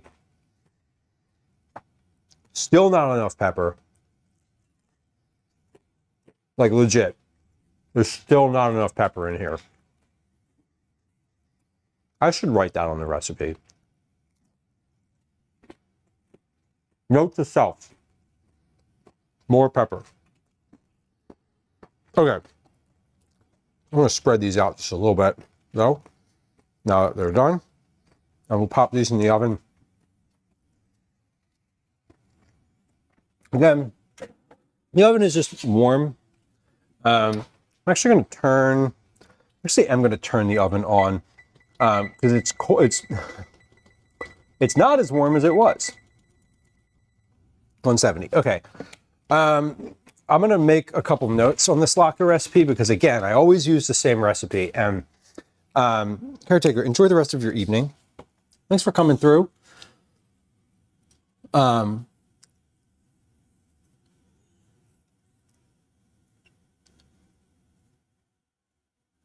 Three if doubling. DOUBLING. And then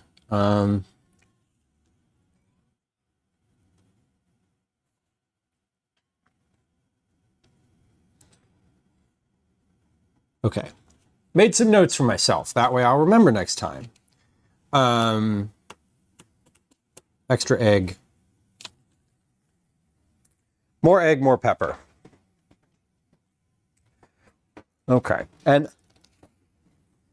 let's get these croutons packed up too. That way I can like do some dishes, like work on the dishes and get as much as through them as possible. Okay. We really need to like load the dishwasher. That's the priority right now. Just moving stuff out of the sink. So, croutons and latkes for our soup. Croutons, these croutons, just in general, are like a snack. Like, I will eat these just straight out of this container, right out of the fridge. Like, no other need. Like, you can just eat croutons. They're okay. Perfect. That was literally the perfect amount of croutons to make. Amazing. Okay. I'm going to get my food processor set up now for the banana whip, and then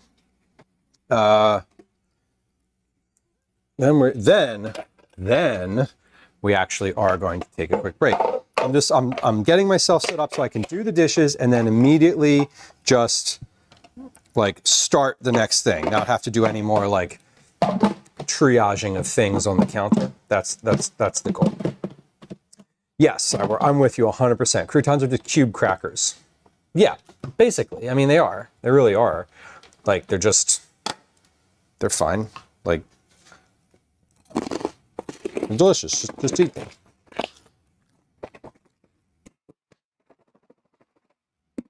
Okay. Those are good. I'm going to need that in a few minutes, but that's okay. We're going to put this oil away because I don't need it anymore. I'm not going to save the oil in this pan, but I'm not doing anything with it right now because it's still very hot. I am going to... Okay, I think...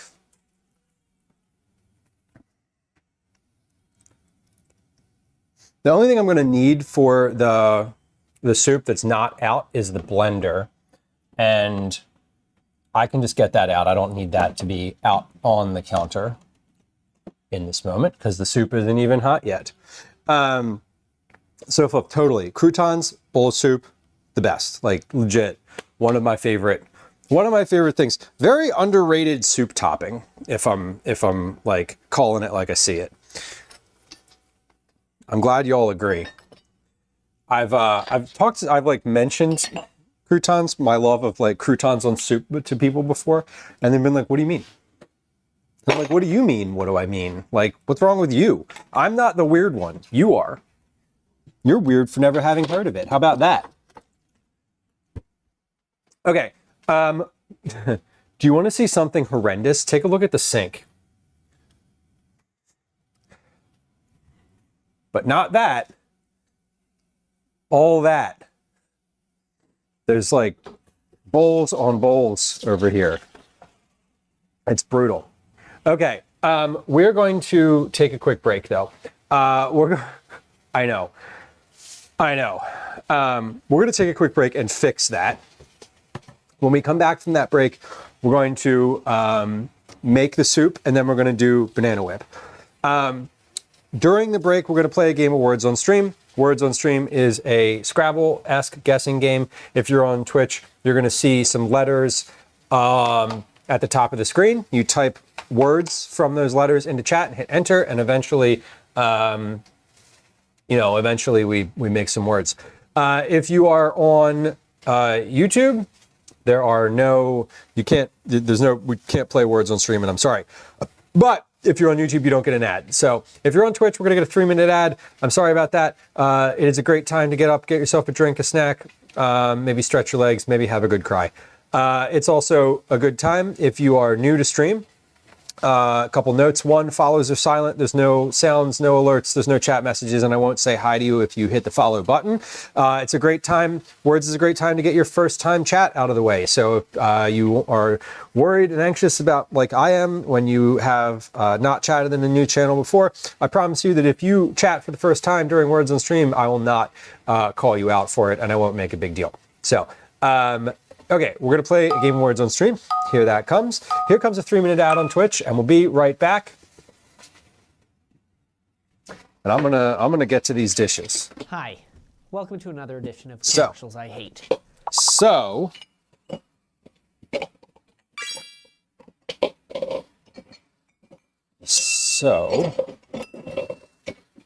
we got all of the dishes.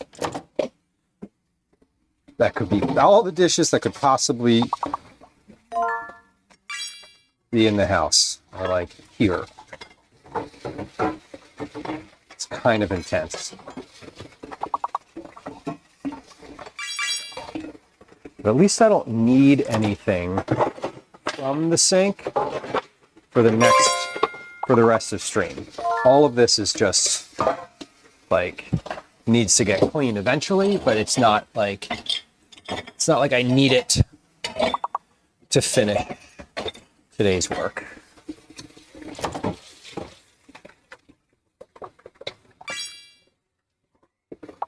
So that's a bonus, I suppose.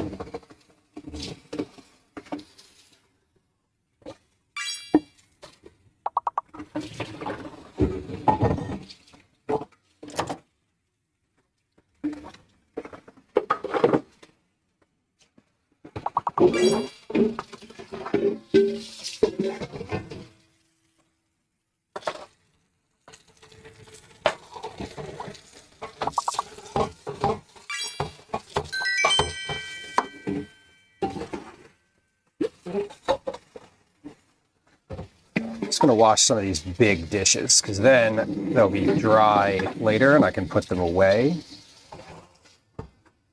for doing all the small ones after stream. We have a strategy. Hey! Nice. Very nice. We love a board.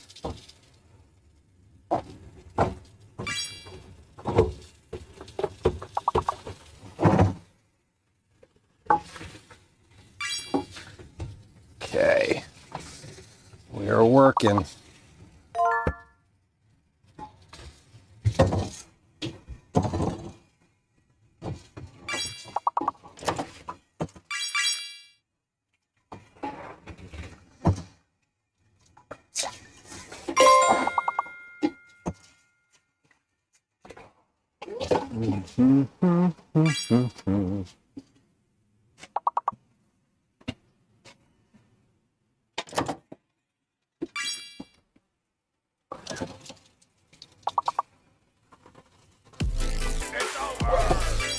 All right. Oh shit. Hello. Hello. Girly Sam, welcome in. Moose Cubes, hello. Venomous Cowshart, nice to see you. Princess Luna, hello. Something Organic, nice to see you. Welcome. Welcome. We are in the middle of a game of words on stream. Hey, y'all, if you're an anxious person like me, it's a really good time to get your first time chat out of the way. Because we're playing words on stream. We were just running an ad. Moldy Gatorade, welcome in. We'll be back in just a moment, and I will introduce myself.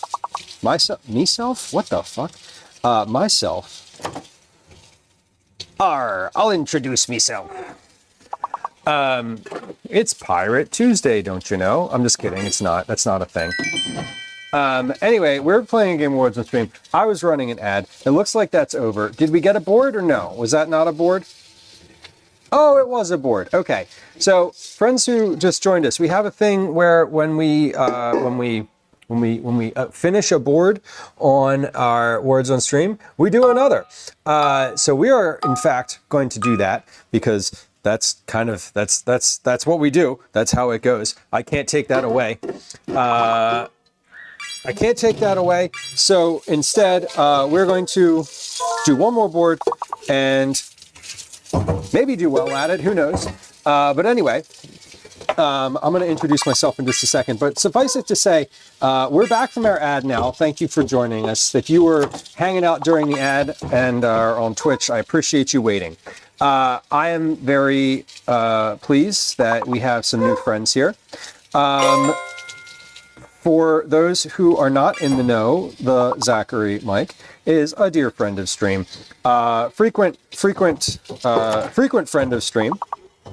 Zach is not a cook, in fact, although they may indeed enjoy cooking in some capacity, but not food specific, not food creation content, but more like Zach does a lot of reacts. Zach does a lot of community involvement. Zach does karaoke too, which is like, oh my God, I can't even imagine. I would be mortified. So we are always happy to see Zach and the folks from Zach's stream here. Please go follow.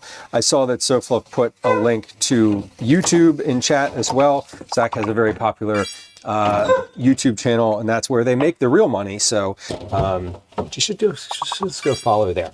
Anyway, we're playing a game of words on stream. Apparently, we're doing very well at it. So this is good. I always do dishes during words on stream. We're going to play another one because, again, it's tradition. That's what we do.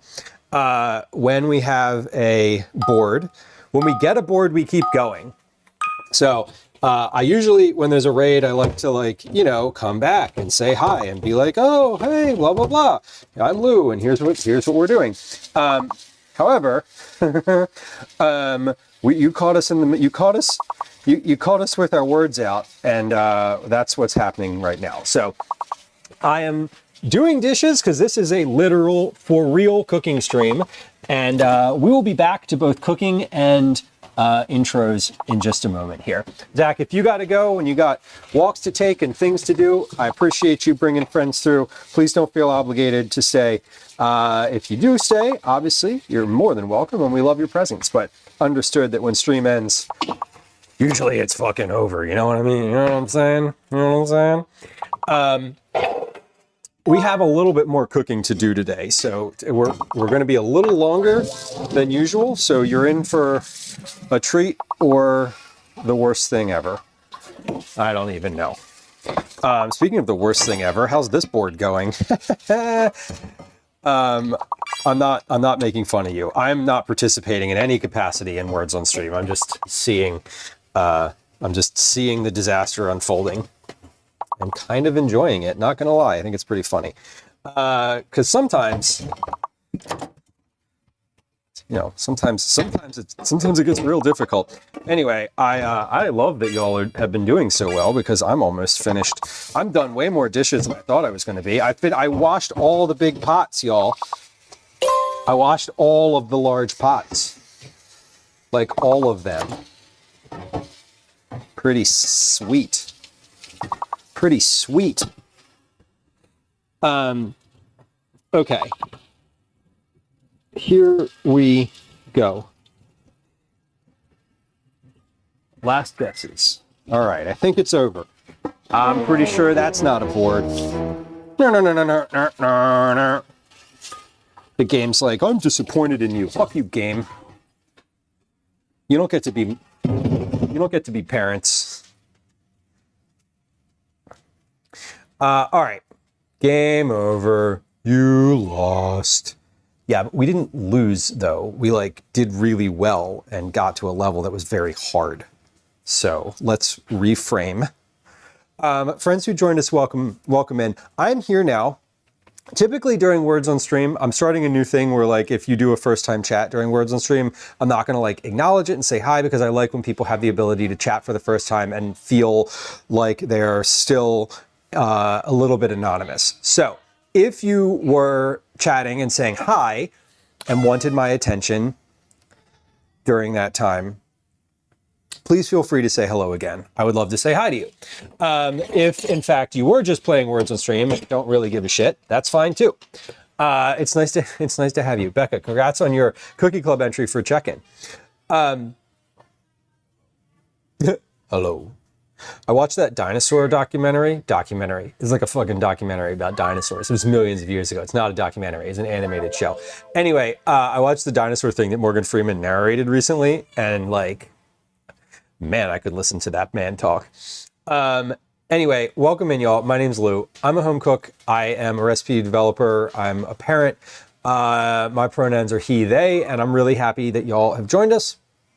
Stream's all about cooking. We do a lot of meal prep. We do some use it up meals, which is like today. We do our, we do baking. We do meal prep. What else do we do? Well, I do a lot of vegetable forward family meals, and I do quite a bit of recipe development on stream. Command recipes if you want to see those and find things to make in your own kitchen that I have personally developed and tested myself, most of which I did on stream.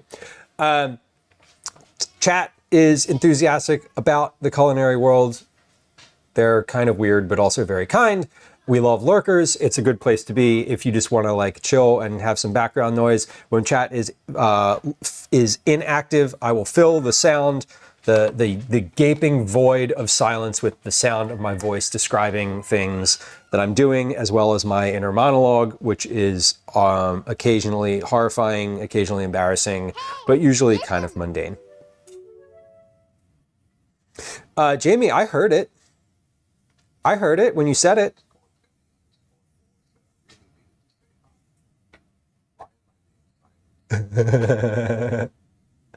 You don't hear it. Did anyone else hear Morgan Freeman speaking just there? Because it's coming out of my computer, which means that it's going through. No. Oh. Okay, did y'all hear the meow that just happened? Interesting. Okay, so you heard the meow, but not the thing. Pause. Let's make sure audio output device is, let's make sure that my audio output device from SpeakerBot is set to be the same audio output device that application default. Okay, so something might have just changed in SpeakerBot, which is not, which is VIO, hold on, voice meter VIO 3. Don't get distracted. Voice meter VIO 3. Okay. Save. Hold on.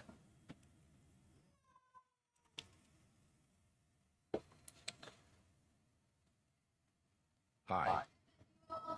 Okay. Did y'all hear Morgan say hi?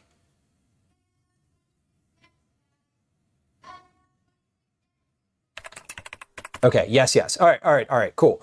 Yeah, cool. So tier 2 subscribers get free text-to-speech.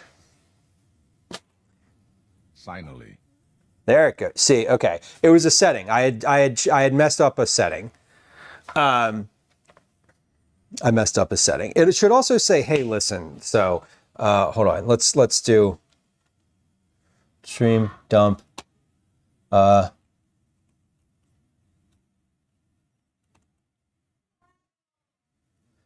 Yeah, it didn't say, hey, listen. So that's because it's because it's not set up. Okay. Here's what we've done today. We have made stock. We made what, 20, 1, 2, 3, 4, 5, 6, 7, 8, 9, 9.5 quarts of stock. So that's 38 cups of stock. It's a lot of stock. We made stock. We made croutons. We made latkes. Where are the latkes? They're in the oven. They're staying warm. I was fucking panicked. I don't know if you caught how panicked I was in that moment. We made latkes. We are going to make, hold on. Oh, hold on. So I can check things off. We made latkes, done. All right, so we're gonna make some soup right now. The soup is based, the soup is a real straightforward little thing that is not a recipe. It's not a Gatorade squirt. Thanks for coming through. Thanks for saying hi. I appreciate you. All one word, Jamie. all one word. Hot soup. We're gonna make soup. This is super straightforward. Oh. We're gonna do onion. We're gonna fry some onion. Then we're going to basically put the liquid in. We're gonna. I roasted some cabbage. I also roasted some mushrooms. Where are they? They're right here. They're literally fucking in front of me. There's mushrooms and cabbage. I have some roasted garlic already. I'm probably going to put some beans in here. I know. Sorry, not sorry. What kind of beans do we want? Cannellini. Yeah, we're gonna do some cannellini beans in here. Those are all going to get blended together into like a puree. So, Liz, I am still here.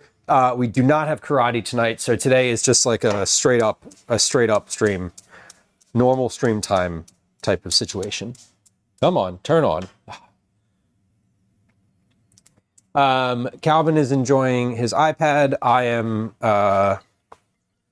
finishing the things that I wanted to finish today. So that's what we're doing. Soup is going to be really easy. Should be really easy. Like this is the only thing that needs to like cook. Everything else is already cooked or just needs to be warmed through. So this is going to take. This should be very, very straightforward. And then we're going to make banana whip after that, which is also very, very straightforward. So I saved the two easiest things for last, knowing myself and knowing sort of like, you know, where stream might go today. Anyway, we are indeed here still. We did a lot today though. Oh shit, we still need to do the cookie club drawing. Okay, it's fine. I can do that. We can do that because I'm ready for it. I'm literally ready for it. Remember earlier in stream when I was like, I'm going to get caught up and I'm not going to want to do these later. I'm not going to want to like cut all these entries later. Here we are later. And guess what? I don't want to cut them and I'm glad I did. Okay, so let's come over to the stove again real quick. We're going to come fry some onions up and then we'll be basically that's kind of it. That's the only real work that has to happen with this particular dish. So these are basically just half of an onion, half of a large onion. Yeah, Velos, I was really like earlier, I was like, you know, I'll just save these for later. And then I was like, you know what you hate doing later? This thing that you have time to do right in this moment and should probably do right in this moment. And I did, and I'm glad I did. The other thing with this soup is everything that I have that's going in here, both the cabbage and the mushrooms and the stock are already seasoned. So we have a relatively quick turnaround time to do this. So I think what we'll do the cookie club drawing kind of last because the soup will be ready to eat. The latkes are ready. They're in the oven. They're staying warm. And the banana whip, I'm just going to like finish and pop that in the fridge in the food processor. So Jamie, is the time getting to me? Not quite. It is in the morning when it's dark, but like, I guess right now it is because my body is not telling me that it is 1908 right now, 7:08 p.m. Just like the light is not reading like that to me. The light is sort of, as I keep looking up and glancing over at the window, the light is basically like, you're fine. It's 6 o'clock. So yeah. Persephone says, sometimes our brains remember to do the thing that we hate to do when we have time to do it. Yeah, I hadn't gotten started.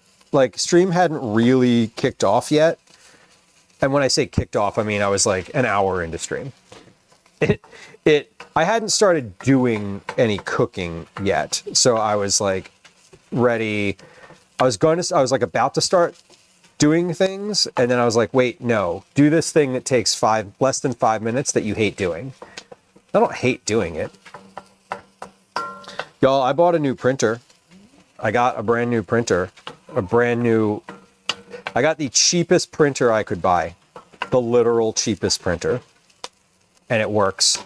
So I'm pretty happy. All right, we got fried onions. Those are ready to go. Let's put this garlic in here. It's the ink that gets me. I know, right? Yeah, and it definitely does. It's really like, it's really kind of awful. I didn't look at like the ink or what it costs or any of the like the upkeep of this particular printer. I just saw that it was fucking $50 cheaper than the other ones and was like, okay, I'm sold. All right, so this looks good. Putting these beans in here now. We're gonna season those.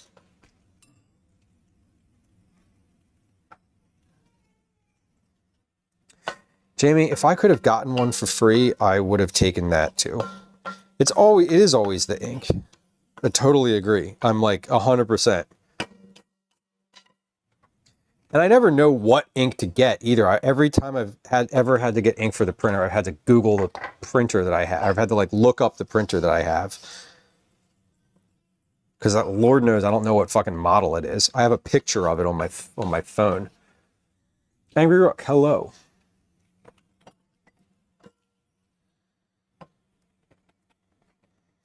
Can you refill them now? I haven't looked into that in a while. I've had them refilled before, and I've gotten ones that were like, I've had ones that were like aftermarket, like non-branded ones, and like they didn't work. Exactly, Shart. Yeah, you can't buy the knockoffs either. They're just like, no, sorry. You have to buy the one from our brand. FUHP. Okay, there's a bunch of roasted garlic in there. Beautiful.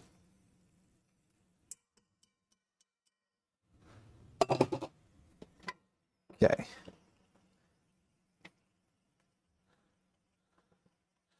So this is going to be a really savory soup. Fix the check-ins. Well, kind of. I messed up the check-ins. What I figured out what happened, Angry Rook. I was using a database, a bot database that was like 3 months old. And it ended up being, that I was just using like an old database. Okay, so I'm popping mushrooms in here now. So everyone's check-ins were off, and the people who had not the people who had started doing check-ins in that 3 months had like all reverted to 0. So essentially I need to go back. Well, I'm going to look at the chat logs from those streams and make sure I know who checked in and add those check-ins to the tally on this computer that I'm using right now.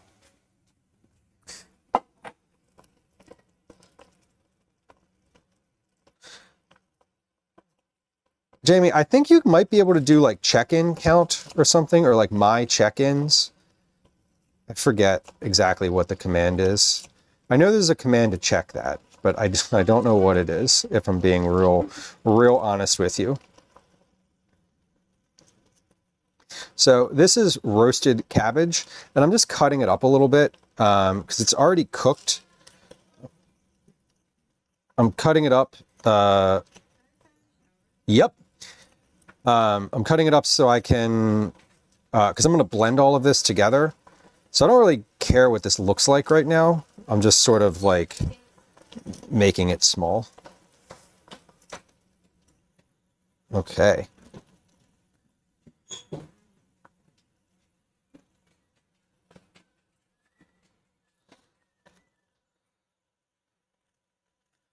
Yeah, there we go.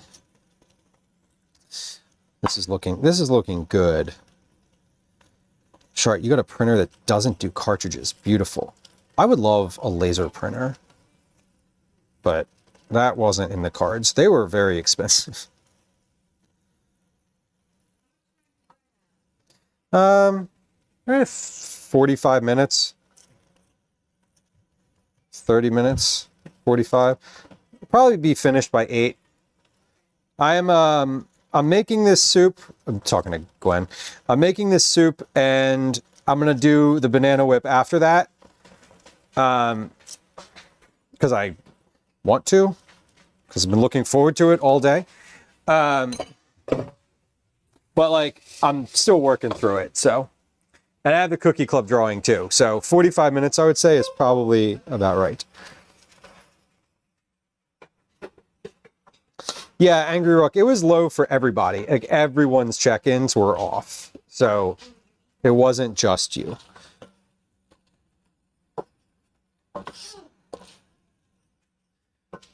Yeah, Velas, with the oh, congrats. Glenn walked 3 miles at the gym. It might be under commands. If you do like commands, it might tell you what that is. I'm not sure. I'd like a command that does the counters, that tells you what access you have. No, it's not in there. The counters are not in. Okay, because the counters are, okay, I know why. So none of the counters are in there. Okay. Kind of annoying, honestly. I'm not going to lie. Okay.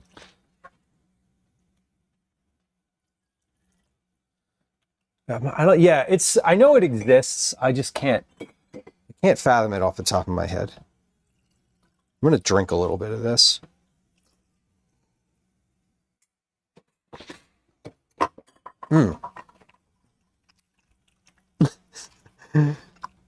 As I said, I know that it exists. I can't think of what it would be.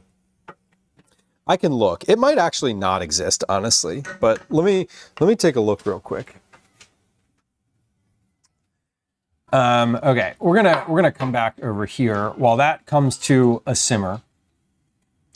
Let's see, check-ins. It would be under counters.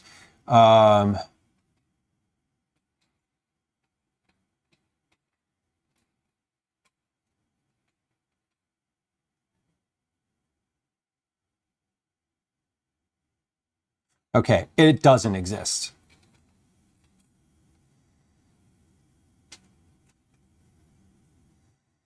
Hold on. If you want to hold on for a second, I can create it. Let's see. Get user specific. What is that? Chat count? No. Check-in. Get user specific. No, I would need to I would need to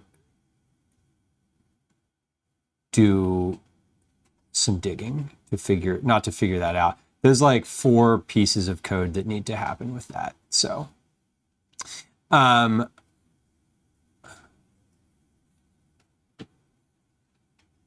that's the one to delete. Let me table this though.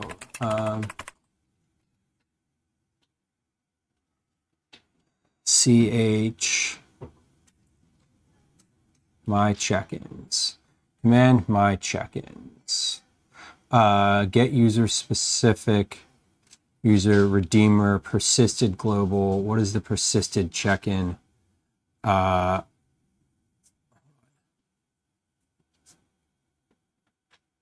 me go back and find. I can create this actually pretty quick. Here we go. Okay. Angry Rook. I'm just looking at the no,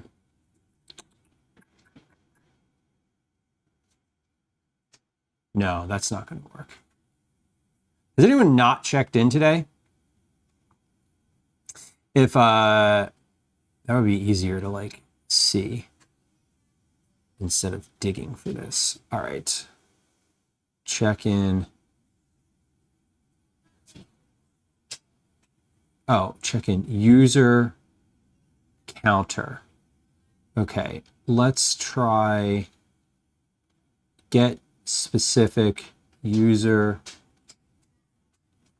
counter. Destination variable. User.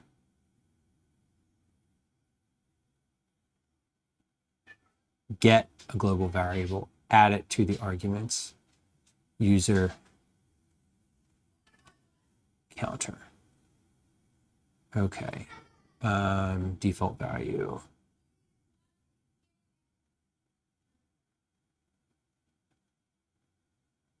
Okay. Get user specific.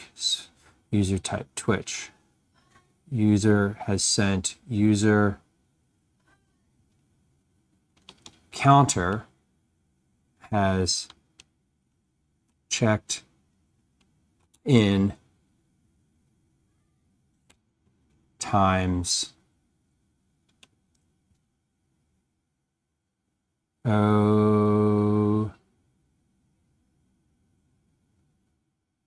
okay.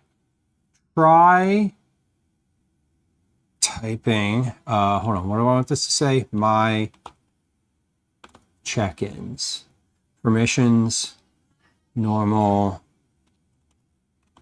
check-ins.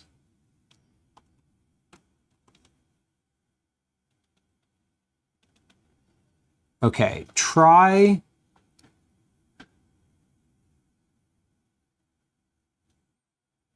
using, hold on, don't do anything.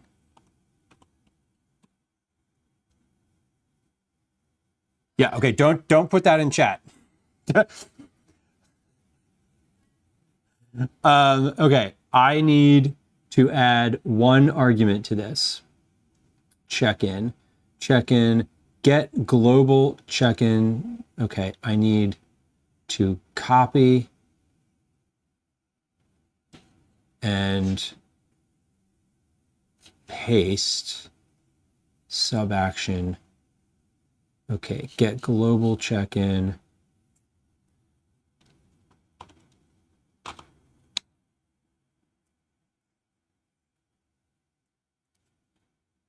Yeah, don't put that in chat because that might clear your check-ins. I don't care if it clears mine, but I don't want it to mess up anyone else's check-ins. User. Okay.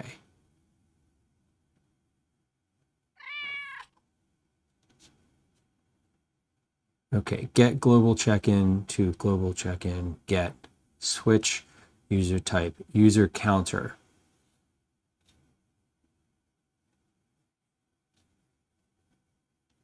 Okay. And I want this to be a message user counter. Okay. Sorry, we're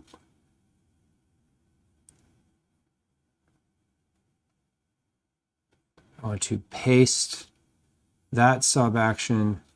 I know this is like super exciting.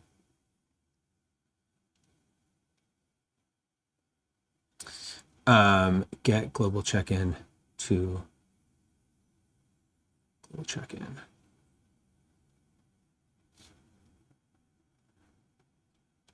Divided States, welcome in. Hello.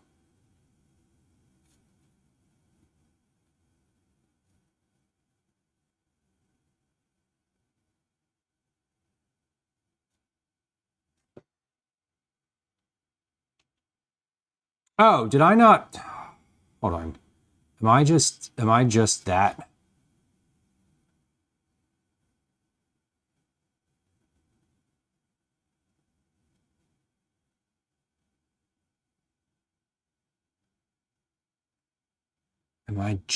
that? Hold on. First off, I need to check in. Then I need to, oh, it says I have 88, so that's good.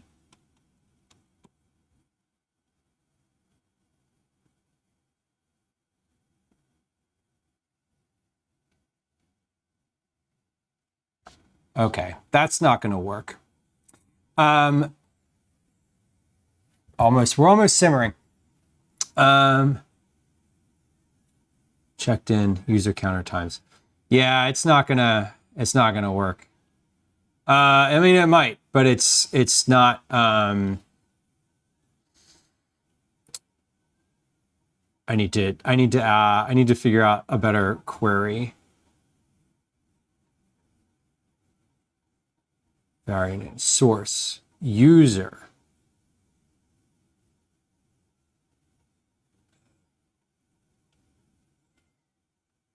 Okay, let's change that and no. Okay. I will figure this out. I will figure this out at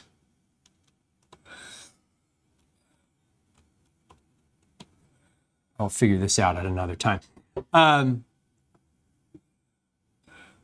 Yeah, Dr. Hex Mikey, what I'm trying to figure out, or not figure out, the bot that I use is, I use StreamerBot, and it has a whole bunch of different like variables that you can set. Check-ins is a specific variable that I have created.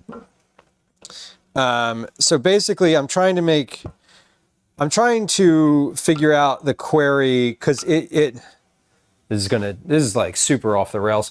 But it's a persisted user variable that I need to query that I'm not sure what the right thing to query is. So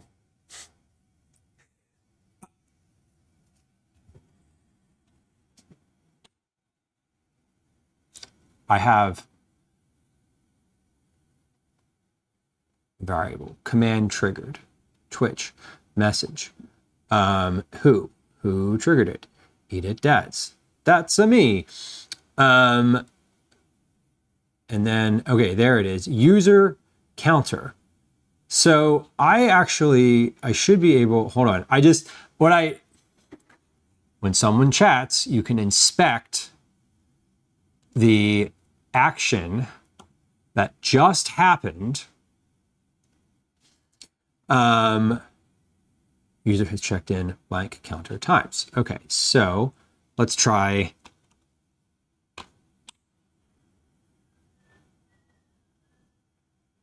Oh, I have to enable it. Sorry, this is super boring, but like it's one of those things where, fuck. Why? It just said the fucking thing. Okay, hold on. What value is passed when I do this? Oh, it's asking. Okay. Got it.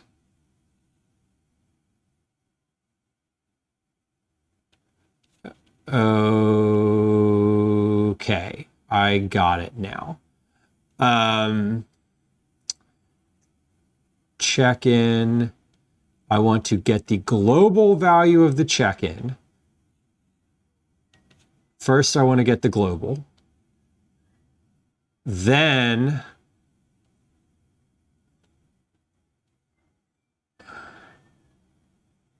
yes, the soup is definitely simmering.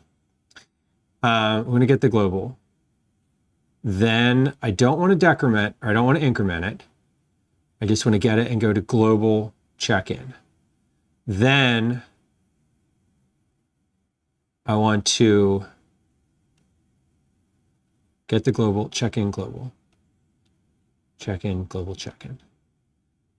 If user counter matches regex. If, okay, user type Twitch, user checked in, user counter. Okay, let's try that one more time.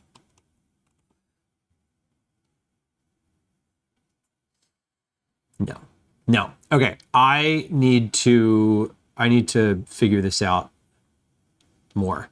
Okay, we're just disabling that for now, and we're going to move along. I promise you that I will work on that, because now I'm curious, and it is a simple, I know that it will be a simple solution. I just don't know. I don't have the right language for it, and I don't want to continue testing it in real time. So I also, because we're already like a little sensitive around the check-in situation, I don't want to mess anything up. So frankly, I want to, it is Phoenix. That's exactly what it's doing.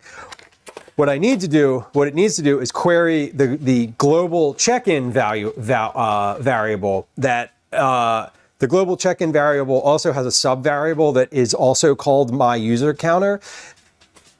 So it's the same, it's using the same the same language for two separate things. And so you're right, it is using, what I need to do is get it to populate the value for user counter for the check-in and not the my check-ins.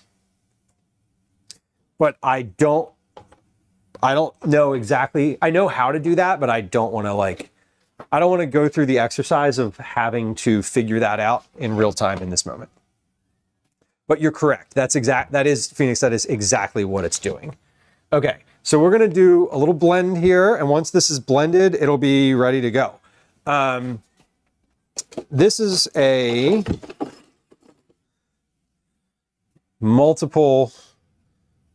this is a long blend situation, I believe, because cabbage is kind of, cabbage can be kind of tough. So fluff. Seriously. I mean, funny, and also, yes. We're using a very different blender from the results of the hot soup command. So just like a little heads up, we are doing things differently than that situation. We're gonna blend this, and then I'm gonna need to blend a second batch of this. So I am gonna need to dirty one of the pots that I literally just cleaned. Anyway, once we do that though, this is we're pretty much finished here today. Like the banana ice cream is super easy, and then the Cookie Club drawing again also is easy. And then we'll be out of here. But not quite there yet. I'm just gonna finish this. Let's see. I'm gonna open this up. I'm gonna put a towel over it, a dirty towel. I'm gonna wipe the front of this blender first, actually. I just spilled soup all down the front of it. Okay, so let's blend. Put a dirty towel over the top here. And we're gonna power on, and we're just gonna do a pulse to kind of knock everything down. And then we're gonna blend. Yeah, I do. I have it. This is vented. This blender I've done hot soup in plenty of times now, so I'm not concerned about this blender.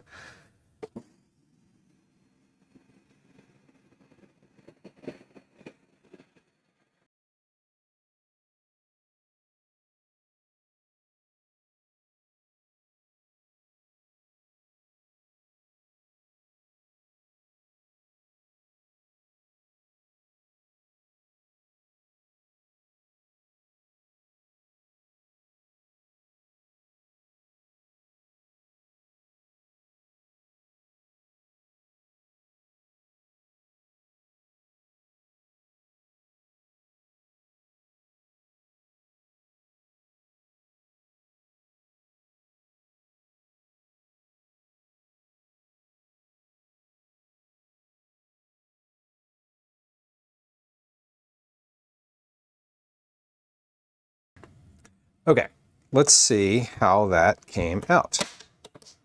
Is this blended? Yeah, it's pretty blended. Blended enough. So that was round one. Darlene on YouTube says, you like my lemon towel? Thank you. I like this towel too. This towel, for a long time, I considered a good towel, and I wouldn't use it for like stuff that was going to get it like stained or really messy or awful. But like, why? The blender was free. That blender was free, Jamie. And I think about that all the time when I use this blender, about how I didn't have one. And then my neighbors who were moving to India, specifically, were just getting rid of all of the things at their house. And they had this blender out front, just like for the trash.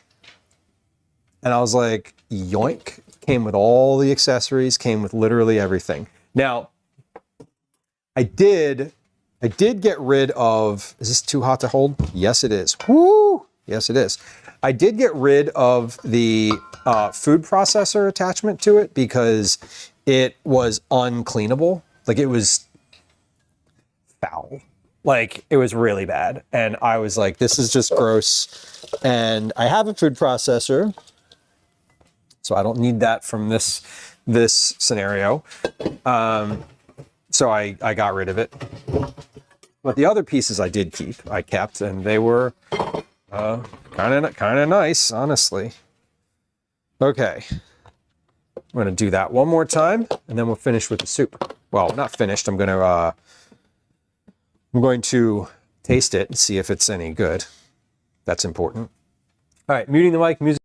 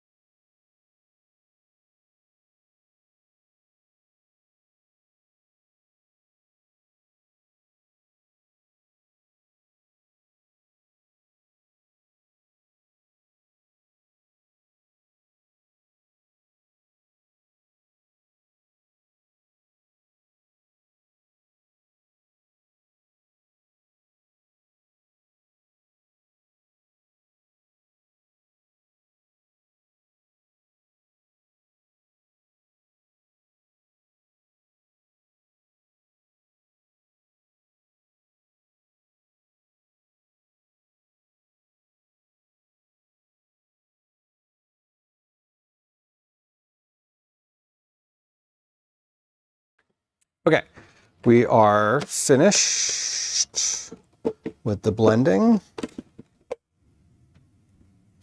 Now, I think I probably would like to blend this a little longer, if I'm being honest. Maybe I probably want to blend this for about 5 minutes total, but I don't have the patience for that right now. And I think that it's fine as is. Now I just want to make sure that it tastes fine. The only adjustments that we're going to make here are possibly salt and pepper. Maybe a little bit of something else if it springs to mind immediately. But otherwise, we're going to move on to our banana whip, and that will be super quick. That will genuinely be very quick. So.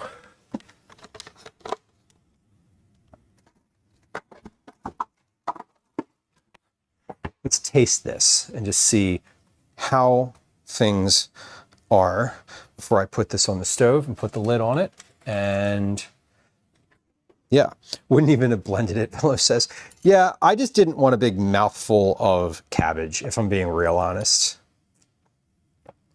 9, the immersion blender is great. I have an immersion blender. It would take a half an hour to blend this. With that immersion blender. Mine is really crappy, so like to be fair, mine is not a good one. Yeah, I really do like that would be better blended longer, but it's really good. Now,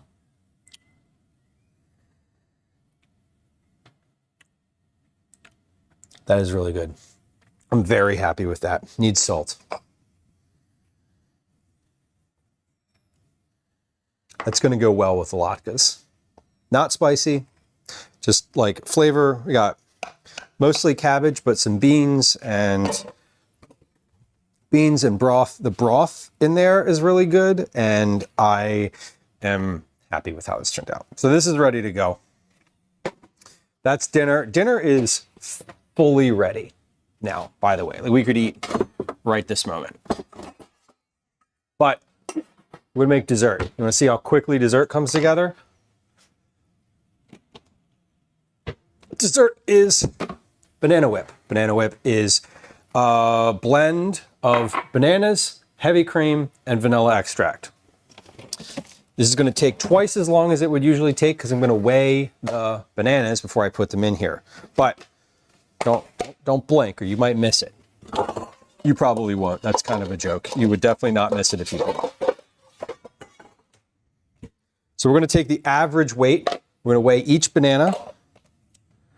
Remember, way back when I was putting these in the freezer, I put them in and sectioned off my bananas. So you can section these off if you want to do it quicker. If you want it to be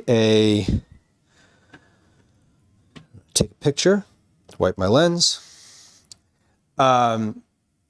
Could this be done with other types of fruits? Velos, yes, it could. And other types of fruits would also be more grainy. It would be more like a sorbet. Bananas have a unique sort of texture when you blend them that makes them creamier. So for me, yes, it's like a yes and. So you can also add things to this too. You could do a, banana and blueberries, for example. Okay, let's do a quick. I'm gonna do a quick weight here. 1, 2, 3, 4, 5. We're gonna do 5 bananas worth of whip. So here's. Oh wait, hold on. I need the blade. Need the blade. Put the blade in there. Need the blade. I'm going to say it one more time. Need the blade. Because if I don't put the blade in there and I dump all those bananas in there, I'm going to have to take all of them out again. There. Okay, done. This is 96 grams. Now, I also want to measure the volume of that. So why don't we do it this way? That was 96.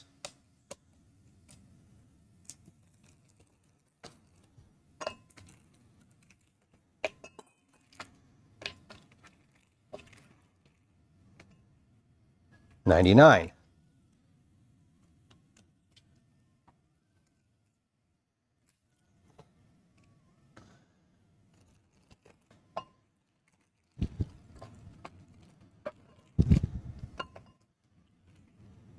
Fuck, I didn't turn my scale.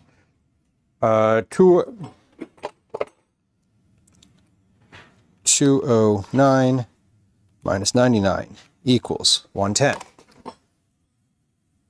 Tear. Shake.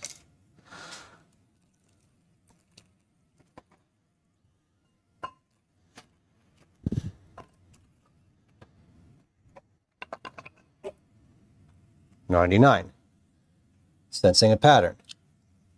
Last banana. Perfect. There's like 4 cups. Just about 4 cups worth of banana. Frozen, cut up banana.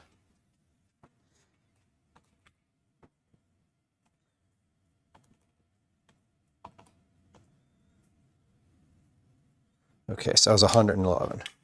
So 4 cups worth of frozen banana into the food processor.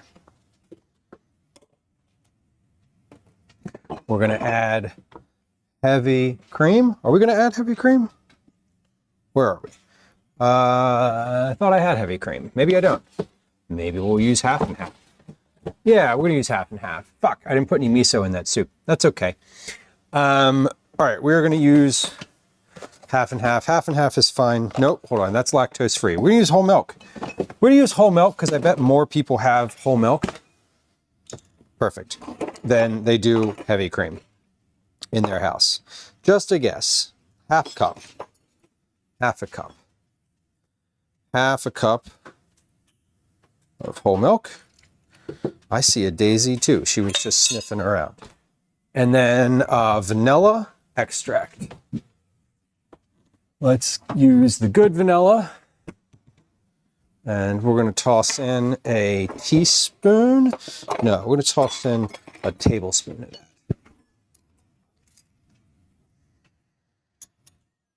Yeah, pineapple whip is definitely also a thing.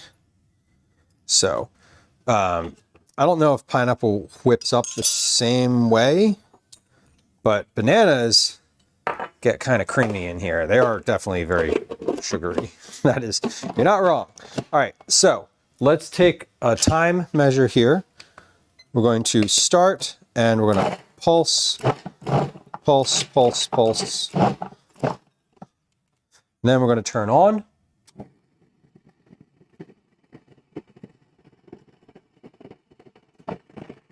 And what we're doing is we are putting this is in the food processor. I'm describing what I'm seeing here. So there's a lot of chopping going on, and the bananas kind of form into one big mass. That mass rotates around, and the blades click off the bottom of that mass. Eventually, that mass turns into what kind of looks like a ball rolling around, like just slowly like rolling around the edge. And that ball gets smaller and smaller and smaller. And after, maybe 2 minutes or so, it ends up being completely cream. And that's when it's done. So you just let it sit just like it is. Just keep blending it.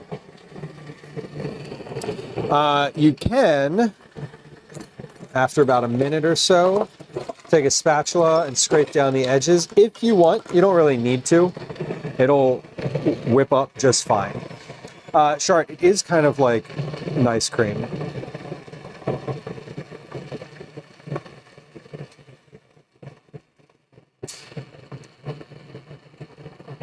Okay, we're at about a minute and 30. I'm going to open this up and just kind of give this a little, spread this out a little bit. We're going to flatten and sort of zhuzh this as it goes through.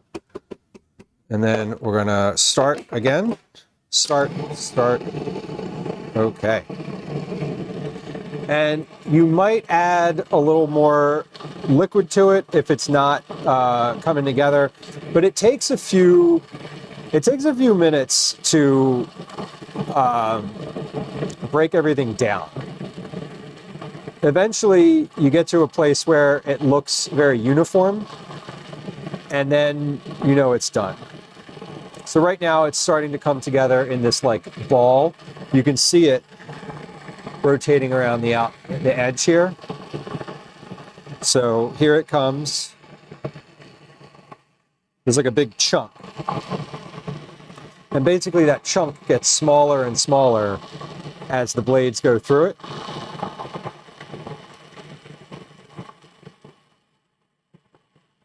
There it goes. Now it's turning. It's like literally turning.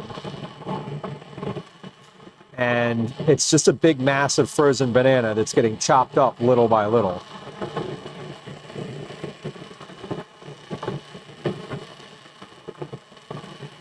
So I'm in about 3 minutes.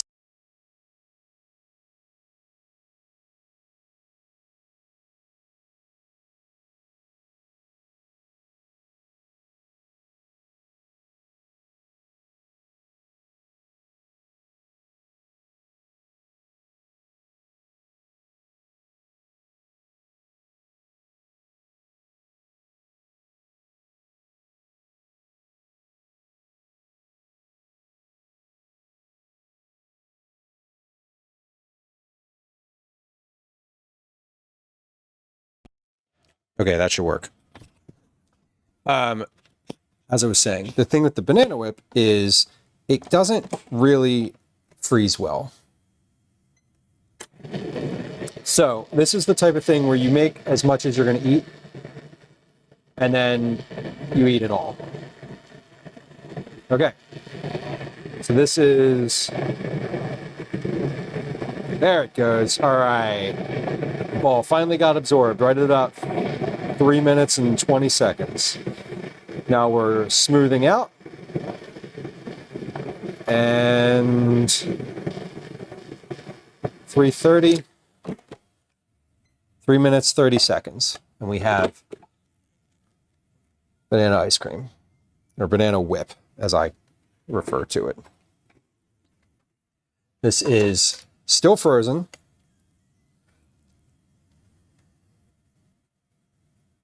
It is very sticky, as you can see. Fuck, that's so good though. I don't think that needs anything else. I think that's good as it is. You might want to add a little like sugar or something to this. I don't think you need to. If you wanted to add sugar or sweetener, you could add honey. Powdered sugar would be fine. But that is your banana whip. Frozen bananas. Frozen bananas. Half a cup of whole milk in there. I prefer heavy cream, but we use what we have. And that's fucking great. Yeah, nice cream, Jamie. I don't think it's too distinct. You know, it's not too much different from that, if at all. I think I've seen different processes for different versions of it, but I think as a base, that is one of my favorite little desserts. Okay. We did it. We're finished cooking today. Yay. We're finished cooking today. Is there a thing? No, I don't have it on there. Whatever. And it don't matter. None of this matters. Okay. Cookie Club. Let's do our Cookie Club drawing and then we can get out of here. First, before we do that, I'd like to find someone to raid. Because I don't want to mess around after we are finished doing the drawing. I'm going to get out of here. I'm going to feed my family dinner. So, let's find somewhere to go. And then we'll do the drawing. That's not where that scale goes. That scale goes to here. There we go. All right. I'm just putting stuff away from the counter real quick. These few little odds and ends that I got out the past few minutes here. Okay. We're going to do our Cookie Club drawing. Y'all need to know what Cookie Club is, or should we just get to it? I think a lot of the folks who are here know what Cookie Club is. Anyway, Cookie Club is our monthly rewards program for folks who stay and hang around in chat, who hang around in Discord and generally are part of the community. There's many ways to enter. Command cookies in chat. Thank you, SoFluff. Thank you, Jamie, for putting that in chat. Cookie Club is a drawing. We are lucky to have lots of entries this month. I have a bowl full of entries. Chef John is on. Great. Okay, thank you. We can probably go there unless I take a real quick look. I'm going to take a real quick look at the Food and Drink Club and to see who else is there. Yes, I see John on there. It was like... We have... Oh, hold on. No. Mute that tab. Mute the tab. God damn it. Stop. Okay. We'll probably see what Chef John is up to, unless he's finished. But if he's finished, then we'll see whatever someone else is up to. I see Warzy Blue is on. I see Chef John is on. I see Chef Nobi is on. I'm Fairy Queen. Whiskey Fox TV. Whiskey Fox TV is on. We never rated them. Jane DS is on. Raywen is on. Aventia is on. Super Uma's on. We have a lot of people in the food and drink category. Okay, cool. So we have plenty of options to stay in food and drink today. Great, perfect. All right, so we're gonna do our drawing right now. We draw 10 names. When we are finished our 10th name, we'll do one more drawing, or we'll draw one more name, and the person whose name we draw after that will be has to be present to win in chat. So if you don't see your name in the first 10, stick around, listen for it at the end. Okay, this month's cookie is I don't know, but it's coming out of this cookbook right here, 108 Asian Cookies. Got it? Good. All right, first name. For using points, Rim Job Shard. For using points, For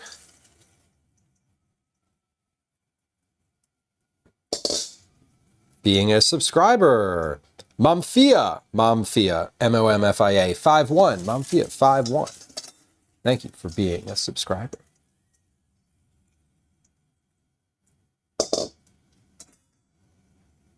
For also being a subscriber, Cyborg K Chop.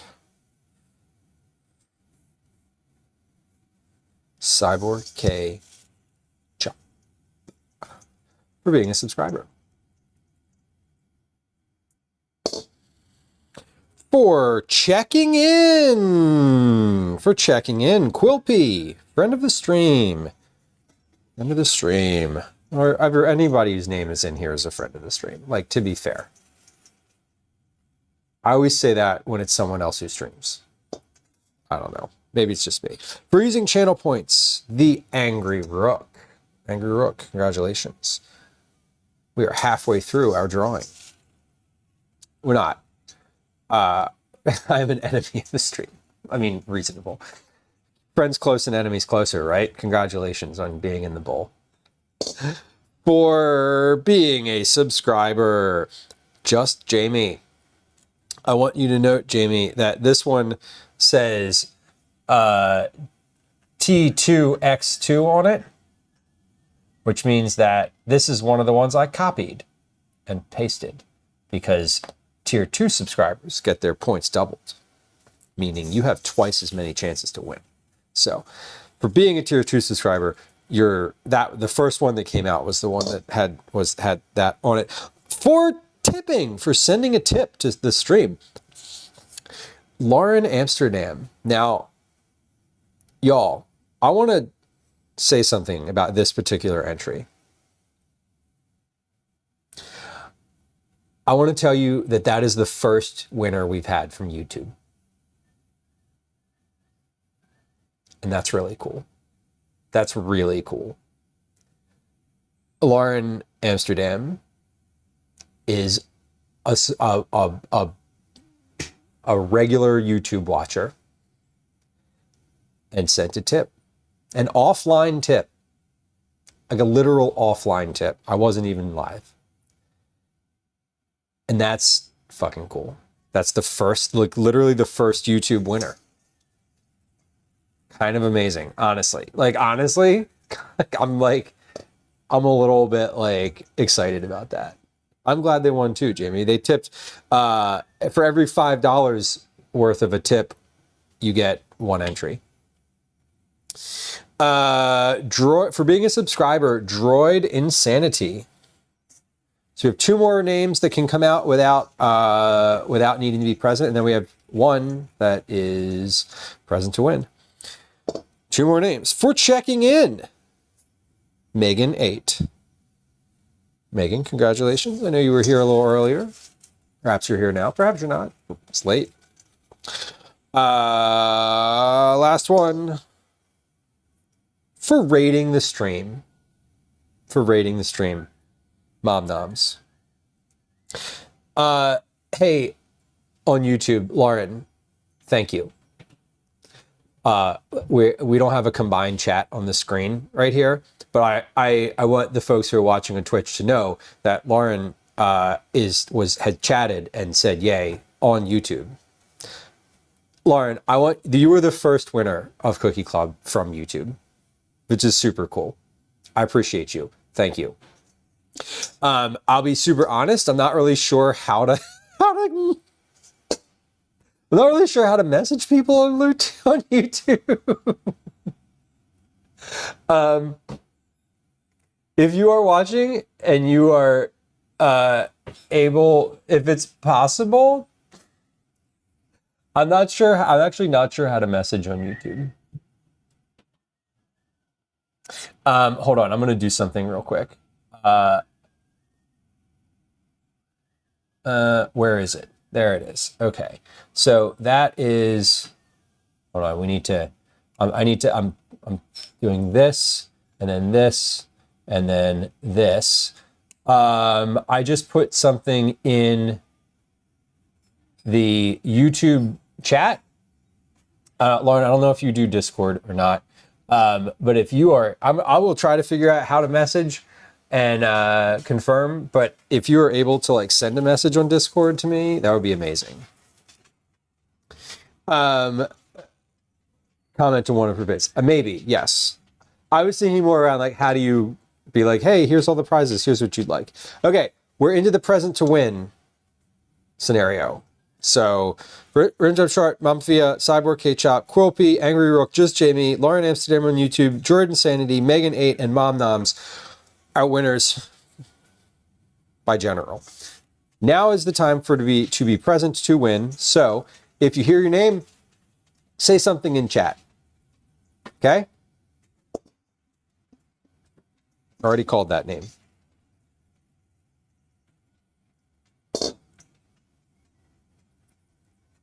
Already called that name. Hold on. Take that one out. All right. If I already called your name, I can message you on Instagram. Instagram would work. Yeah, that would be fine. That would definitely be fine. Thank you.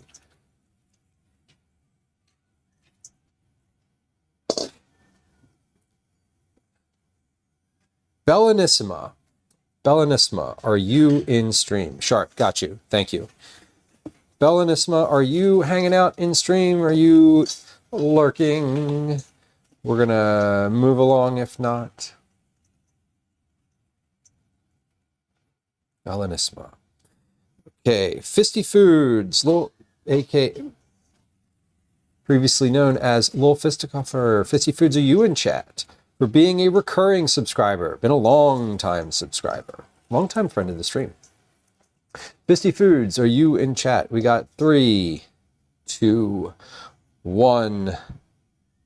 Tatsu80. Tatsu, are you hanging out? I know you were here earlier. Perhaps you're still here. And if you are still here, say something in chat. I am interested in your winning if you are, and if you're not, that's okay too. We will move along. Tatsu, going once. Tatsu 80, going twice. Maria Flober. Maria, for raiding the stream. Maria, are you in chat? Maria, I don't think so, but maybe.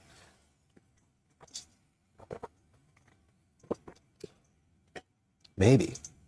Jamie, there are some good sesame cookies, and one of them was one that I had tagged. So, yeah, the black sesame cookie one. I think it had black sesame and like white chocolate, I think. The Zachary Mike for checking in. Zach, are you still hanging out? I doubt that you are still hanging out. Is that the sunflower LaCroix? Yes, it is. Sunshine. I got it today because it was on sale at Aldi for like $1. Zach is meeting with their dietitian. Appropriate. Okay. I just pulled Zach's name again. Not just for checking in. That was the first one, and then the second one was for their rating.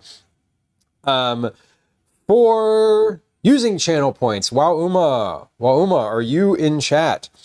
What flavor is it? Persephone, I'm not sure. It's coming out of this cookbook. So we have, I'm here. Hey, we did it. We have our winners for the month. Congratulations. Nice. Very cool. This month's cookie is either going to be spicy ginger pho, as in like the soup, miso pistachio pudding, onoishi cookies, black sesame white chocolate cookies, or black forest cookies. I'm not sure. I'm not sure which one, but we're going to find out tonight because I'm going to look at them and confirm which one I want to make. So, dietitian says no to cookies. You know, I believe that. Okay. Adorable, hello. It's good to see you. Let's see who's still online. Just as a reminder, what we do with the Cookie Club is I'm going to reach out to you either tonight or tomorrow evening via Discord. If I can't get you on Discord, then I'm going to reach out to you directly on Twitch. If I can't get you on Twitch, I might try to find you on Instagram. Okay. We are going to raid. We are indeed going to raid Chef John Leong. on Twitch. Chef John is a friend of the stream. He is celebrating Mario Day. He is in fact dressed like Mario, making Sichuan udon spaghetti and chili crisp focaccia, which sounds fucking good. So we're gonna raid over there. Before I end the YouTube stream, I want to let you all know that the next stream will be on Thursday noon. We will be making cookies. So that's what we're doing on Thursday. Thanks y'all for hanging out today. How do I do this raid? I swear I've done this before. Raid. Hold on. I know I could do this like from chat, but I've never done it and it makes me nervous to do that. Okay, we're gonna start the raid. Start. There we go. Alrighty, y'all. Thank you for hanging out today. I appreciate you. We will be back on Thursday. If you're hanging out on YouTube, I appreciate y'all too. Please like, please subscribe, and we'll see you when we see you.